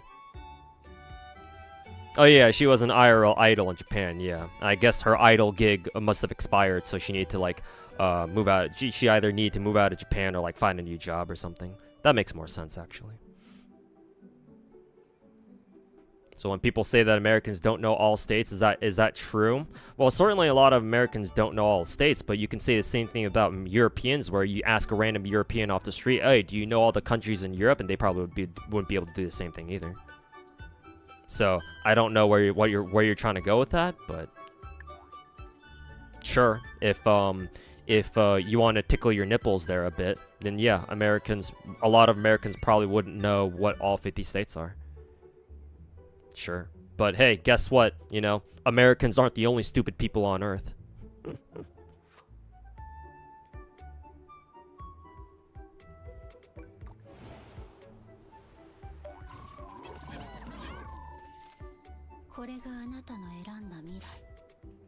Kiara speaks Japanese like a native. Well, yeah, she spent a lot of time there, and yeah. I'm pretty sure she even learned Japanese even before she came to Japan. And then just living in Japan for a while helped her really hone her Japanese even afterwards, so.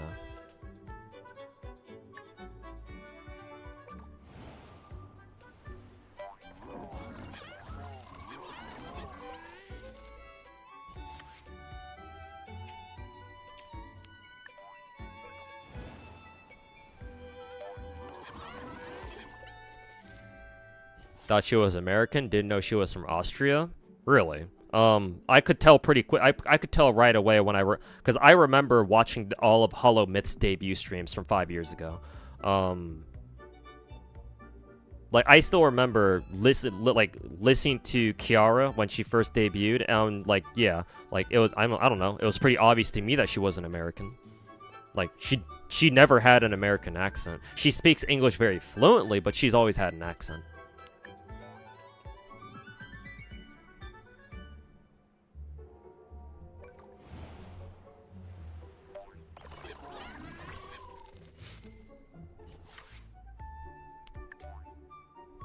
You heard her speaking? Yes, student. I don't know where you're from, but I grew up here in America. So I'm used to hearing how Americans like stereotypical American English speaking. So anything that has an accent, English to me, I'm sure if you're a native speaker of like another language, if you hear a non-native speaker language, I'm sure you can hear the difference very, very quickly or very easily. But for me, I feel like English is one of those languages where it's really easy to tell if it's a non-native speaker speaking it, because they're gonna have a very obvious accent. Even if it's only a slight one, like you can tell if they have like a foreign accent or not. Though to be fair, even within America, there's a lot of different types of American accents too. So, I guess if your ear isn't trained for it, then yeah, I guess you could still like confuse different types of English accents. But I don't know. For me, it was pretty easy to hear. It was pretty easy to tell that Kiara was German or had a German accent. And yeah, her fucking, yeah, good point, Masamin. I completely forgot about this because it's been a while since I last watched one of Kiara's streams. But like, Kiara literally says in German, at the end of every single stream that she does, Auf Wiedersehen, or however you say that, because I don't know how to speak German. But she literally says farewell in German at the end of every single fucking stream. So it's like, I don't understand German, but I've heard enough of it to know what German sounds like. And that sure sounds like German to me. Ah, not enough. Whatever.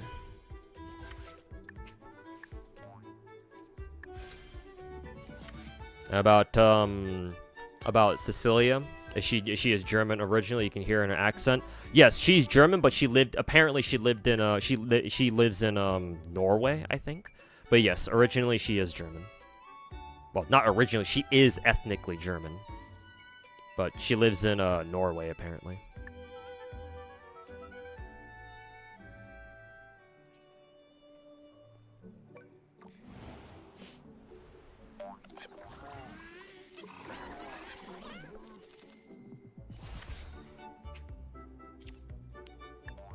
You're German? Okay, then that's even more surprising that you couldn't tell that Kiara was German from the get-go. I don't know, but I'm saying that as an American, so I don't know. Maybe this is one of those ignorant American situations. But if you're German, student, and you couldn't tell that Kiara was German, or at least had a German accent, then that's, I don't know. I'm having some trouble wrapping my head around that.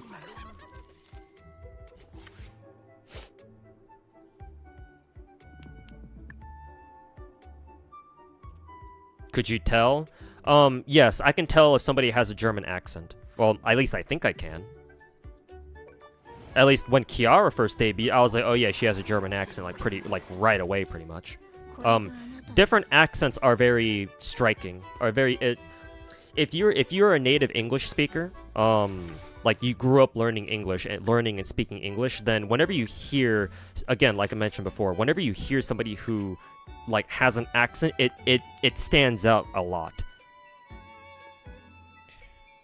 And I suppose I've listened to enough different like English accents to know what each like language sound like what each accent would sound like. Like obviously we know what a British accent sounds like, but I can tell the difference between like a French accent and a German accent, for example. Like those accents are really fucking distinct. I guess if you were to go more into like Eastern Europe, where a lot of the languages are related to Cyrillic, then the accents can start blending together quite a bit, because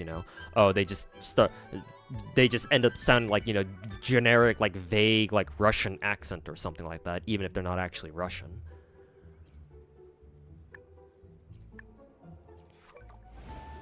But Germans, yes. German/Austrian, because I mean, both Germany and Austria both speak German, as far as I'm concerned. So yeah, both German and Austrian people have very noticeable German accents whenever they speak English, most of the time, unless they're like a native speaker too, but that's kind of rare.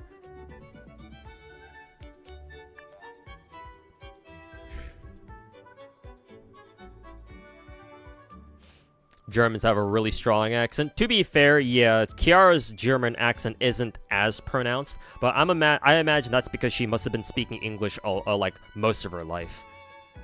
Yeah, the later you learn English, the thicker your accent is, I think. So, going off that logic, then yeah, Kiara must have learned English like pretty early on in her life. Probably.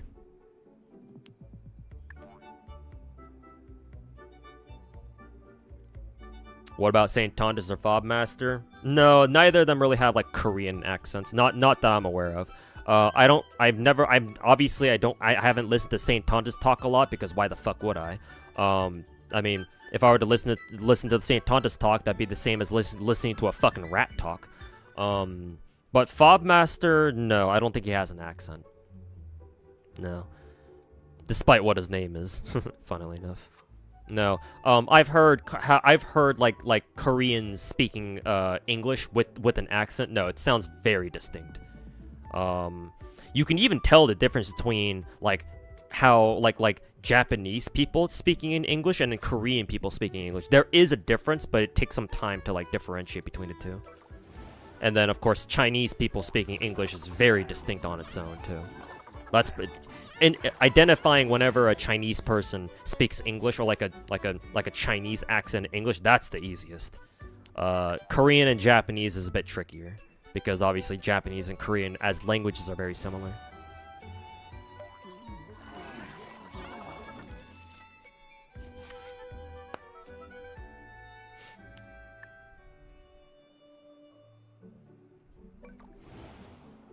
Like Sally? I think Sally does have an accent, yeah. Yeah. There are certain, yes, because Sally can speak both English and Japanese.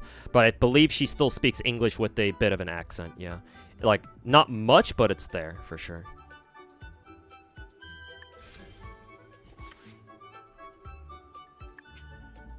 Cecilia hands down sounds like an American? No.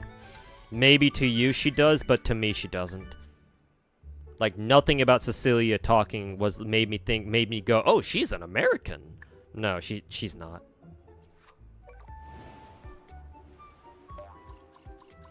Genazad is half Asian, but he has no accent. Well, that means he was raised here. Remember, I'm South Korean by birth. I was technically born in Seoul, but I hardly have a Korean accent, if any at all, because I moved to the States when I was really young. So I basically had an American education.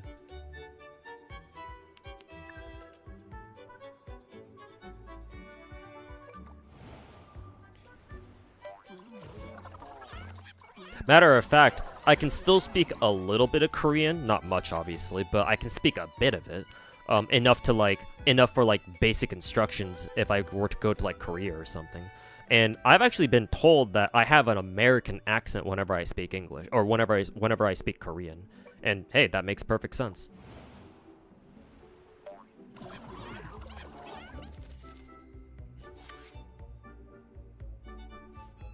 You're not even American. You can tell she doesn't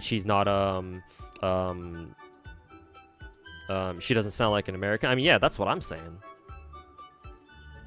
Yeah, Cecilia definitely has a much thicker accent than Kiara does, yeah. At least with Kiara, I can kind of see how Kiara would fool you into thinking that she doesn't have an accent, but Cecilia, like, how the hell do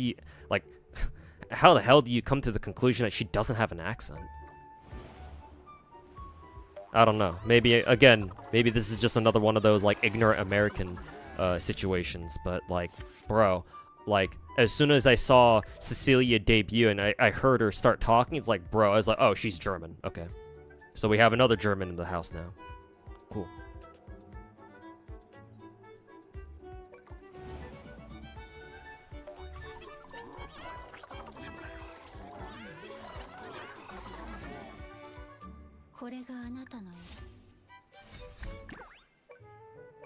Oh, we won that. Cool. Say something in Korean? Nah, I'd rather not. I'm only gonna talk in Korean if I have to. But other than that, nah. Fuck that shit.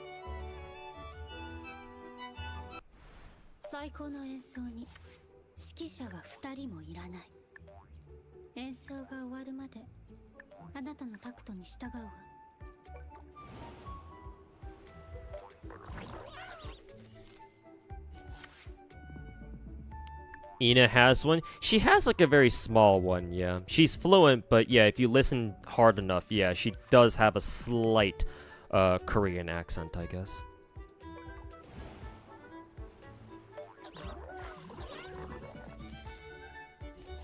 Gura definitely has no accent. Well, yeah, duh, she's American. Yeah, Gura never had an accent. Like, again, there are, like, depending on where exactly you're from in America, you might have, like, certain different accents, sure. Because, like, you can have, like, a Boston accent, you can have, like, a Southern accent. There's a big variety of different, like, English, like, very specific English accents here in America, too. So maybe, depending on where Gura's from originally, maybe she could have an accent, too, but, yeah. As far as I'm concerned, she just has your generic, stereotypical, not California, just American accent, just regular American English, blah, blah, blah. Yeah, Callie's from Texas, so yeah, that much was obvious. In case her whole fucking sheriff avatar wasn't, her sheriff costume wasn't a big enough tell already, but, in case you needed some extra confirmation.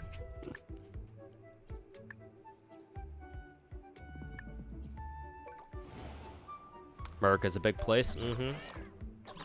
Yeah. Bound to get a lot of different kinds of accents here.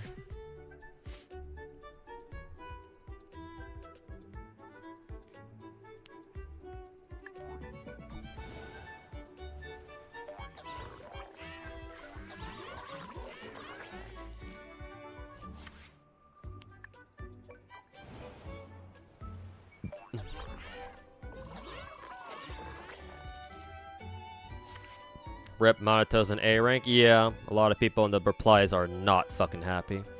And yeah, I feel for them.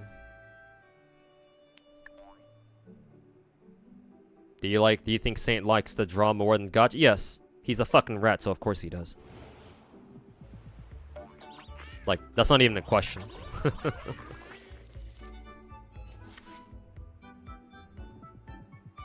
Is my accent Californian? Technically, yes. Yes. Technically, I have a Californian accent. I mean, it makes sense. I basically grew up here all my life. So, yeah. You can say that I have a Cali accent.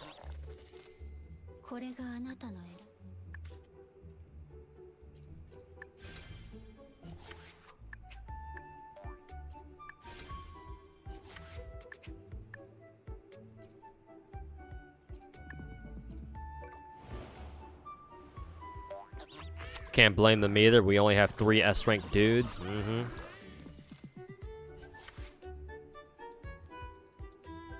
That's the reason Americans don't go to other countries, because they literally have everything here. Well, I mean, Americans are rich, so they can afford to, travel abroad, or generally speaking. Obviously, not all Americans are rich enough to do that. But the reason is more simple geography, man. Like, America is basically all on its own. We only have 2 neighbors, one to the north and one to the south. If you think about if you live in, like, Europe, for example, bro, you go like 500 miles in any direction, you basically already cross like 10 different fucking countries. You go 500 miles in any direction here in America, you'll probably still be in America.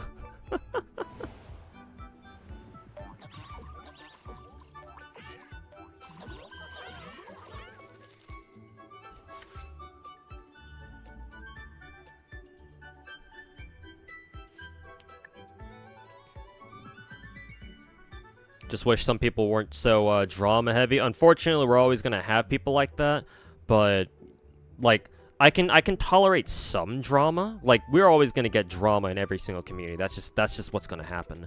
But the shit that Saint Tontus does, like, no, that's not normal. Like, that dude has a fucking problem.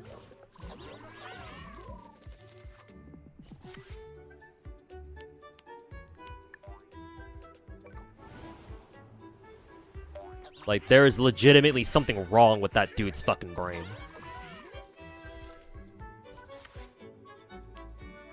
Because, like, we have examples of other content creators who do it for the money, right? Like Gacha Smack or Mtashed or even Ryuku, I guess. Though for Ryuku, I can at least give him a pass on him doing, like, drama content if he ever does decide to do it again.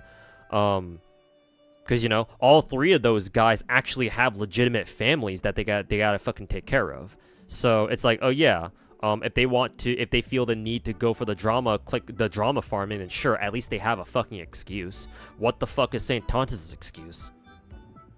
Retard like him won't ever get fucking laid, that's for sure. At least with the way he behaves online. Shit, man.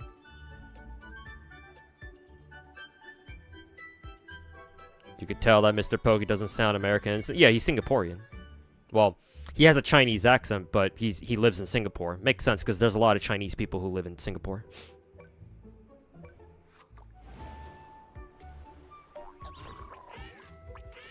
Oops. K2 said that Saint sounds like somebody who was bullied as a kid. Yeah, I wouldn't be surprised, yeah. Hey, we won that. Cool. Would not be fucking surprised at all.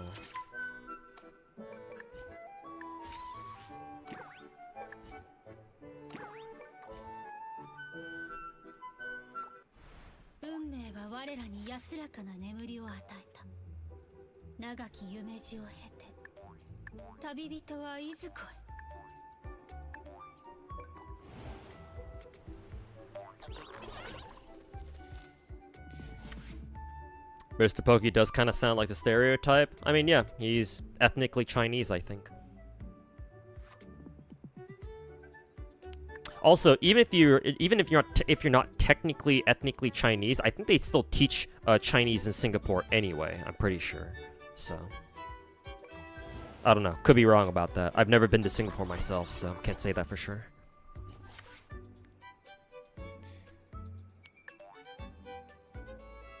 Heard that Cracker Barrel's getting hounded. Yeah, they went the whole boring minimalist look. Yeah, I saw that they redesigned their logo. They got rid of the dude sitting in the rocking chair and whatever. Yeah, the whole fucking millennial minimalist look.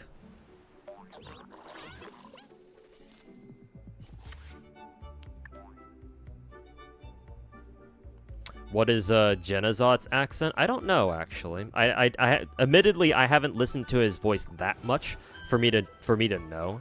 But I wouldn't be surprised if Genazot does have some sort of like a distinct American accent. I'd have to listen to him talk more though.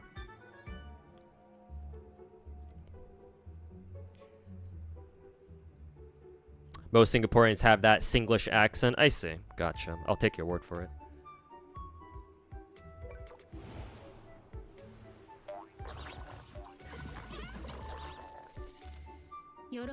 Pokey's got the best passport in the world. Yeah, I think I recall Singapore's passport being one of the best, yeah.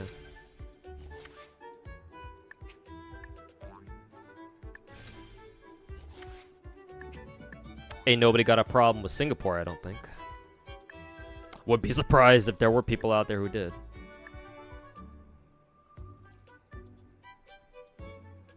Oh, is Genazod Canadian? Oh, okay. Didn't know that, actually. I guess that would make a little more sense.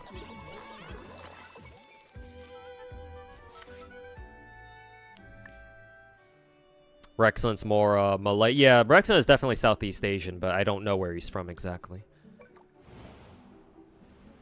I thought he was also I thought he would have also been from Singapore too, but maybe not. Maybe he's not from Singapore specifically.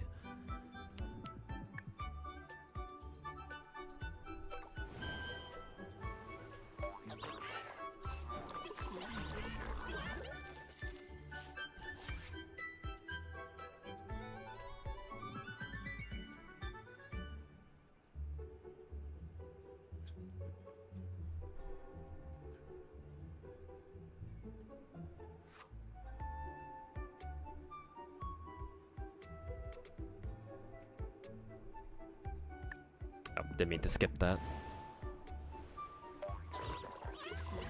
Makes you wonder if Malaysia has a problem with Singapore. Malaysia is the country that Singapore borders, right?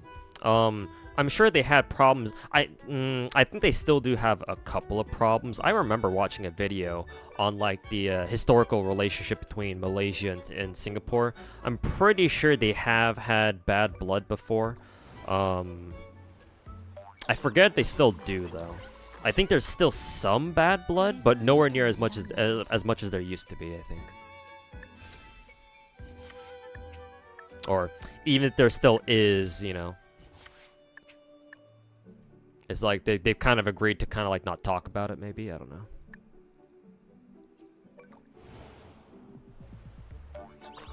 Tabaro speaks UK English, right? Yeah, he's got that British accent, I guess. I don't want to say he's from the UK, though, but probably a safe guess.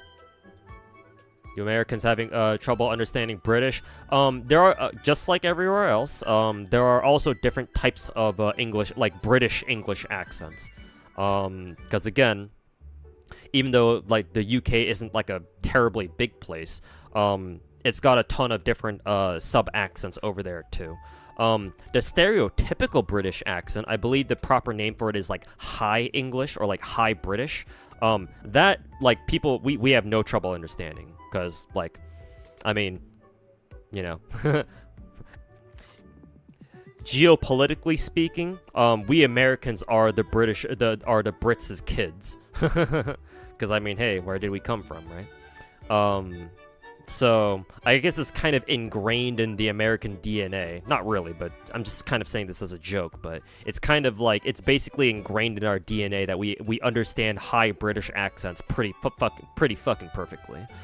For the most part, I don't think British, like, the Brits or the Americans have any trouble understanding each other. We do have a couple of, like, different idioms and, like, figures of speech that are very different. We also call certain things very differently, too. Like, we Americans call it trucks, whereas, the British call them lorries.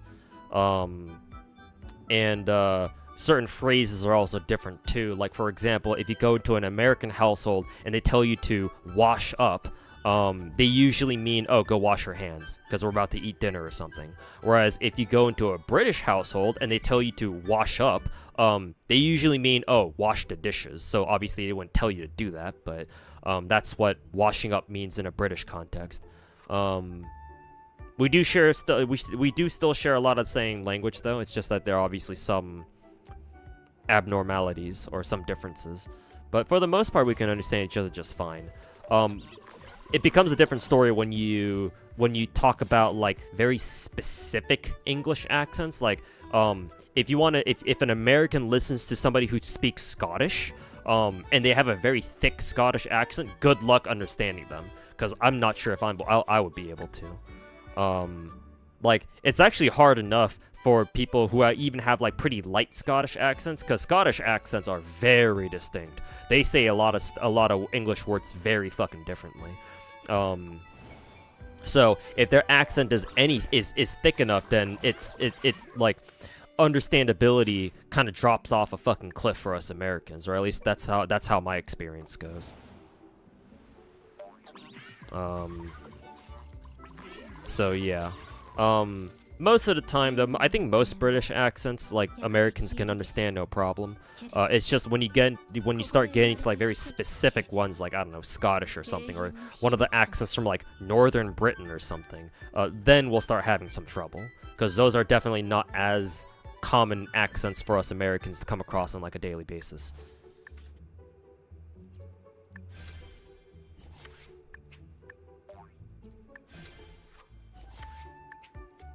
Yeah, shopping carts versus trolleys and shit like that.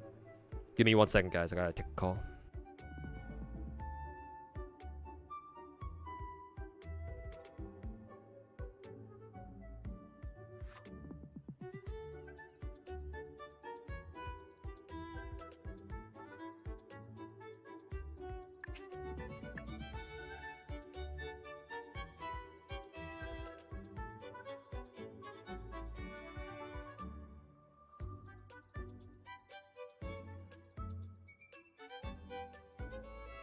Alright, sorry, chat. I gotta go take care of something. This is probably gonna take like 5 minutes.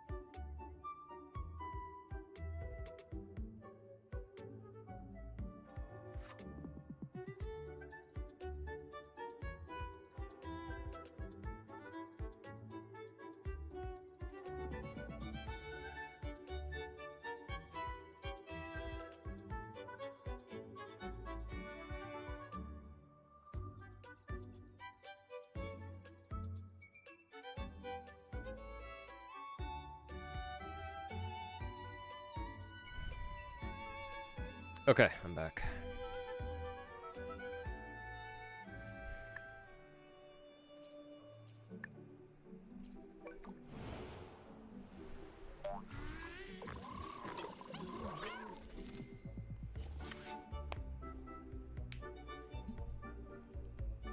You mean the way Tabaro talked? That's very understandable. British? Yeah, I think so. If I remember how he sounds, still.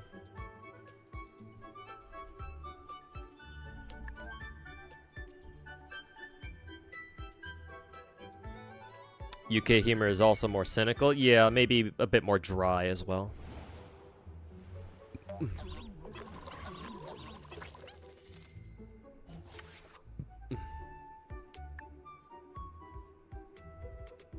Brits say doing groceries. We say, Americans say buying groceries. Yeah.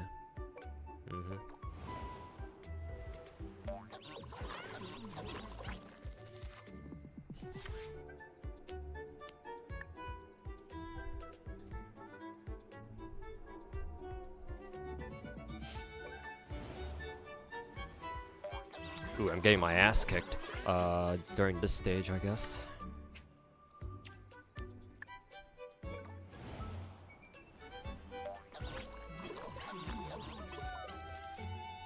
So.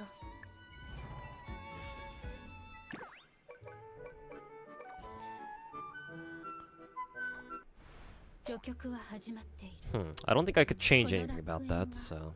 どんな終幕を迎えるのかしら。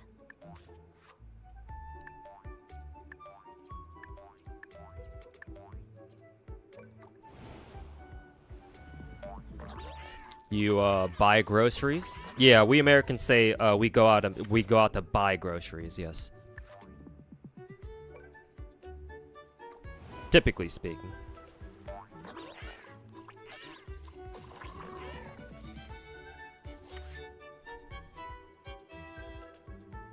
Can we tell if somebody's Canadian? If you're a Canadian who lives right next to the border, like you live right next to the American border or like somewhere near it, typically speaking, no. However, there are some stereotypical Canadian accents out there. Like the most common one to tell if somebody's Canadian or not is to have them say the word about, like A-B-O-U-T. Like, how do you pronounce that? Some Canadians, depending on their accents, will say it as about. So that's kind of like the classic Canadian accent litmus test. There are other ways too, but that's the most obvious one.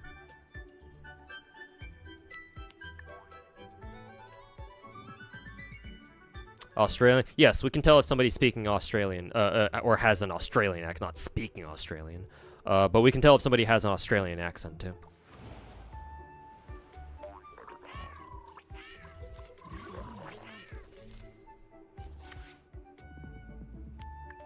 Justin Bieber sounds American to you? That's because he is. At least I think so. Yeah, sorry. Yeah, they say sorry a bit differently too. Sorry.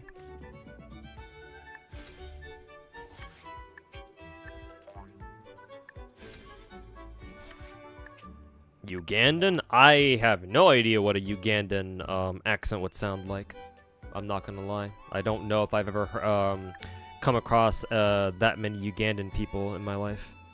Even in like video form.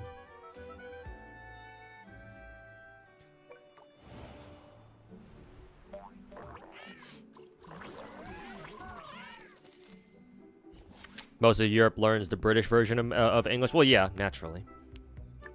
I'm not exactly surprised by that. Britain's right there.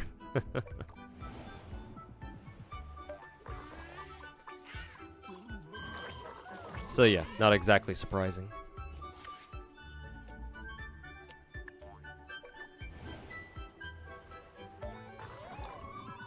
He's Canadian, actually? Oh, okay. Didn't know that. But yeah, like I said before, some Canadians don't sound like they have an accent at all. Because again, most of Canada's population lives right next to the fucking American border.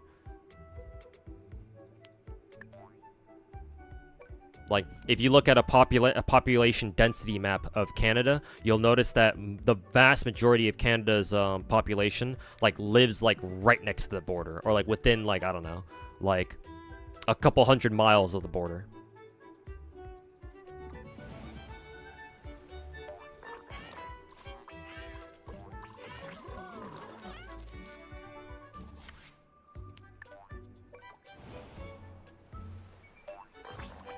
Would I give it the ability to speak English for Japanese? No.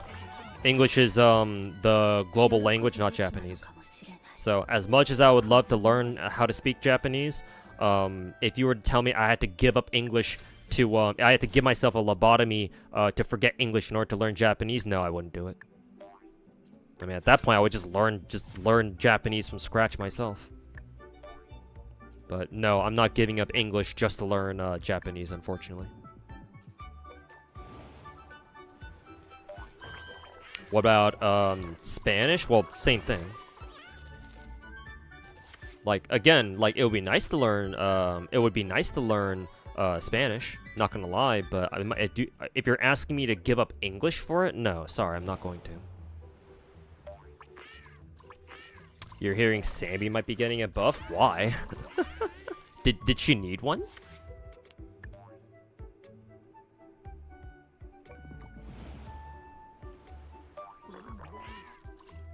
What about being able to move to Japan? Yeah, but am I gonna become a fucking citizen?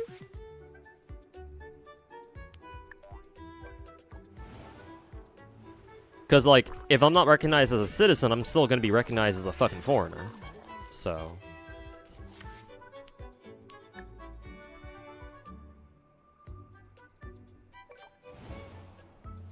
think learning Mandarin is a must-learn language nowadays?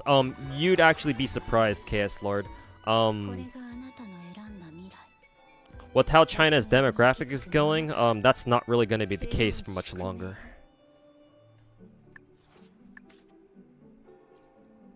I mean, hell, I mean, forget talking about demographics.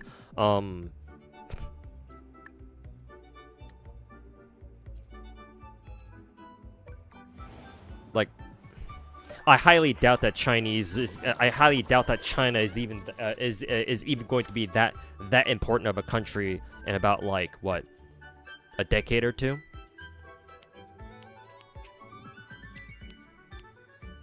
So it's like, yeah, it seems like, oh, China is this big bad country that's going to be super popular, that's going to be super powerful and shit like that, and everyone's got to learn Chinese because they have a billion Chinese people, but no, not really. I don't think so.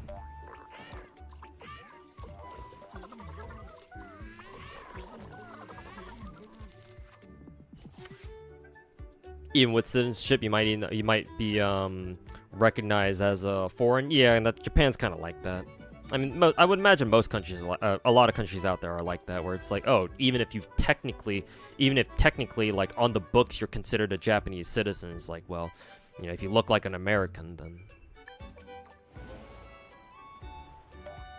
Very true. And yeah, no, India's population has officially surpassed China's. And that's officially. Is China going down? Unfortunately, a lot of signs are pointing that direction, yes. I can talk about this a fair bit. I'm no expert on this, but China has some very serious fucking problems, man. Like, you think that us Americans have some problems. Oh no, you ain't seen shit yet.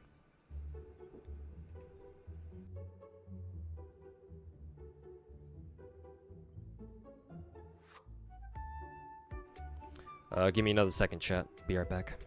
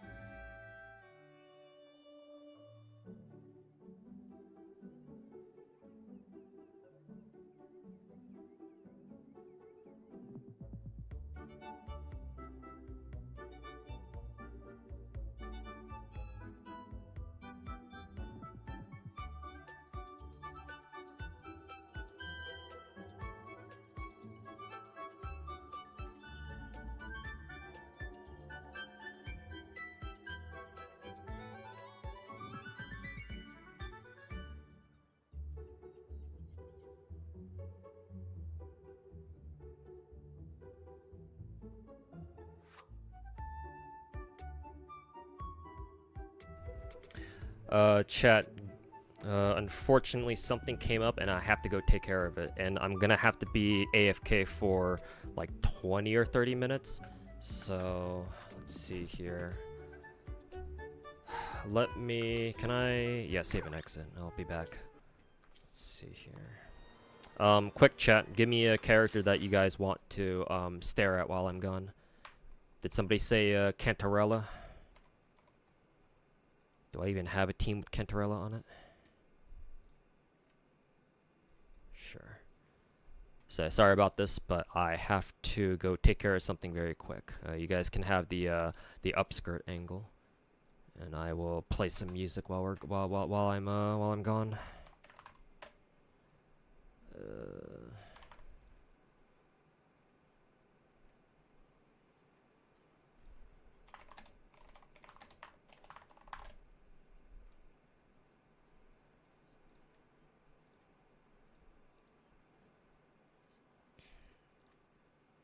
Would I learn a new language for a girl?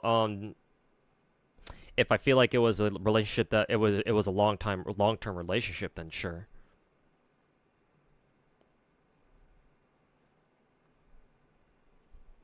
Okay. Alrighty, chat. Give me about 20 or 30 minutes. I hope it's not gonna take longer than this, but yeah, something came up, something urgent came up, so I have to go take care of it real quick. But yeah, hang out with Cantarella for a bit, and yeah, hopefully I'll be back ASAP. So see you guys in about like 30 minutes, hopefully.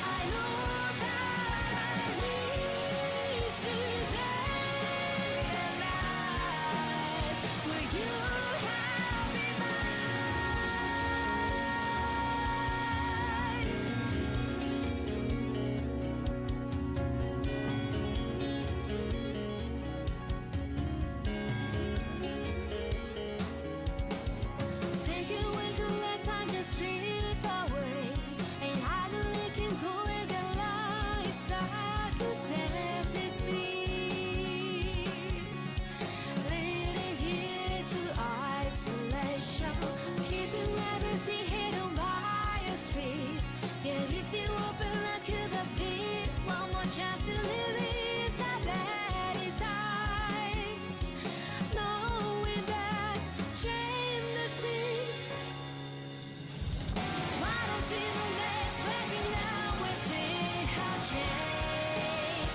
I can't run from this. Suddenly the time is a matter only that you're seeing after me today and night.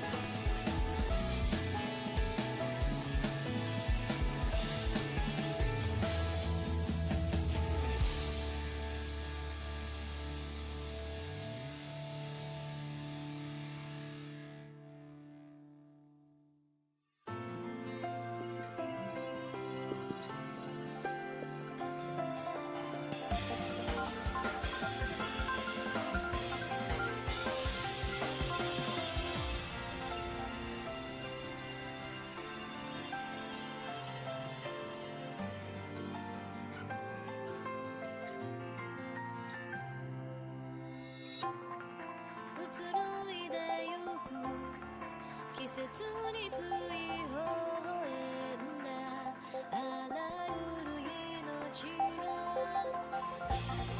きらめいている操られた魂は深い眠りへとここに生きていた証のこそを待ってもがくより一つ一つを深く刻もう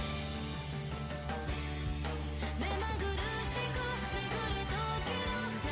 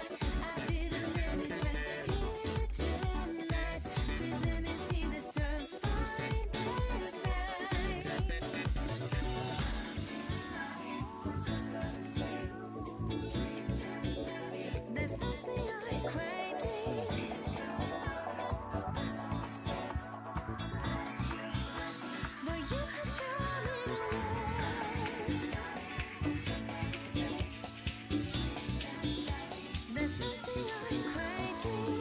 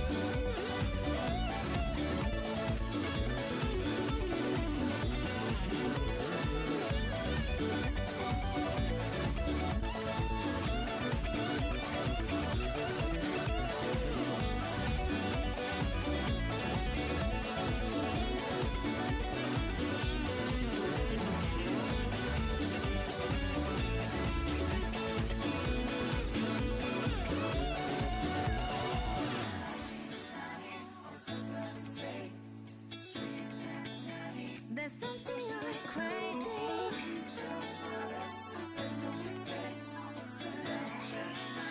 But you have shown me the way.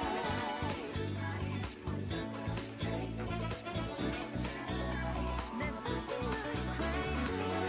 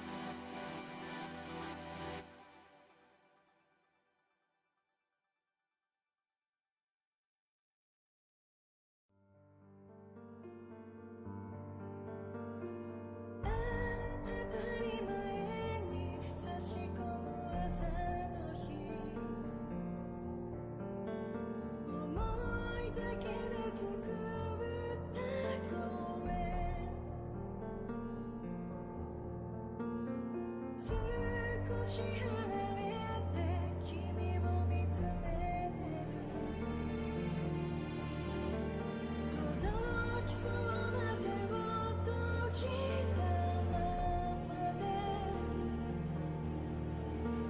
小さなため息を詰め込んだ広い部屋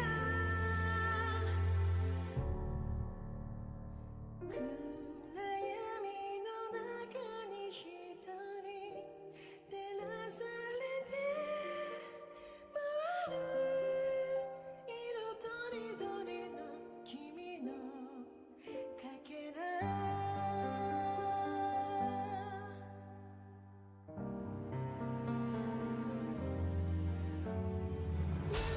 指切りをして微笑み合ったねまだ小指だけじわり熱くて夢の中に見てた守れない約束を手と手重なるその時連れて行く痛み汚れさえない眩しい扉そ抜けたまぶたかすかに震えてる曖昧な記憶の中肩を乗せた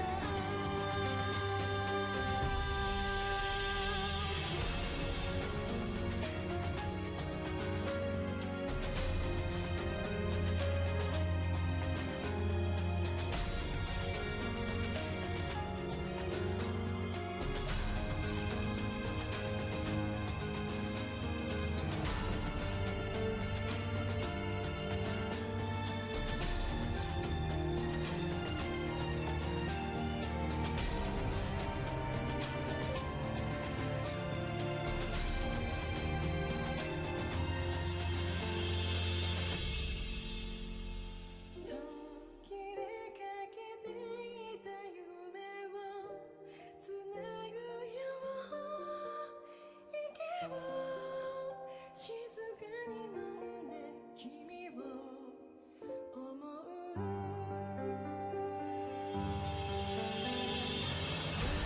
がままな心を地図破り捨て綴る愛の言葉に力パスを綴る愛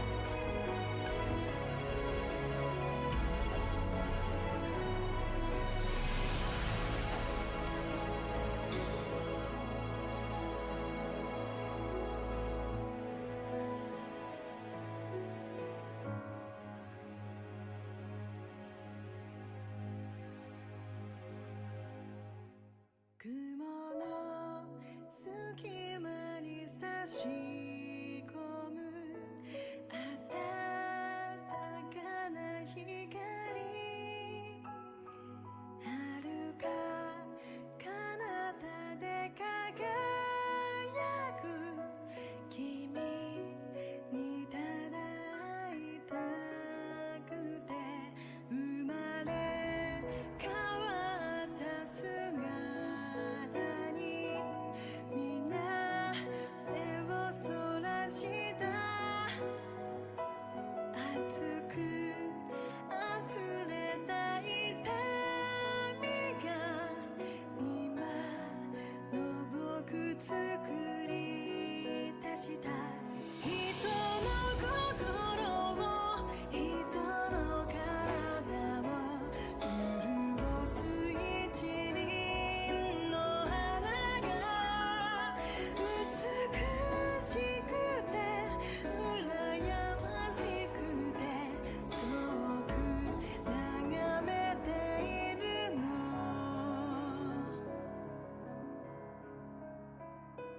夢の中では幾度も君に触れていた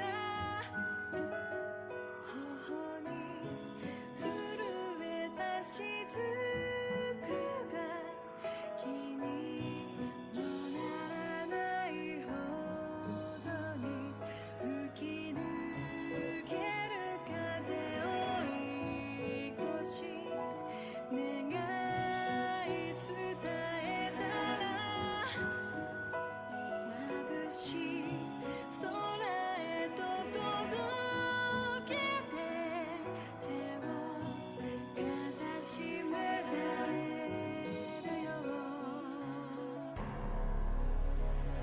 胸を焦がした甘い記憶とほろ苦い雫を集めて時を戻すことができたらこの手何掴むだろ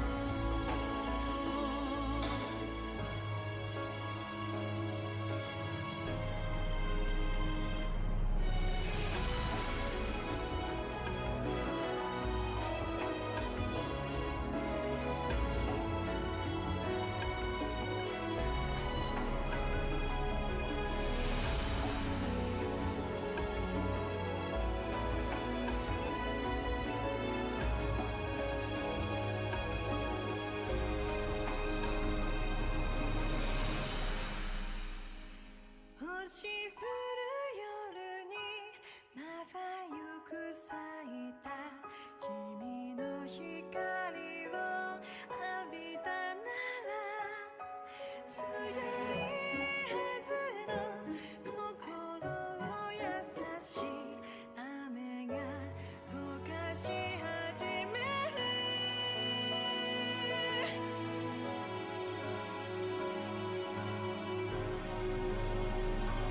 人の心を人の体を潤す一輪の花が美しくて羨ましくて遠く眺めている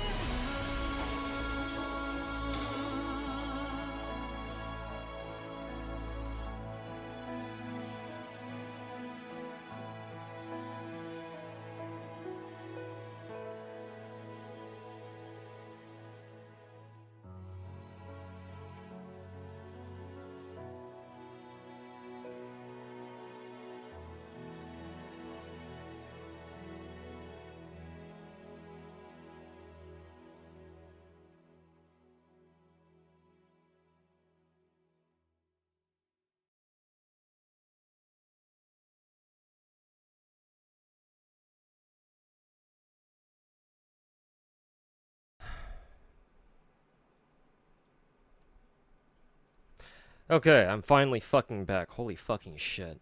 Just in time too, because I think the music just ended. Holy fuck. Okay, that took a lot more than just fucking 30 minutes. Holy fucking shit, bro. Anyways, anyone still there, or did everyone fucking leave because I was AFK for too long? Ugh.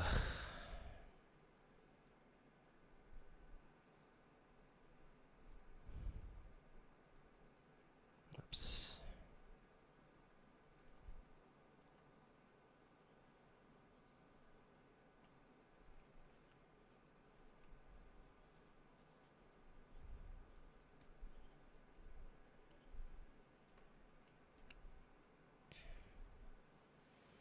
Anyways, what's going on, I'm back, unfortunately. I'm gonna have to end the stream very soon, though, because there's a chance that I'll need to, fucking go again. Holy fuck.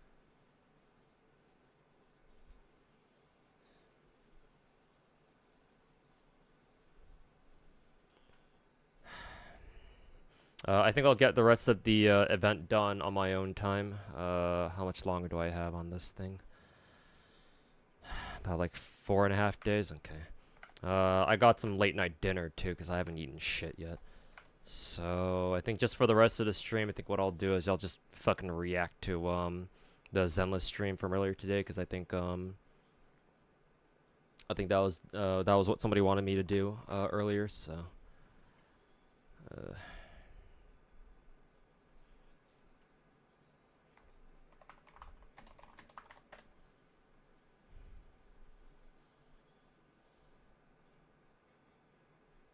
that'll give me a chance to fucking eat some Wendy's too that I got while I'm on my way here.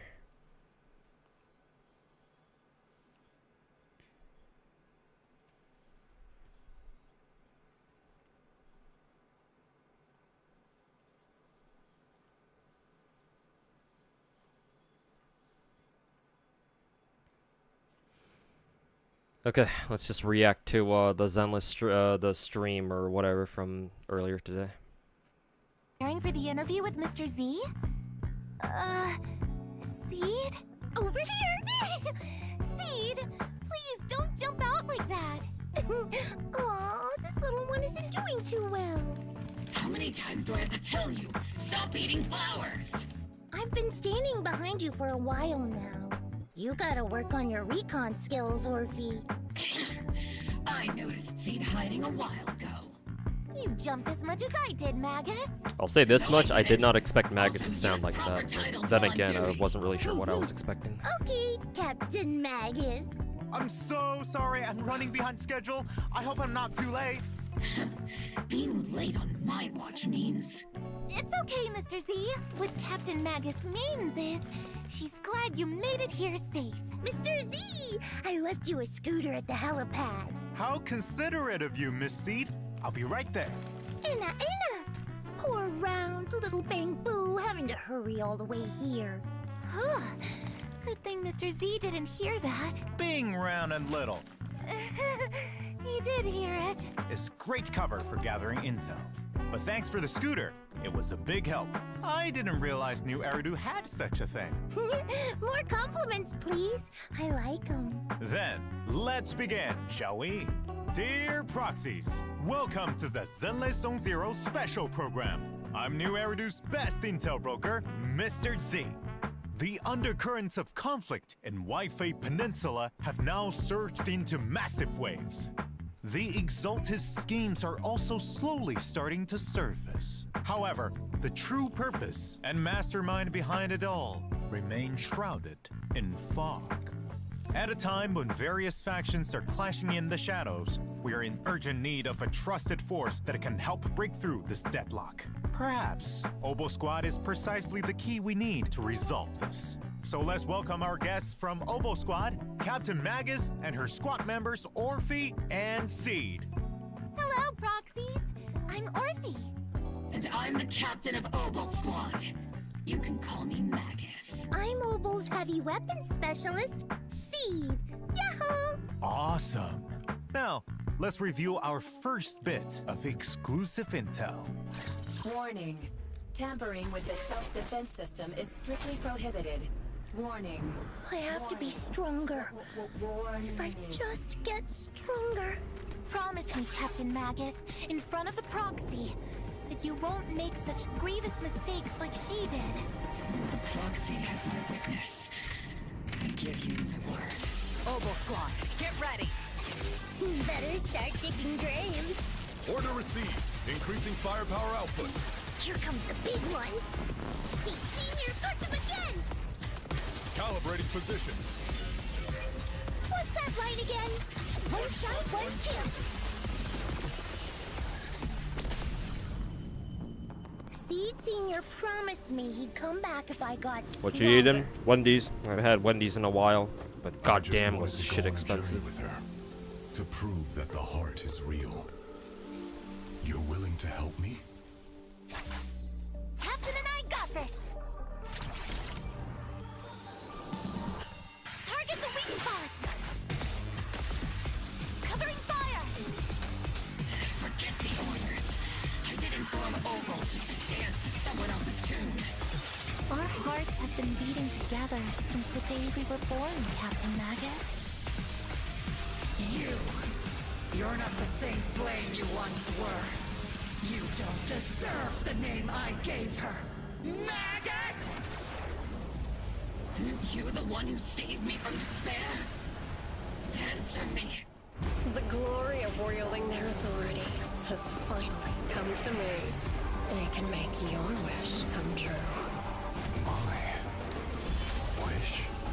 Your mission ends here. Seed. You've got sharp and beautiful eyes. I hope you'll never become the enemy of Krampus. I believe in my dear children. They are the brilliant Phaethon.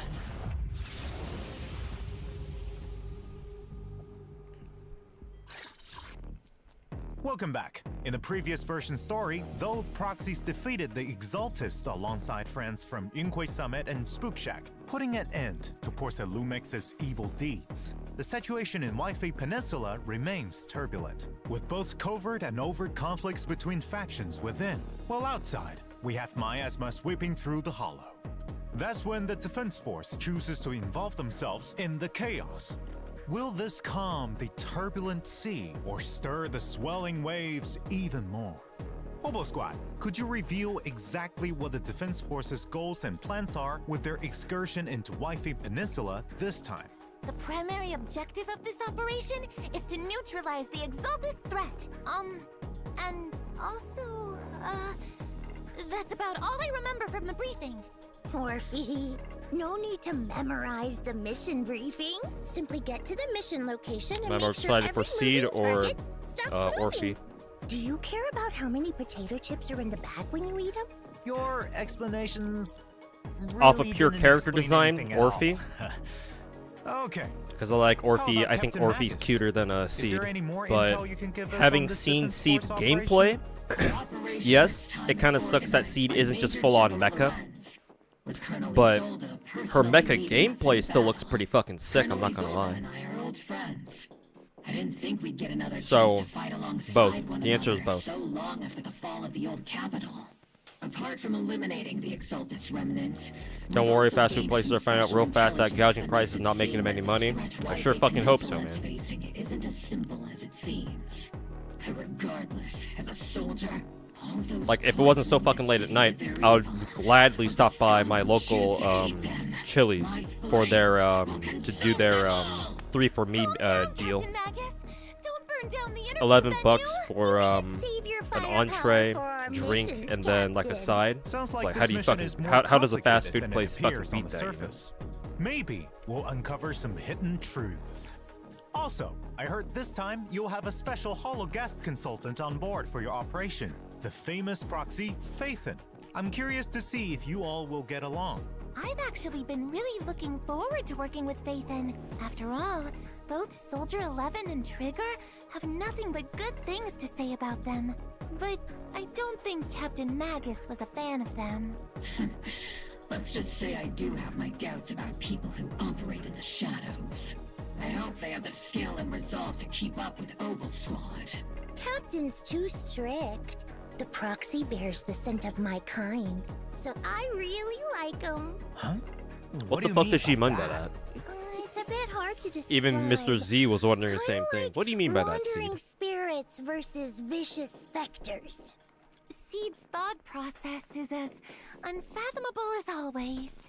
Though this operation appears to be full of danger What does she and mean by that? mystery, it seems it's helped Obo Squad and Phaethon grow closer. As for what sort of threat the Exaltists pose and who the mastermind is, Proxies can play the version 2.2 main story Do Not Go Gentle into that good night to find out. Speaking of, this interview's gone on for a while now, but Mr. Seed Sr. hasn't said a thing. I hope I'm not making him uncomfortable with my questions. Shh.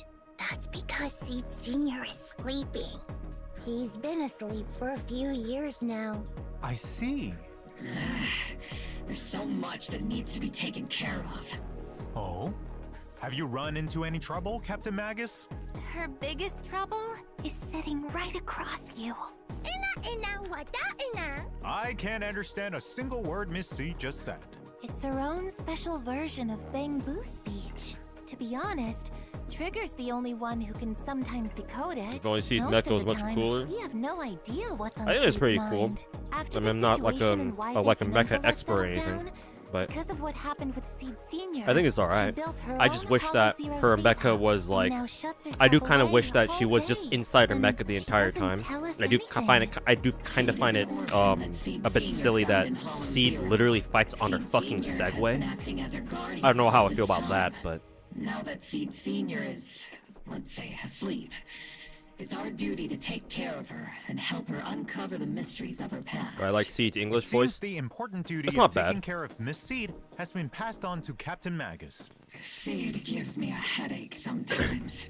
Seed gives me the impression that she was like she's this There is what is someone it? who we can trust, who can get on Like the she same gives me the wavelength vibes as of like Seed, and whom a she human gets close experiment to or whatever. that might Like be she able was to like a help. lab rat or something. Let me guess. So You to asked me, her Phaethon, speaking like that perhaps, actually kind of right? makes sense. Well, we welcome all proxies So, to I don't come mind and it personally. experience the agent story. It makes Flora sense, at of least. the Blooming Valley in the new version. Uncover the story behind Seed Senior and take a look into Seed's inner world. Meanwhile, Segway's there are too plenty fire. more stories It is about funny, Seed it's waiting to be hilarious, told but outside of the game.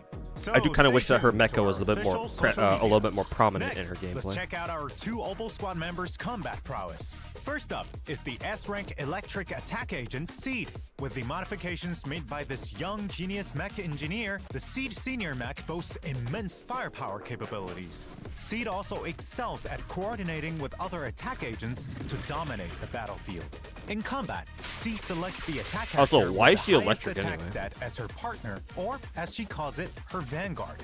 When the Vanguard unleashes an EX special attack, Seed enters the Onslaught state, increasing her attack and crit damage. When Seed uses an EX special attack, her Vanguard will enter the Direct Strike state, increasing their attack and crit damage. When both Onslaught and Direct Strike states are active at the same time, Seed and her Vanguard can additionally trigger the Besiege effect. This effect further increases both characters' damage, making their coordinated attacks even more overwhelming. In addition, the energy Seed and her Vanguard spend while fighting on the front lines will be used to replenish Seed's mech's steel charge. At the same time, the damage Seed deals on field also restores energy for her Vanguard and steel charge for herself, strengthening the continuous damage capabilities of the whole squad. Seed Senior and I have more than enough firepower to cover you. Spending much of her time with machines, Seed prefers to fight with her steel wheels and floating turrets. When encountering a difficult enemy, she'll summon Seed Senior for a deadly counterattack. Then, upon consuming a certain amount of steel charge to charge Seed Senior, he'll execute an additional skill with 2 powerful hits, dealing massive electric damage. With enough energy, press the EX special attack button to have the mech enter flight mode, firing a barrage of missiles at enemies with a charged mech punch as the finishing move. Yeah, they In took that from the combat, mecha Seed can event act from like as last the patch main or 2 attacker, patches ago. using heavy attacks from her mech and the area firepower from her EX special attack to suppress enemies.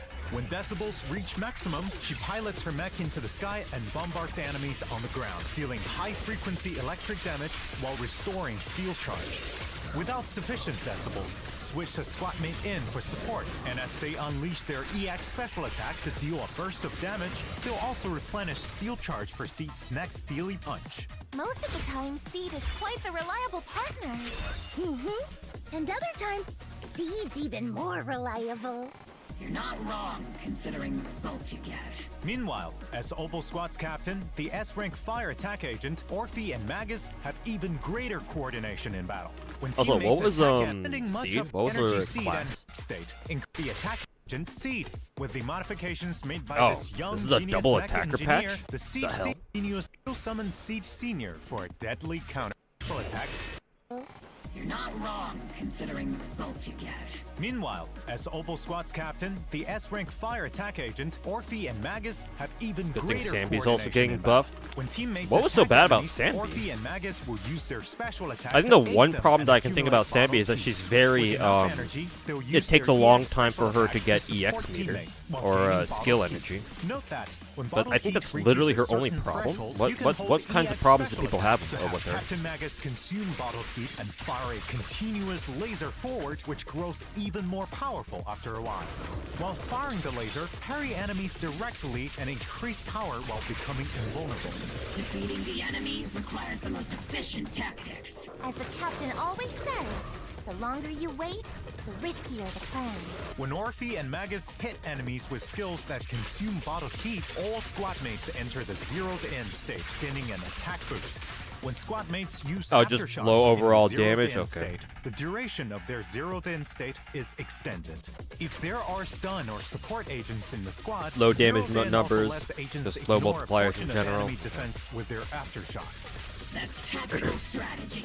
Because in terms of gameplay loop, I think she's In I think combat, she's fine. First have other squad mates attack So the yeah, enemy, with maybe her Orphe numbers are and kind of low. Magus supporting from the sidelines I just while assumed that building my up bottled Sambi heat. was just not After was never getting really enough just bottled heat, bring built well Orphe enough. and So Magus back to the field to unleash their laser beam, scorching enemies continuously and sending the whole team into zeroed-in state. If you have enough decibels, press ultimate and Orphe Still and clears Magus content, will though. Oh, leap yeah, I'm into sure. the air, continuously firing a laser to suppress the enemy while triggering a quick assist. On responding to their summons, their dance with Orpheus fire kind will of have its reminds you of duration a extended, Nikke character, meaning probably because of the tail. longer-lasting lasers. Because we have there's a couple of Nikke characters who have like sentient tails or something like that. Calm down, Captain! It's also worth mentioning that the higher Orphe and Magus' initial energy region. Do I the like more attack Yuzua and provided Alice by better or zeroed Seed in. and Orphe Captain lineup? and I are the best duo after all. Though my guidance Objectively speaking, Yuzua and Alice, because Yuzua is a support and then Alice is a anomaly, and Yuzua is an anomaly support, so they go perfectly well together, as opposed to these two who are both I have no attackers. doubt that Soldier Zero Ambi will soon activate her inner potential, stealing the spotlight and showing off her much Like, improved prowess. I kind of find it At the same ironic time, that, like, there are because also Yuzua and other Alice skilled members didn't, of like, Opal start Squad, off knowing each honing other, their right? talents to deal with the threats hidden in the They hollow. just kind of, like, knew each other from, like, an online forum or something like that, and just happened to meet up or something, right? And I think initially they didn't even like each other that much in the beginning, but they slowly became friends over the course of the story. Whereas, you know, Seed and Orphe are both part of the same fucking military squad, so you would imagine that they would work together, but no, they're both attackers. So I don't know how much sense it makes to put both of them in the same team together. Actually, compared to being on the front lines, I think I'm better suited as an intel officer. Speaking of intel, the new Gonna have to version skip will also have a new Trigger's Bamboo weapon called for Seed. Excalibur. Before Pray attacking, that it'll try and pull a secret sword from the stone. pray that If you it get fails, lucky then, I it'll guess. just use the whole thing as a hammer. If it succeeds, it'll draw the sword to slash enemies. I think it'll be easier to pull the sword out. Hey, look, if chat, it it's our yells Face Day its Night moon collab. names. It isn't voice activated. It's a legendary secret sword. So my method is a no-go? Aww, I was just thinking of names for its moves. Though, when there's a rupture also on these character stuff, in hey, your what's going on, squad, Excalibur Thanks for will stopping have by. a 100% Must be success morning over rate there. at pulling the sword from the stone. After all that combat Godspeed, intel, God, I'm Gacha. sure Enjoy our your FGO proxies videos back are in the day. already Hey, thanks looking for watching forward them, to John the new Borg. version. Appreciate it, man. Without Thanks for further stopping ado, by as let's well. get into the signal search info. In the first half of 2.2, proxies can obtain the agent Seed from the exclusive channel Tier 4 Seed is just Blossoms fetish slop. and the I S-rank mean, W-Engine Cordis to anybody who doesn't from play the gacha W-Engine games seriously, channel yeah, Dissonant anything you see Sonata. from a gacha The game is paddle probably effect fetish from slop, so equipping sure, it yeah. Suits Miss Seed perfectly. Proxy, let's wrap this battle quickly so we can go do something more fun. In the second half, proxies can obtain the S-Rank Agent Orphe and Magus and S-Rank W-Engine Bellicose Blaze from the exclusive channel Wrathborn Duo and the W-Engine channel. It's actually a bit deeper than that. Wuwa was an experiment that Alice's father rescued at the cost of his life. Really? Whoa. I did not get that part of the story. I mean, obviously not. I fucking skipped the entire thing. But, that's quite the important I'll do my best detail. too, to make sure Magus doesn't burn everything. In addition, there are also reruns in version 2.2. In the first half, proxies can obtain S-Rank Agent Trigger and S-Rank W-Engine Spectral Gaze. Meanwhile, in the second half, S-Rank Agent Evelyn and S-Rank W-Engine Heartstring Nocturne will be available. Our other reliable Opal Squad member, Mercury, will also be joining us this version. Proxies can select and obtain Mercury as the Raid Up Bangbu in the Bangbu channel. You can contact us through Colby if you need. Meanwhile, the other A-Rank Bangbu Excalibur can be obtained for free via completing event missions. Don't miss out! There are also Lucy has all new also been avatars complaining in about. the new Oh, version. that's Take a look. Lucy is a bit of a In different addition, story because proxies can unlock we Seed saw and Orphe and Max's we've Trust known in about version 2.2 Lucia's and invite them to hang out leaked after meeting the design requirements. already. If you're Originally, ever she was supposed to be this send like me a signal. big fat I'll sneak titty away from training to nun come with a find big you. ass hammer, thick thighs, big tits, But if you do have any red free and black, time, you can come like hang out with Orphe nun and take a clothes, seat I in the guess, world if you could outside even of call the it that. military. Nun clothes and If I habit. sneak out, Captain Magus So will yeah, the probably fact that just she's happen to enter apparently been self-diagnosis mode. heavily, like almost Oh, completely redesigned It has seems got you've caught a all lot of built people a off solid guard. foundation of trust with Phaethon. And when that trust meets certain requirements, proxies can unlock new dynamic wallpapers. Take a look.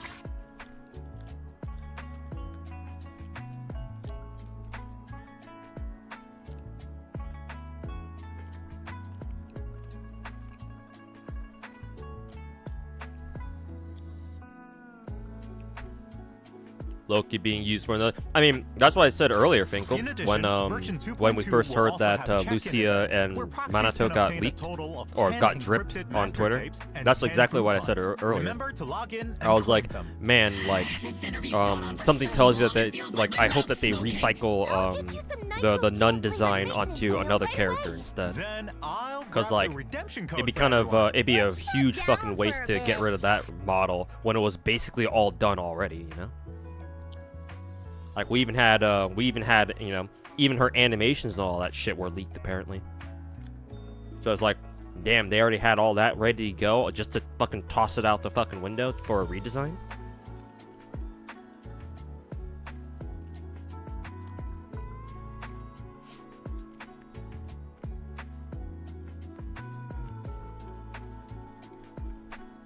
One of your favorite Welcome games back. is being Next, normified. let's take a look at what Bro, fun Zenless and is a big interesting things are production happening around gacha. New It's Era. already a mainstream gacha. It was already being pandered to normies, even whether you like it or I not. love watching all the little Bangbu train. But it feels awful when you lead Bangbu to failure. Ooh, like going on a roller coaster 16 times after drinking a ton of nitro fuel.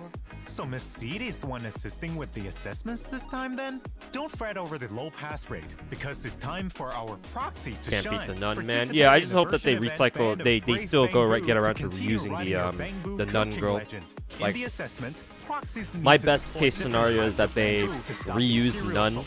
Just like design Each as type part of like Bangbu in order has to its own introduce skill like a and larger mechanics. Upgrade like Bangbu at nun the right faction, time to right? further improve their combat prowess. Like a whole ass nun faction where it's composed of nothing but, you know, sexy nuns Right. basically. That's why this assessment will be more complex and challenging than ever before. Apart from new maps and enemies, new mechanics like bushes and miasma have also been added. As the assessment progresses, new Bangbu and stronger buffs will be unlocked, giving proxies more strategic options. With the proxy's help, this assessment will be as easy as ketchup on cake. So then, what's the reward for eating the cake? Right. Helping the defense force locate outstanding Bangbu is a huge task, so the compensation is sure to satisfy. Why are they After mad? completing Minato looks specific ass? Really? stages in I the think event, Minato looks pretty good. proxies can obtain the new A-rank Bangbu, At least with Excalibur, Minato, and Polychrome rewards. Hoyo is able to beat some of the allegations that they're allergic to men having muscles. Have you completed your simulated training assessment? Let me guess. That means yes, I'm all done. You can't get out of this one by speaking Bamboo.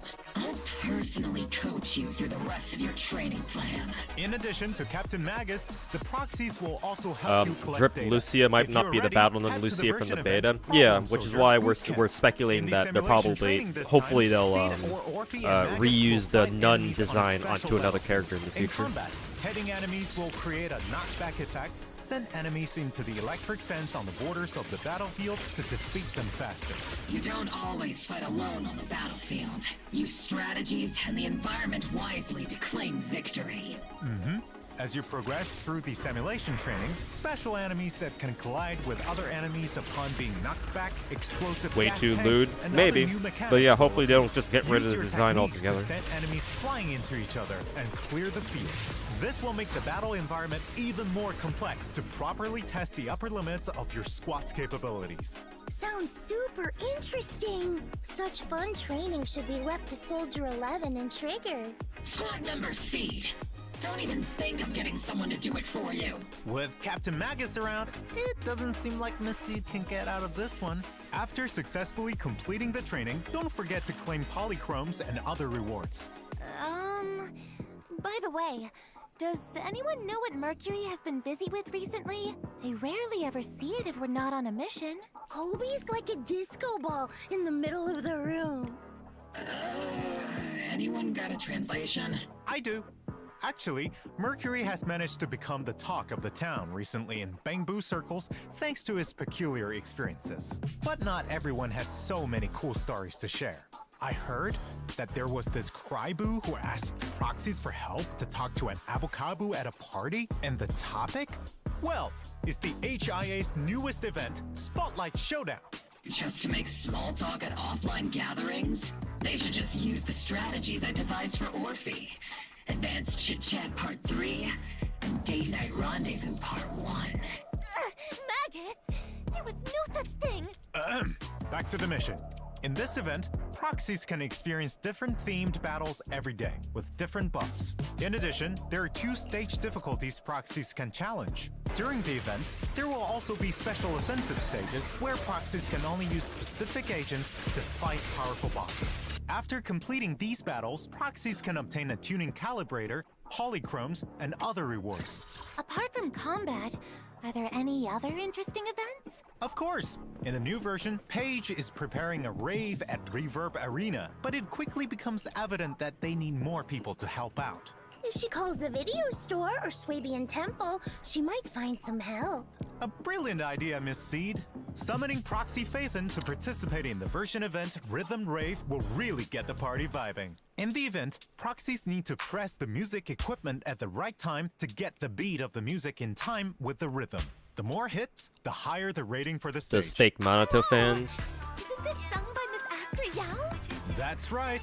All the Like, songs Paige put together for this party are I do full want classics. Zenless to I put in trust more everyone S-rank will recognize them when guys. they Don't hear get me them. wrong. In addition, But you yeah, can get a like name card and if you really like polychromes for if completing you're a the true event. fan of Monato or just any character in general, you wouldn't Next care time if we they're get an a A break, rank or an S I'll rank. let you go to the rave.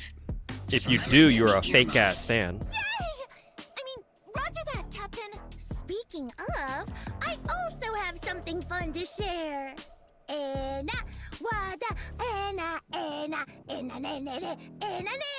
I can't believe I can understand that. So you're saying that you're going treasure hunting after the program ends? Oh, so Miss Seed also saw that ad. Right. The treasure hunting ad said that whoever collects all the secret treasures can have one wish granted by Sanzi Studio with the value of up to 1 million Dennies. In the new version event, Enna Treasure Hunt, proxies will start on this treasure hunting journey with Ellen and a Wanderer Boo. 1 million Dennies! That should be enough to buy plenty of limited edition Crimson Lotus Tyrant figures, right? If you dare spend your Dennies on something like that, I'll become a Crimson Lotus Tyrant. Don't get ahead of yourselves. Finding these treasures will take quite a bit of effort. In the event, proxies need to use clues from photos to locate the treasures, take photos to record, and collect them. As for what interesting stories will arise from this, see for yourselves once the event begins, proxies. What do people mean In by a addition, fake Minato apart fan? from Was there big polychromes, hype this surrounding event him has 3 right now? collectibles Yeah. that proxies can choose There from was. as a reward. You can choose any one Zenless, like a collectible you lot of after the other completing the big event, production and the gacha remaining games unchosen out of the big collectibles will four. be available at They don't have a Sanzi lot of Studio guy right characters. after. Those interested can So- go and redeem them there. Apart I from also finding am these aware that treasures, there was a there's rumor another way going to get around your that wish granted. Minato was Pray initially to the supposed to come out great earlier, sea but they god. delayed him by like a Is patch or two, Mr. Z okay? apparently to get him Why to so to dramatic all of a redesign him sudden? into an S that rank, really and so a lot of work? people were Can I hoping for wish that. for a limited Clearly, that edition didn't turn out to be the figurine? case. My wish is to ignite the sea with flames. Why not participate And in a so new version naturally, event, right Wish now, there's a Bottle ton of Adrift, people who and try on it out Twitter for who yourself are to see if it works. fucking During pissed the event, that he's not an proxies S can rank. gain a wish bottle for the first time they log in or consume battery each day. Write down your wishes in the wish bottle and throw it into the sea, praying for the sea god's response. After throwing a set amount of wish bottles, proxies can collect corresponding polychrome rewards. I'll carefully write down my wish, just like I carefully water my flowers. In the new version, Shuyu Defense Critical Node and Deadly Assault will continue to rotate updates. This time, not only are there new enemies for proxies to challenge, there will also be a preset config function that'll let proxies swap teams far more conveniently. New commissions have also come in for routine cleanup, with Dawn's Bloom and Moonlight Lullaby drive discs as rewards. Complete the commissions to obtain them. In addition, routine You cleanup Gunner and boss. combat Oh, yeah. simulation double The, reward events the one will with the fat also be back. titties. Missions have also come in for Set drive disc Always. content to obtain, showing the reason for Must have missed routine it cleanup, somewhere. with Dawn's Bloom and Moonlight Lullaby drive discs as rewards. this time, Deadly Assault will Damn, they even give you a fucking pussy shot too.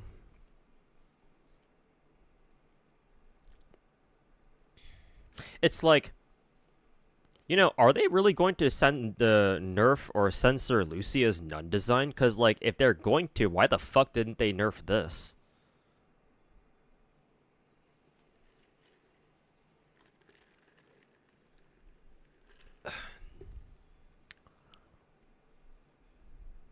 Will I try to get Seed and Orpheus? Yes, naturally. I think that if I fail, if I lose the coin flip for Seed though, then I'm not too sure what's gonna happen then.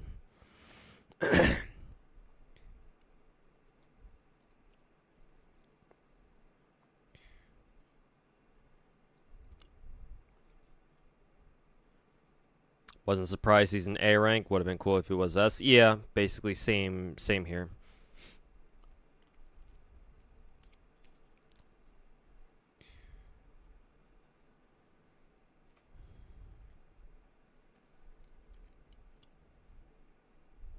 continue to rotate updates. this time, not only are there new enemies You like that for Zenless proxies does to trying to push the challenge, limits of what the there will also CCP be a will allow? preset config Well, it helps function that that'll let the Zenless proxies team is swap located teams in far more Singapore, so New they have more commissions have freedom also to come do in whatever for they routine want. cleanup, with They have Dawn's more Bloom freedom to and do Moonlight whatever it is Lullaby that they drive want, discs more so as than the rewards. Complete mainland the teams. commissions to obtain them. In addition, routine cleanup and combat simulation double reward events will also be back. Ooh, time to boost your combat prowess. That's right, Miss Seed. As we build new Hey, Aridu, Mr. Streamer, there's it's been a not while. just How's new life content. treating you? Hey, Vega channel, Renovations welcome to back, previously man. released content Life hasn't been have also hasn't been ongoing. Let's take a kind look. to me the past 2 First, years. optimizations but to Suibian I'm trying to Temple turn it management. around now. So. In the new version, proxies will no longer be sent elsewhere after entering the shop. Clown Tontus managed to complain about this boss's appearance. Don't show him what that one Renacita boss looks like. The one that looks like the jellyfish boss. I forget her name. But yeah, don't show him that boss. Fucking retard.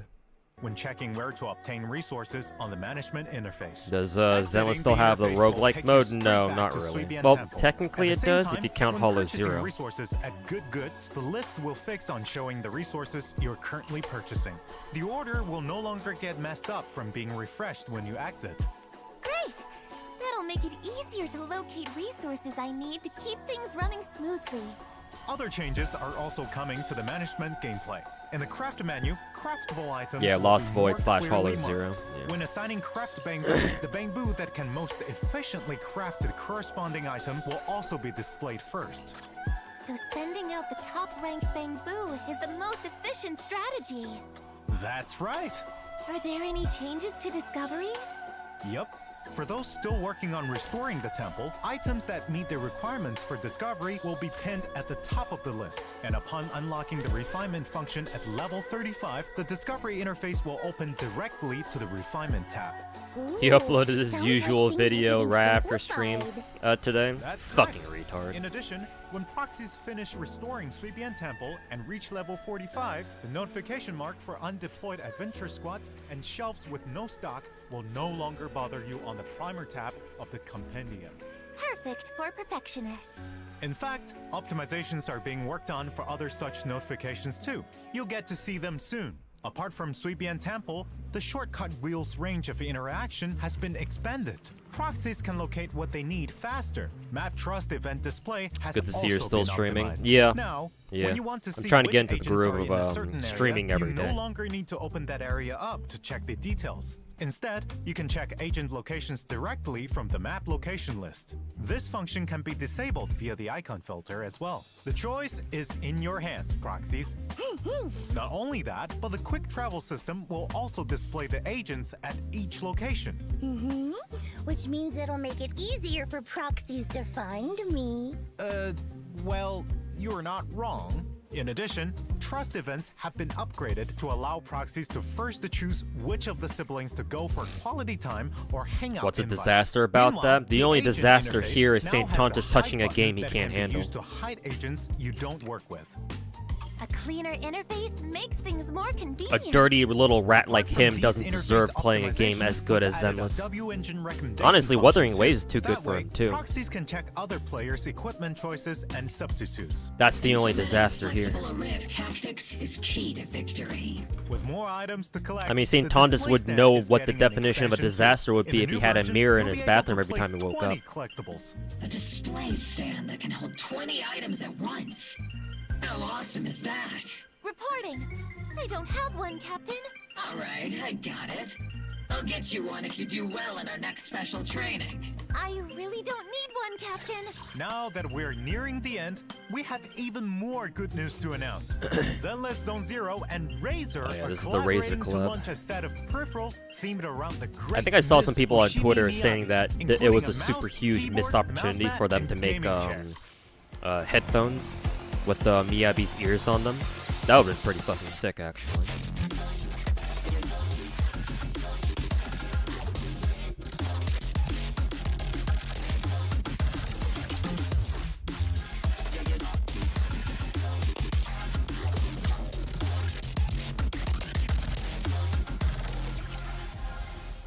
Collab already sold out. Damn. Now, cut through chaos. Suppose should have, the Razer and I suppose I Zenless should have, Zone Zero expected collaboration that, set is considering it's available fucking for Miyabi, pre-order too. today on Everybody Razer loves official Miyabi. site. Stay tuned to our social media for more details and the newest intel. Never gonna That's have all Razer for products. today's Yeah, I've interview. heard some stuff about Thank you, Razer you products, two, unfortunately. you three for coming. 4. What, I get the forget chair or about some of seats those? Not here. particularly. I mean, mainly because I don't have the money to Last fucking buy but them in not the first least, place. So. Thank you, proxies, for watching If I had the plenty of Zenless Zone disposable Zero income, then special sure, I program. would have thought about For it. more stories about our 4 guests, let's experience them together on September 4th with version 2.2 of Zenless Zone Zero. Other than Sweetie Do Link not 2, go you haven't watched gentle any into that Wuwa good videos night. from anybody else. There are some good Wuwa content creators out there. You just gotta make sure to be careful and make sure that whichever Wuwa content creator you watch is an actual good one and not just another fucking rat in disguise.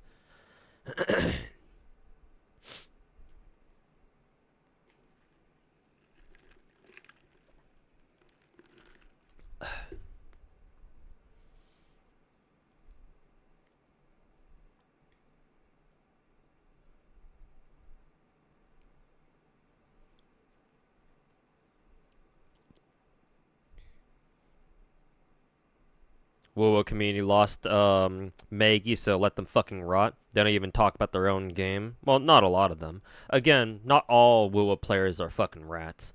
It would be unfair to label them all as just rats, but The ones who are, yeah, they can go burn in hell for all I care.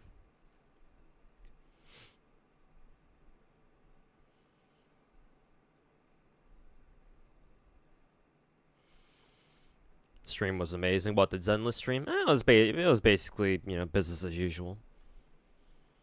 Introduce 2 new characters, show off what they do, show off the story and the or the new story and the new events and stuff like that. Get a 300 polychrome code. Yeah, more or less the usual.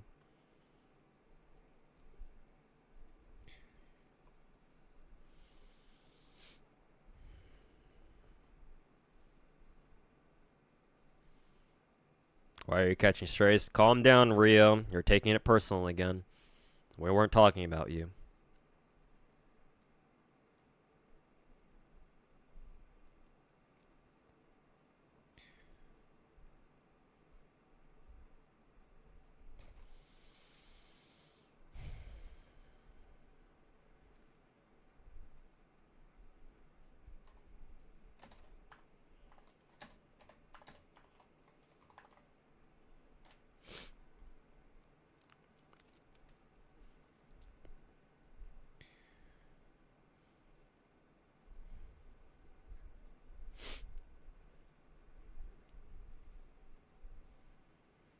Problem is that a lot of creators who even used to be on Hoyo's payroll and are grifting to drama and react slop like them, like Brand Online and it's PyCon, I don't know who that one is, devolved into one by creating their own fucking drama channels. Fucking disgusting, bro.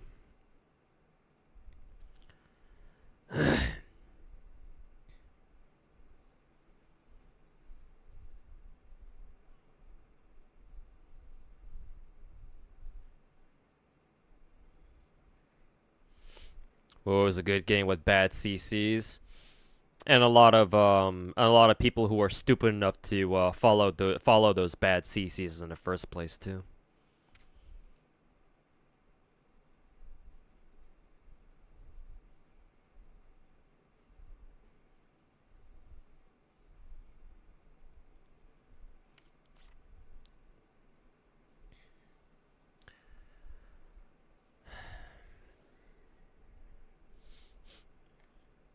The Wuwa dick suckers hated Maggie in the first place because she was already associated with Gate 2. Yeah, I heard about that.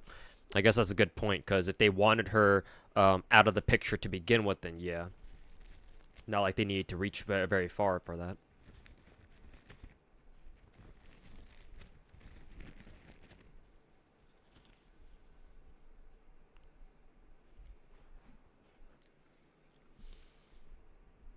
Funny thing about that though is that Tectone and the Wuwa cultists say that Brand made a huge character of him. Yeah, because now they've converted Brand into another one of their fucking mindless rats. Yeah, sure.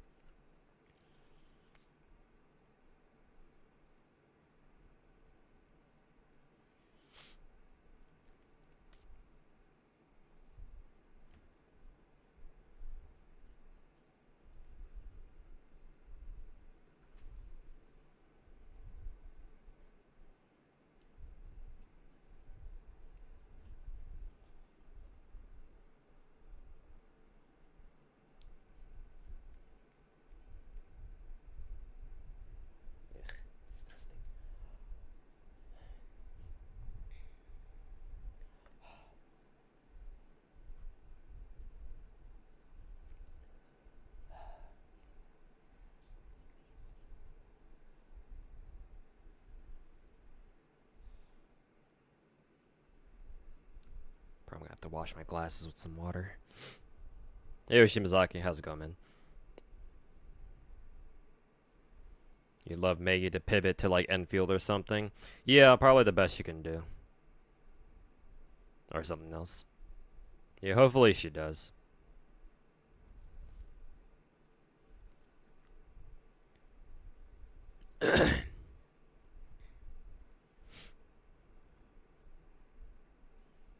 Have you seen the 2.3 drip marketing? For Lucia and Manato? Yeah, we saw them.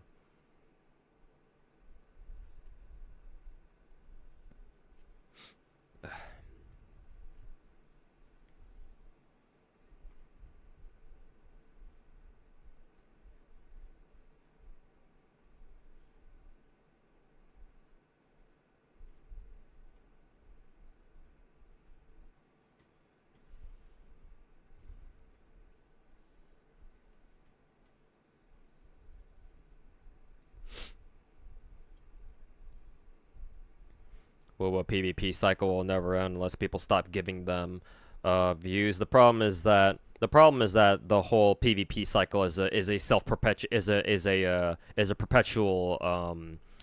perpetual machine now.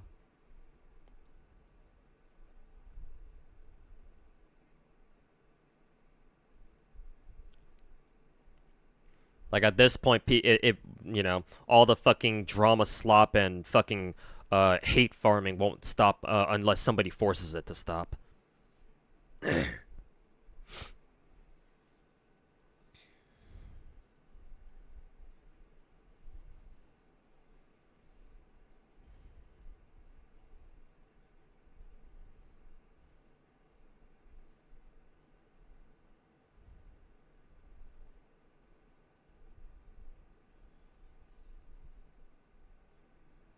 Wuwa CCs are claiming that Hypergrip and MiHoYo were paying Gamescom to put them on the nomination for the Gamescom award thing, but the funny thing is that Love and Deep Space won the category for mobile games. They're just salty because Wuwa wasn't even nominated in the first place. Holy fucking shit. Jesus fucking Christ, man. Does Wuthering Waves even deserve content creators in the fucking first place?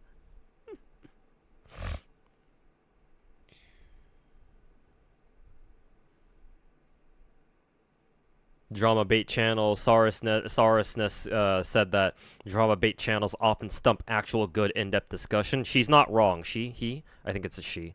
She's not wrong. Yeah.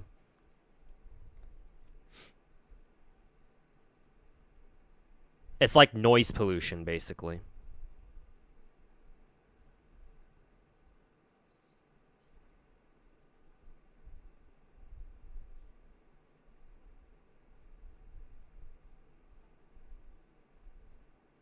Like storytelling, lore, character builds, and showcases are just overshadowed by drama slop. And the more that Wuwa CCs do that, the more of a reputation that they give to the Wuwa player base that, oh, they're just the entire Wuwa community is just filled with nothing but drama baiters and fucking dog shit sloppers all fucking day. So like Wuwa becomes less and less of a game that outsiders would want to come in and try. And so the community will just stagnate into some fucking self-perpetuating cesspool of fucking dog shit and retardedness.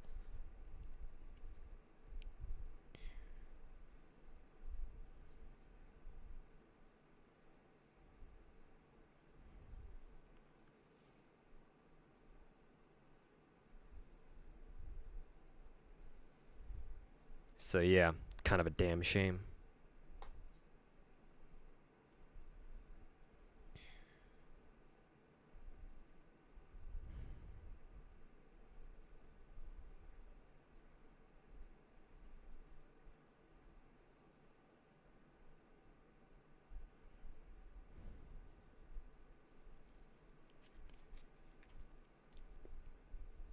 You found a channel named Arukika. I recognize that name. They're a Wuwa shill channel, I'm pretty sure. They used to make Genshin videos, but now the channel just makes comparison videos shilling Wuwa. Gets even more views than St. Tontus' videos. Jesus.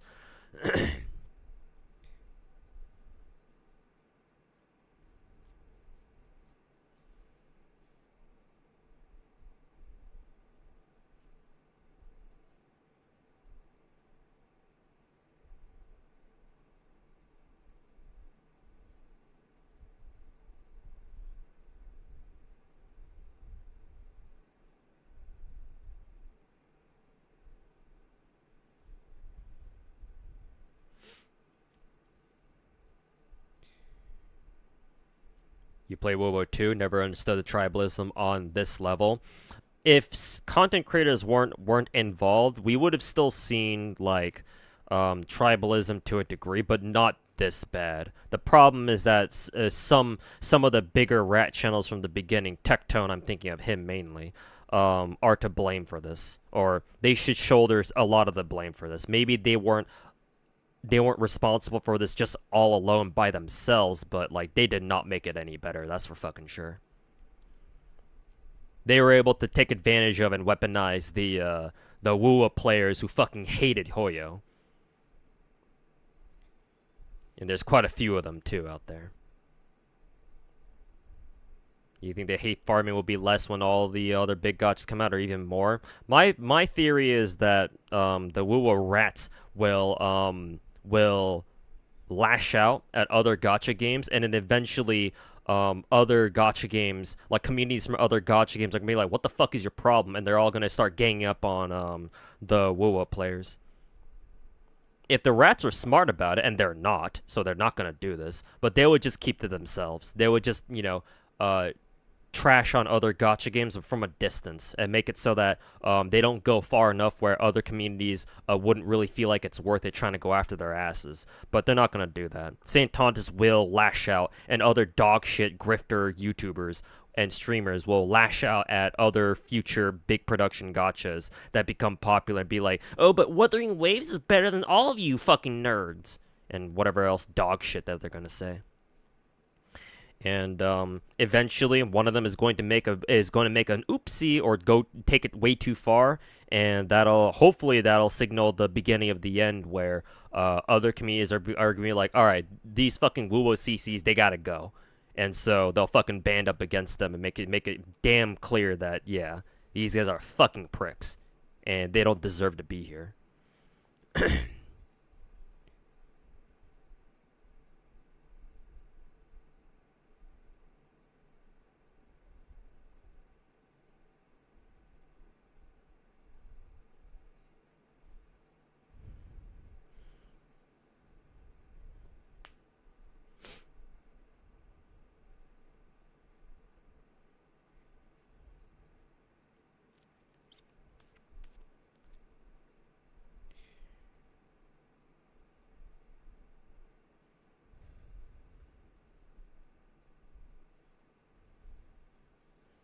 It's hilarious how I mean, that's what I'm saying, Bubba. Fucking bald-ass retard being like, "What happened to the Wuwa community?" when he was the one who was fucking taking advantage of them and fucking riding the fucking high of, oh yeah, Genshin's a shit game. You should go play Wuwa, the superior gacha game.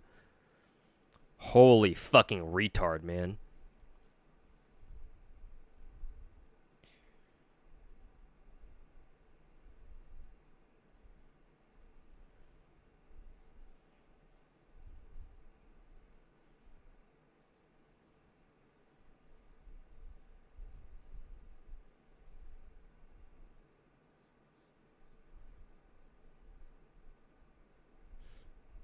As long as devs don't give any fucks about them, we should be alright. Well, so far so good. I mean, there's a reason why St. Tontus wasn't invited to Kurofest.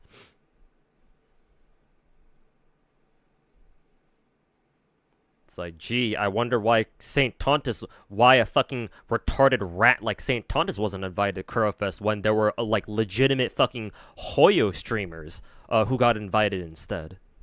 So, I wonder how that could have happened. Fucking retard. Manji blacklisted Tecton? I would fucking hope so.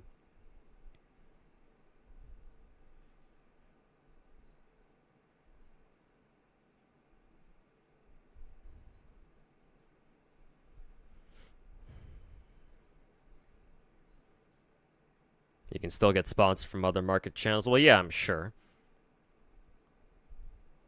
But, you know, the more gacha companies that blacklist his fucking stupid ass, the better. Hey, Bananakin, don't worry about it. I'm about to end stream anyway. You didn't really miss much. I was like AFK for a whole hour, like, not too long ago because I had to go take care of an emergency.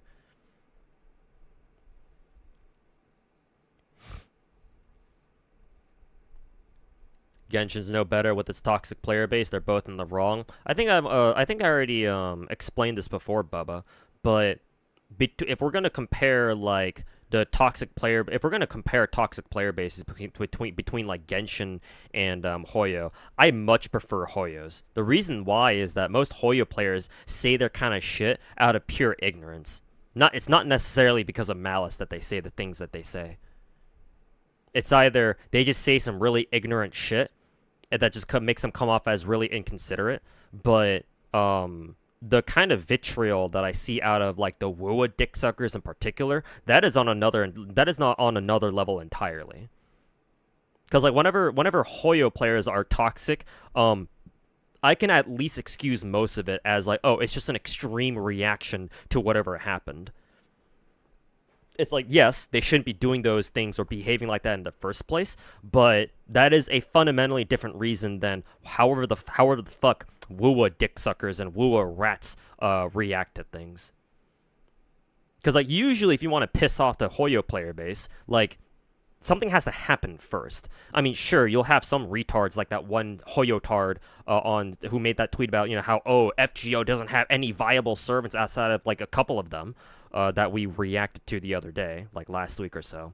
But outside of that, like most of the time, Hoyo players usually, emphasis on usually, stay in their lane.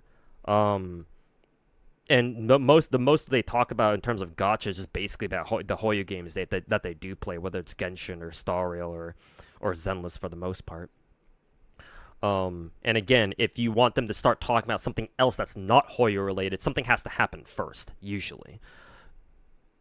But with Wuwa dick suckers, with like the Wuwa fucking cultists, they will go out of their way on their own, unprompted, to fucking start talking shit.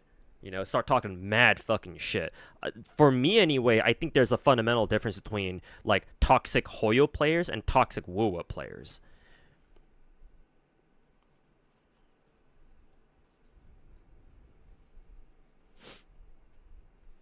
Like, that's why I think that's more or less the same reason that I gave to Papa Last the other day, or like the other week or so, when he was basically asking the same thing about, oh, Hoyo has a lot of toxic players too. Why don't you go after them too? I'm like, yeah, sure, I will. The problem is that the toxic Wuwa players are a lot worse.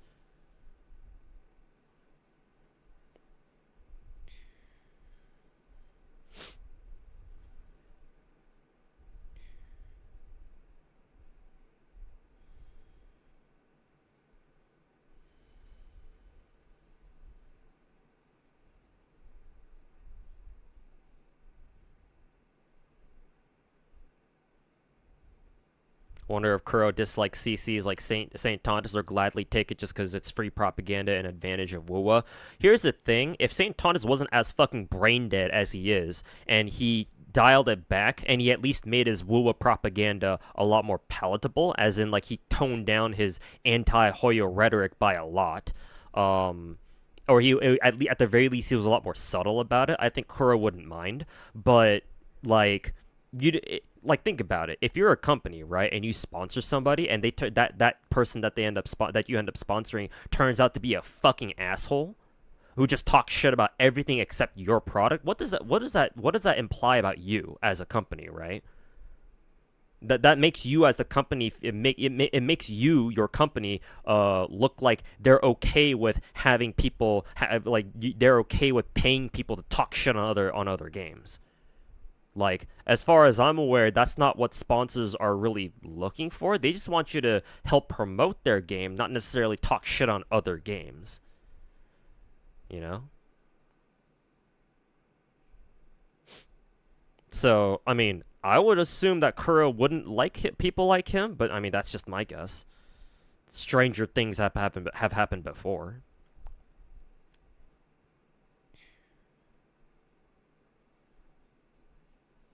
Don't think you've experienced Hoyo players going outside of their own communities just to be jackasses, but you've seen the opposite happen for Kuro players? Yeah, exactly. Or, like, I'm sure, because the Hoyo player bases are big enough, I'm sure at some point, if you were to, like, really dig through the internet, I'm sure you'd find something like that, where a Hoyo player was that retarded and went out of their way to talk shit on, in another community, sure. But, like, even if you find one example, that you can find dozens of examples of Wuwa players doing that shit.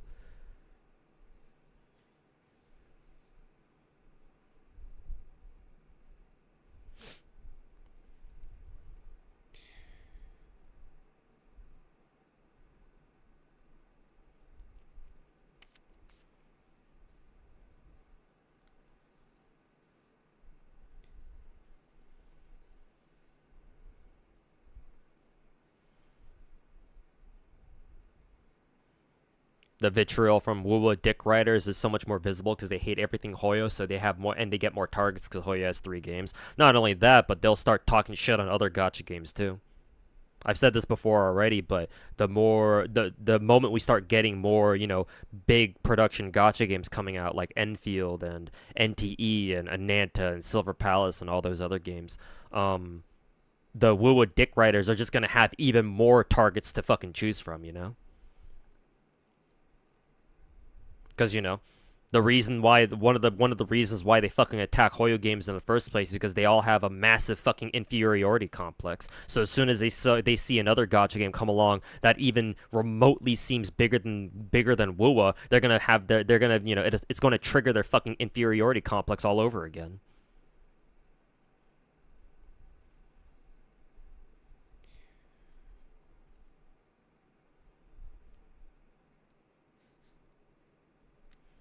Heard one of the Wuwo subreddits banned Pridwin. Let me guess, it was St. Tontus's, right?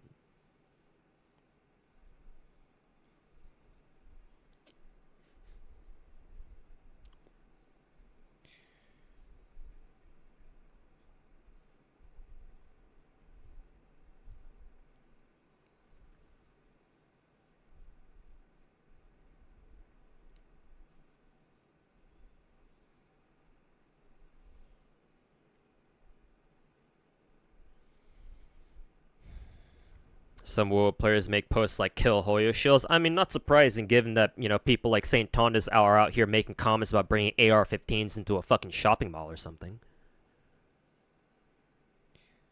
Not surprised, really. Looks like, the fucking grifter behavior is rubbing off on their viewers, I guess.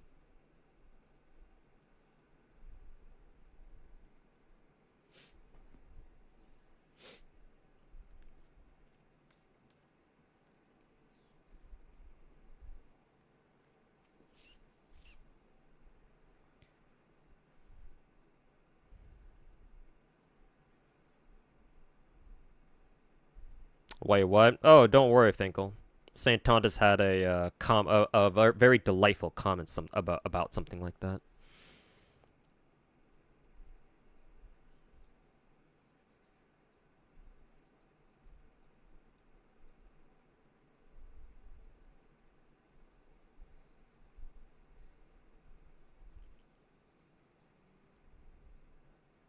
If anything, Wuwa community as a whole has a pretty bad rep now.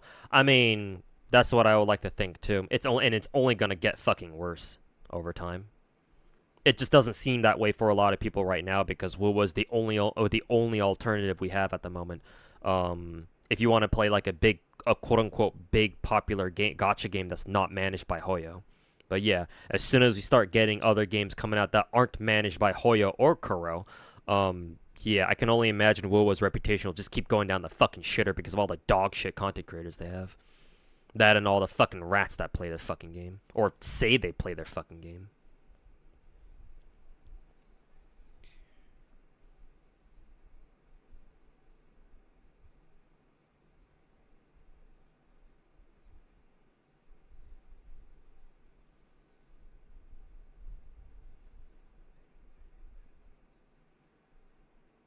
Why is it so hard to just enjoy your anime titty and have fun? I don't know. Go ask them.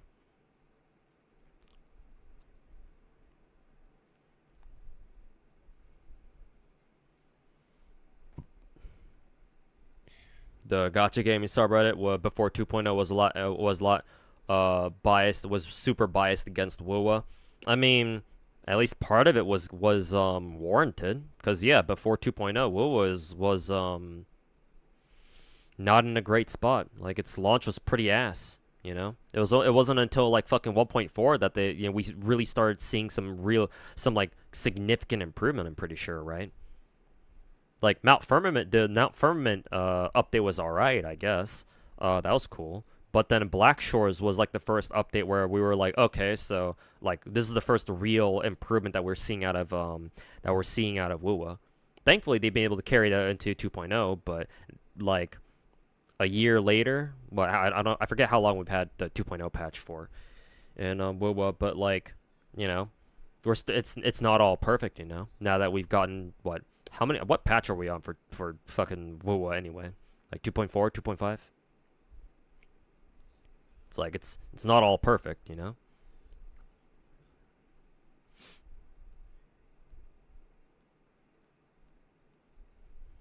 Playing gacha games that are exclusively JP only makes you remember why you love gacha games.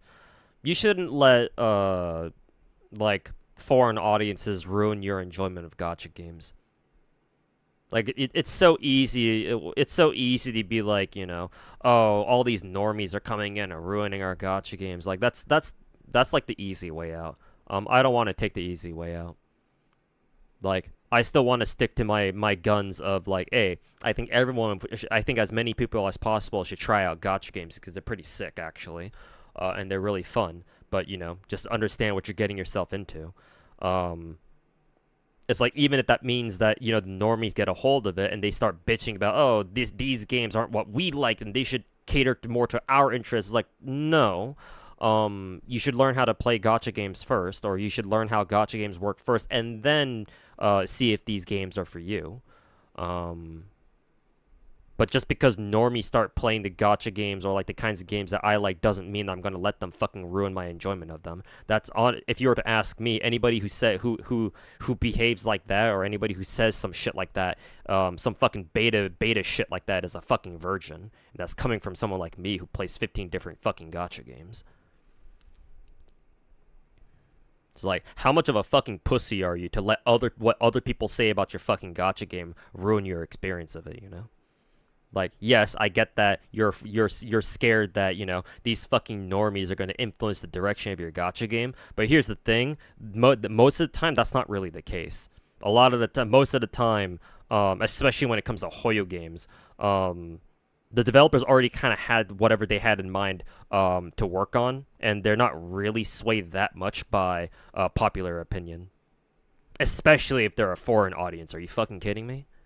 Like, I've said this multiple times before, but where on God's green earth do you think that it's possible for a Chinese developer to listen to an American player base's demands? In what world does that fucking make sense, you know?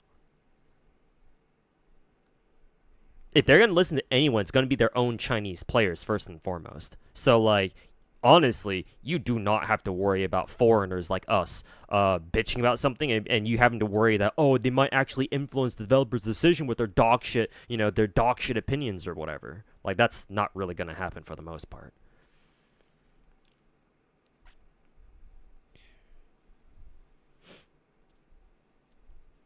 And don't forget, those normies allow big production gachas to be big production in the first place. Yeah, there's certainly some truth to that, yeah. Normies got the money, that's for sure.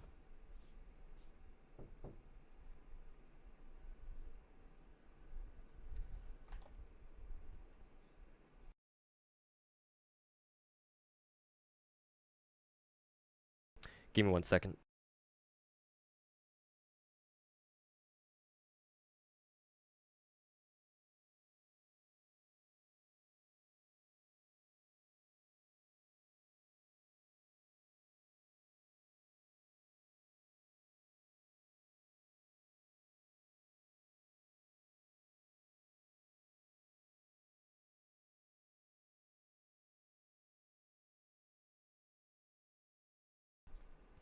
Okay, I'm back. Thankfully that didn't take too long.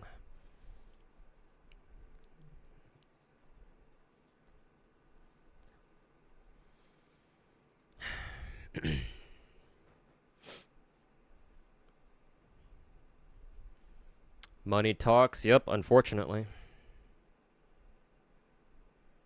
Which is kind of why the if you remember the Genshin quote unquote boycott that Twitter tards tried doing back when Natlin was first out, like last year or so. That's why I knew that boycott would never work, cuz like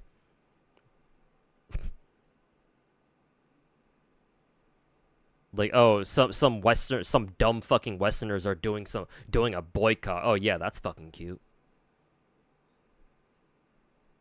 Do you think Xiaoji needs to be replaced? Well, yes, but that's a separate story, or that's a separate discussion.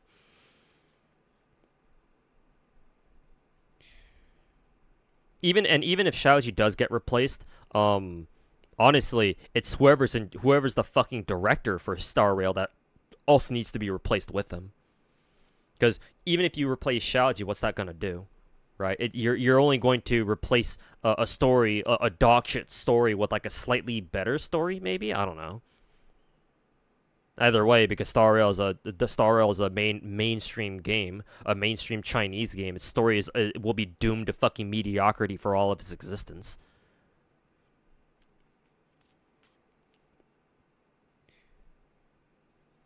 So Shaoji honestly isn't really the big problem. The bigger problem is whoever's in charge. The head director for Star Rail, whoever the fuck it is.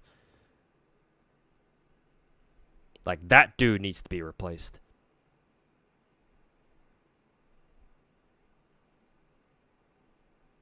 You're gonna try to get Trigger in her W engine and Shin Megami Tensei 3. But best of luck on Trigger in her engine.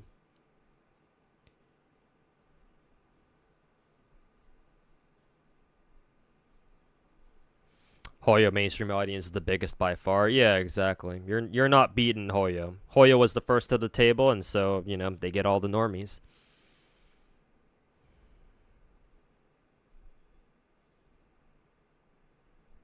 Firing Shaoji is only one part of the total issue. Yeah, I agree. True, true. Insert the meme of the truth nuke here.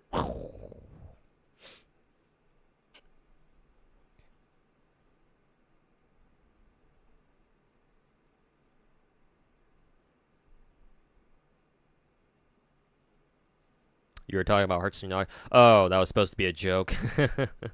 My bad.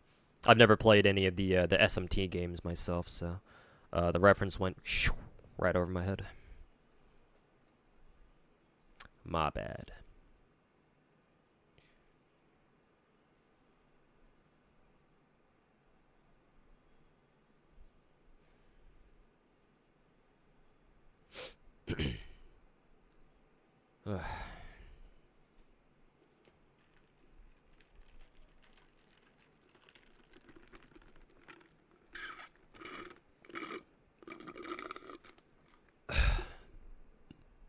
Did you do a new Deadass? No, not yet. I may do it tomorrow. Tomorrow's Saturday, right?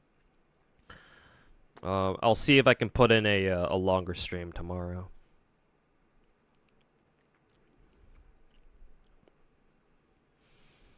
If I do a longer stream tomorrow, I'll probably get the Zenless events done tomorrow, and then I also need to I still need to do Arc Knights, the contingency contract event. So maybe after I'm done with Zenless tomorrow, maybe we'll do Arc Knights.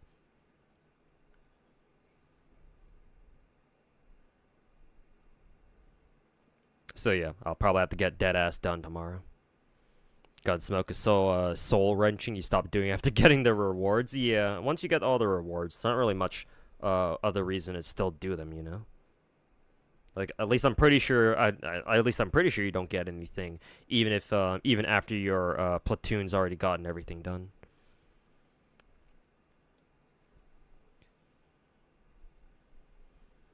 Yuzua correction? Oh no.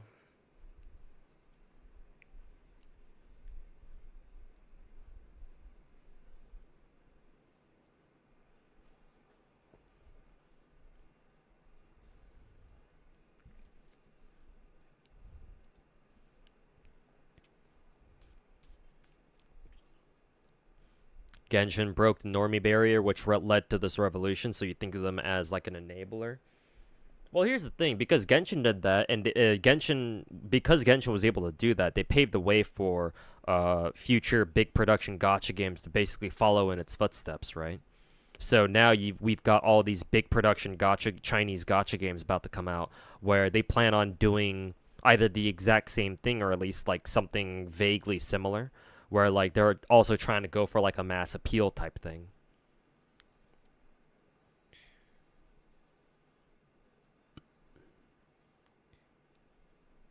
And so because that's how those developers are approaching the situation, it's like, well, like it or not, you know, your favorite gacha games are going to have normies playing your game no matter what you feel about it. So better fucking get used to them sooner rather than later. If you don't like that, then don't play these games in the first place, you know.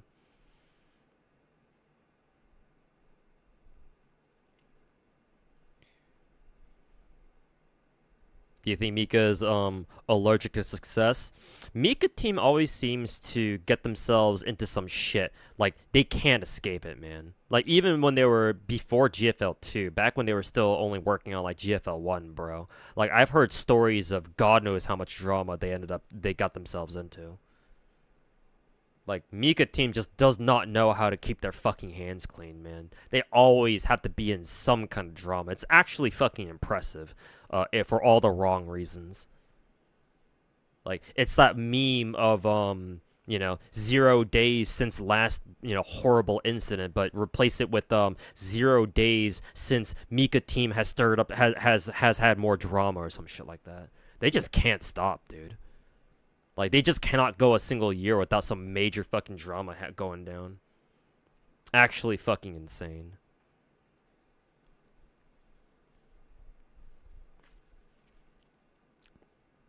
Looking forward to what the Reverse devs are cooking, because they're developing another 3D team-based gacha, really? What's that? What's their second gacha called? Do we know? They must have started working on it pretty recently, though. Because, like, Reverse hasn't even been out for that long. What, maybe like 2 years or so? 2.5 years?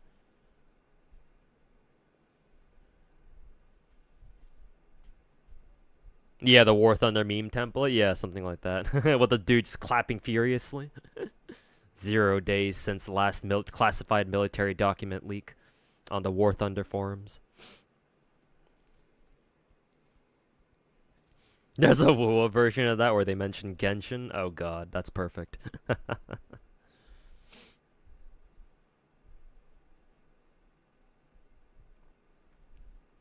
You don't mind normies, you want them, you want to see all the Sarahs play and VTubers and shit.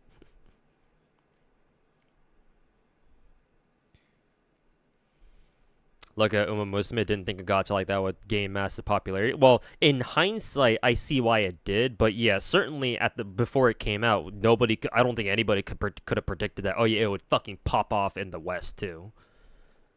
Like, it is truly impressive for a gacha game to pop off in Japan first, and then pop off like 4 years later on another completely different fucking continent. Like, that's a fucking achievement.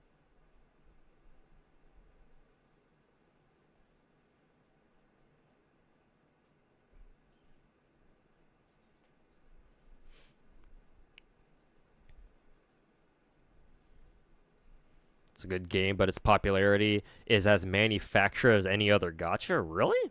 I don't think so, man. Manufactured? I don't know if that's the word I would give it. Like, manufactured as in, like, fake? I don't know, man. Like, if you said that about Genshin, I'd understand, because, like, Genshin went around fucking sponsoring... MiHoYo went around sponsoring everybody to go play fucking Genshin. But the Horse Girl game? They didn't sponsor anybody. It just kind of launched. I don't know. You'd have to explain what you mean by manufactured, Shogo. Is Uma Musume a good game to stream? Yes, it's a great game to stream.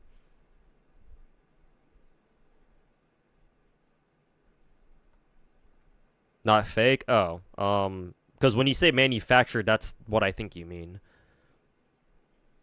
Maybe you meant something else by it. You'd have to explain that, though.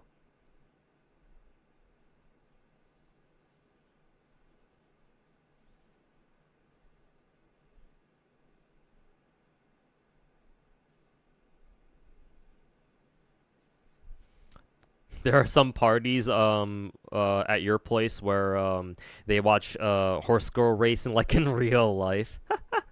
Hey, well, art imitates life, I guess. Like, they place bets and shit. I mean, that's exactly what, that's probably what Psy Games intended, I mean, yeah, Uma Musume is also a great social game too, Because you can play it on your phone, right? If you got a group of friends that all play the funny horse girl game, right? And they play it pretty regularly, and they all come together, you know, like every once a week or something, to hold like, you know, horse girl races and just, you know, have a good time betting on who will win. Like, you can make private lobbies in horse girl game, so it's like, it's perfect, you know. Everybody logs on, you know, they all join a lobby and they go race their best horses against each other. I would imagine that'll be a ton of fun, you know. Over some drinks and like small bets or whatever, just for the fun of it.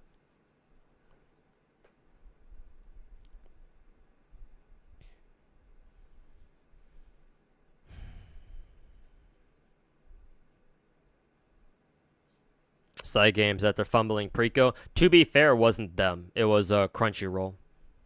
At least I'm pretty sure. That's what I understand. Side games wasn't the one fumbled Preco on global. It was Crunchyroll. Honestly, if Preco didn't go under, they probably would have released Uma Musume even earlier. But I want to say that Preco Global going under delayed Uma Musume's launch, because Side Games saw that and was like, yeah, no, we're not letting, you know, Uma Musume go through like suffer the same fate as Preco Global. So they probably took some time and put in some extra time and effort to make sure that they would be able to manage it themselves, or something like that. You're just talking about like the hype that was created around it. Of course, it still stands on its own, but a lot of normie creators tried it because it was a good game to do commentary and chill. I mean, if that's what you call manufacturing, then sure, I guess. I don't know. I wouldn't use the word manufacture to describe that situation. Like, because to me, that doesn't sound like it's manufactured. That sounds like it was perfectly natural. Like, to me, when you use this term manufactured, I think of Etheria Restart and how much fucking sponsorships that company did to get people to come play their game, but like nobody gave a shit, you know? Was next dedicated Uma stream? I think after I'm done with my Uma Musume video, once it's done, after I put it out, I'll start streaming Uma Musume more often, yeah. Now that I've been getting a better handle of like what I should be doing, because earlier today actually, when I was doing my daily Uma Musume career run, I actually finally won an Ura finale with Agnes Tachyon. Finally won one with her, and yeah, actually Agnes is now technically my highest rated horse, because she has like 97. She has like a 9700 rating. And like before her was like an Oguri cap that I got like 9500. I'm just like, how the fuck did my Agnes Tachyon, a literal fucking 1-star, end up having a higher rating than my fucking Oguri cap? Like, what the fuck? What did I do? But I think I know how the game works a little better now. Funnily enough. Still a lot for me to learn though, don't get me wrong, but hopefully soon, student. Hopefully, I'll make Uma Musume like a more frequent. I'll start streaming Uma Musume on stream. Well, redundant. A bit more often. Streamers finding a game on their own and getting excited for it is like the very definition of organic hype. I mean, that's what I think, but yeah, maybe I didn't understand what Shogo meant by that.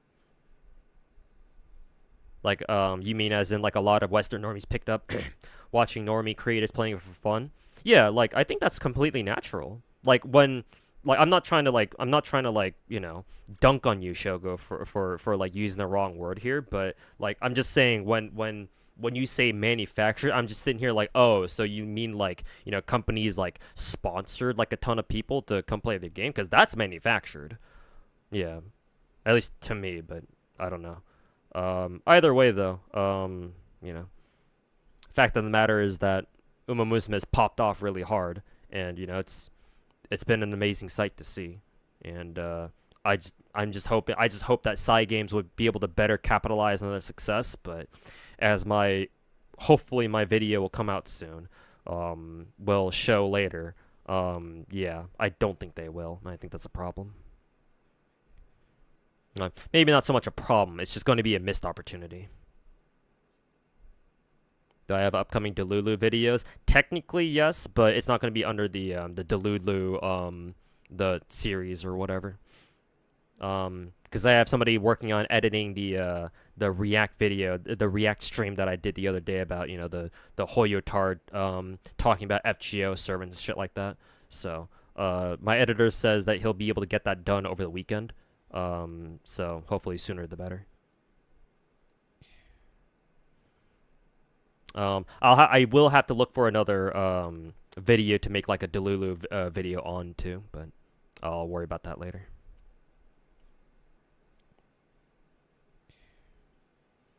Like, manufactured hype truly does define a theory restart. Yeah, so you know what I'm talking about.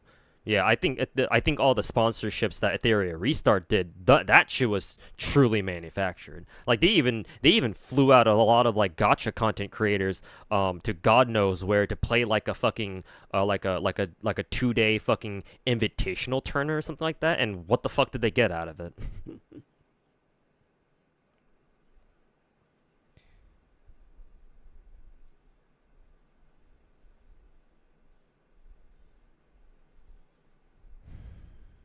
You think Cygames should do the Hoyo recipe, right? Like patch streams, etc., sponsor everyone? Yes, precisely.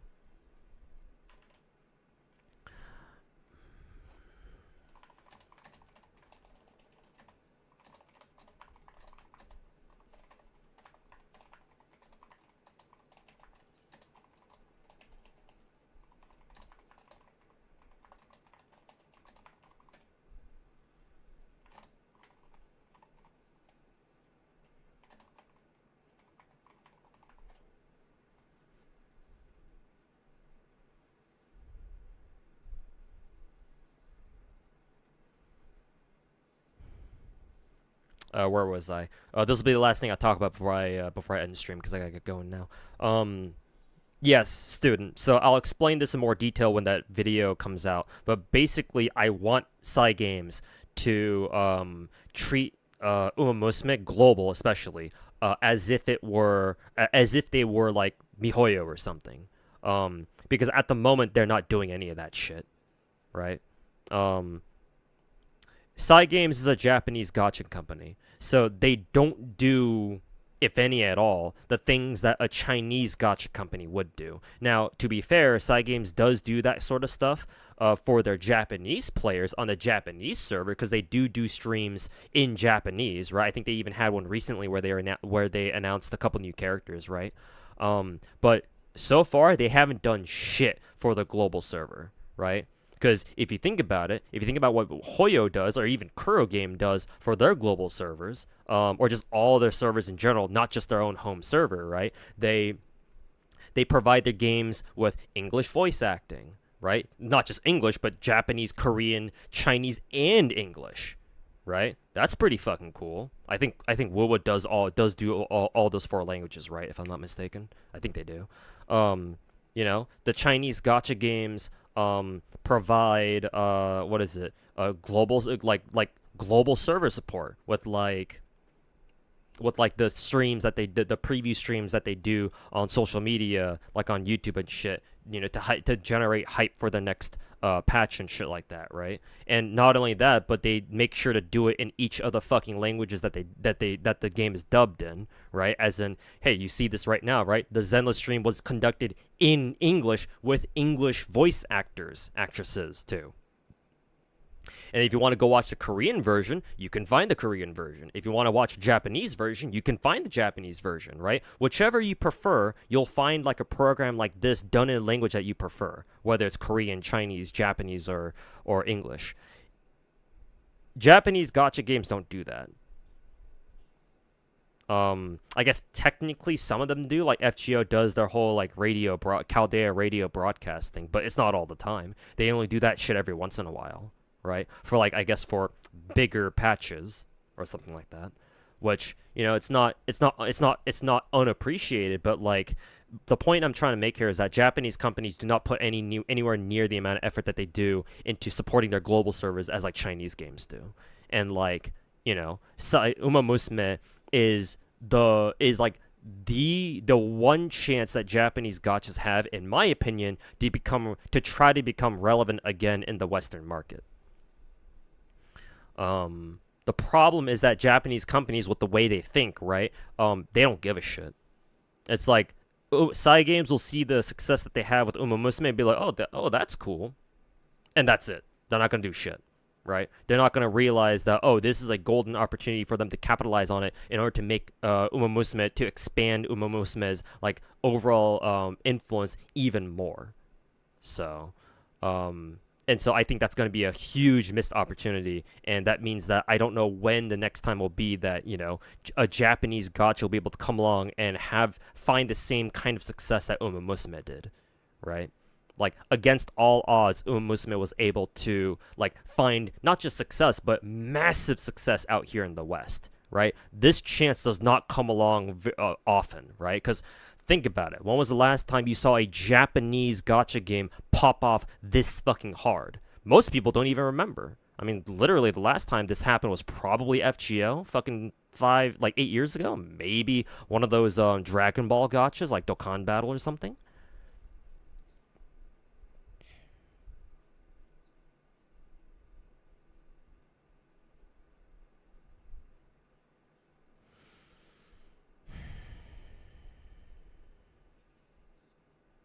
But yeah, student, just to answer your question, I want Cygames, basically, I want Cygames to take their global server more seriously. Like, they don't have to do things the exact same way that the Chinese companies do, but, you know, something to let us know that they actually, you know, see their global servers more than just like a fucking walking money bag, you know?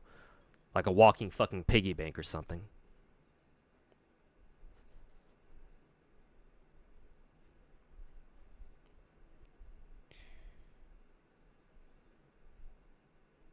Pros and cons of accelerating content. Pro is obviously getting content faster. Con is you get players are at risk of getting absolutely fucked. Because if you accelerate content, that means that you have less time for people to build up gems and stuff. Okay, chat. I have to get going right now. So I would love to sit here and chat even more, but I have to get going now. So thanks everybody for watching. I'll be back tomorrow hopefully, and yeah. We can talk more and just chat about gacha more tomorrow. But it's already late. I have to go take care of something again, so that'll be fun. Let me just look up somebody that I can send you guys over to real quick. Yep. Who can I send you guys over to today? Let's see. I see I think Mr. Slice is the only one on. Did I rate Slice yesterday? I think I did. Whatever. I'll send you guys back over to him again. It looks like he's really enjoying a horse scroll game, so perfect topic. Alright, take care everybody. I'm gonna go send you guys over to Mr. Slice. Tell him I said what's up, and that hopefully he's enjoying this weekend. And yeah, take care everybody. Catch you all tomorrow. Peace. Wait for the raid to go through.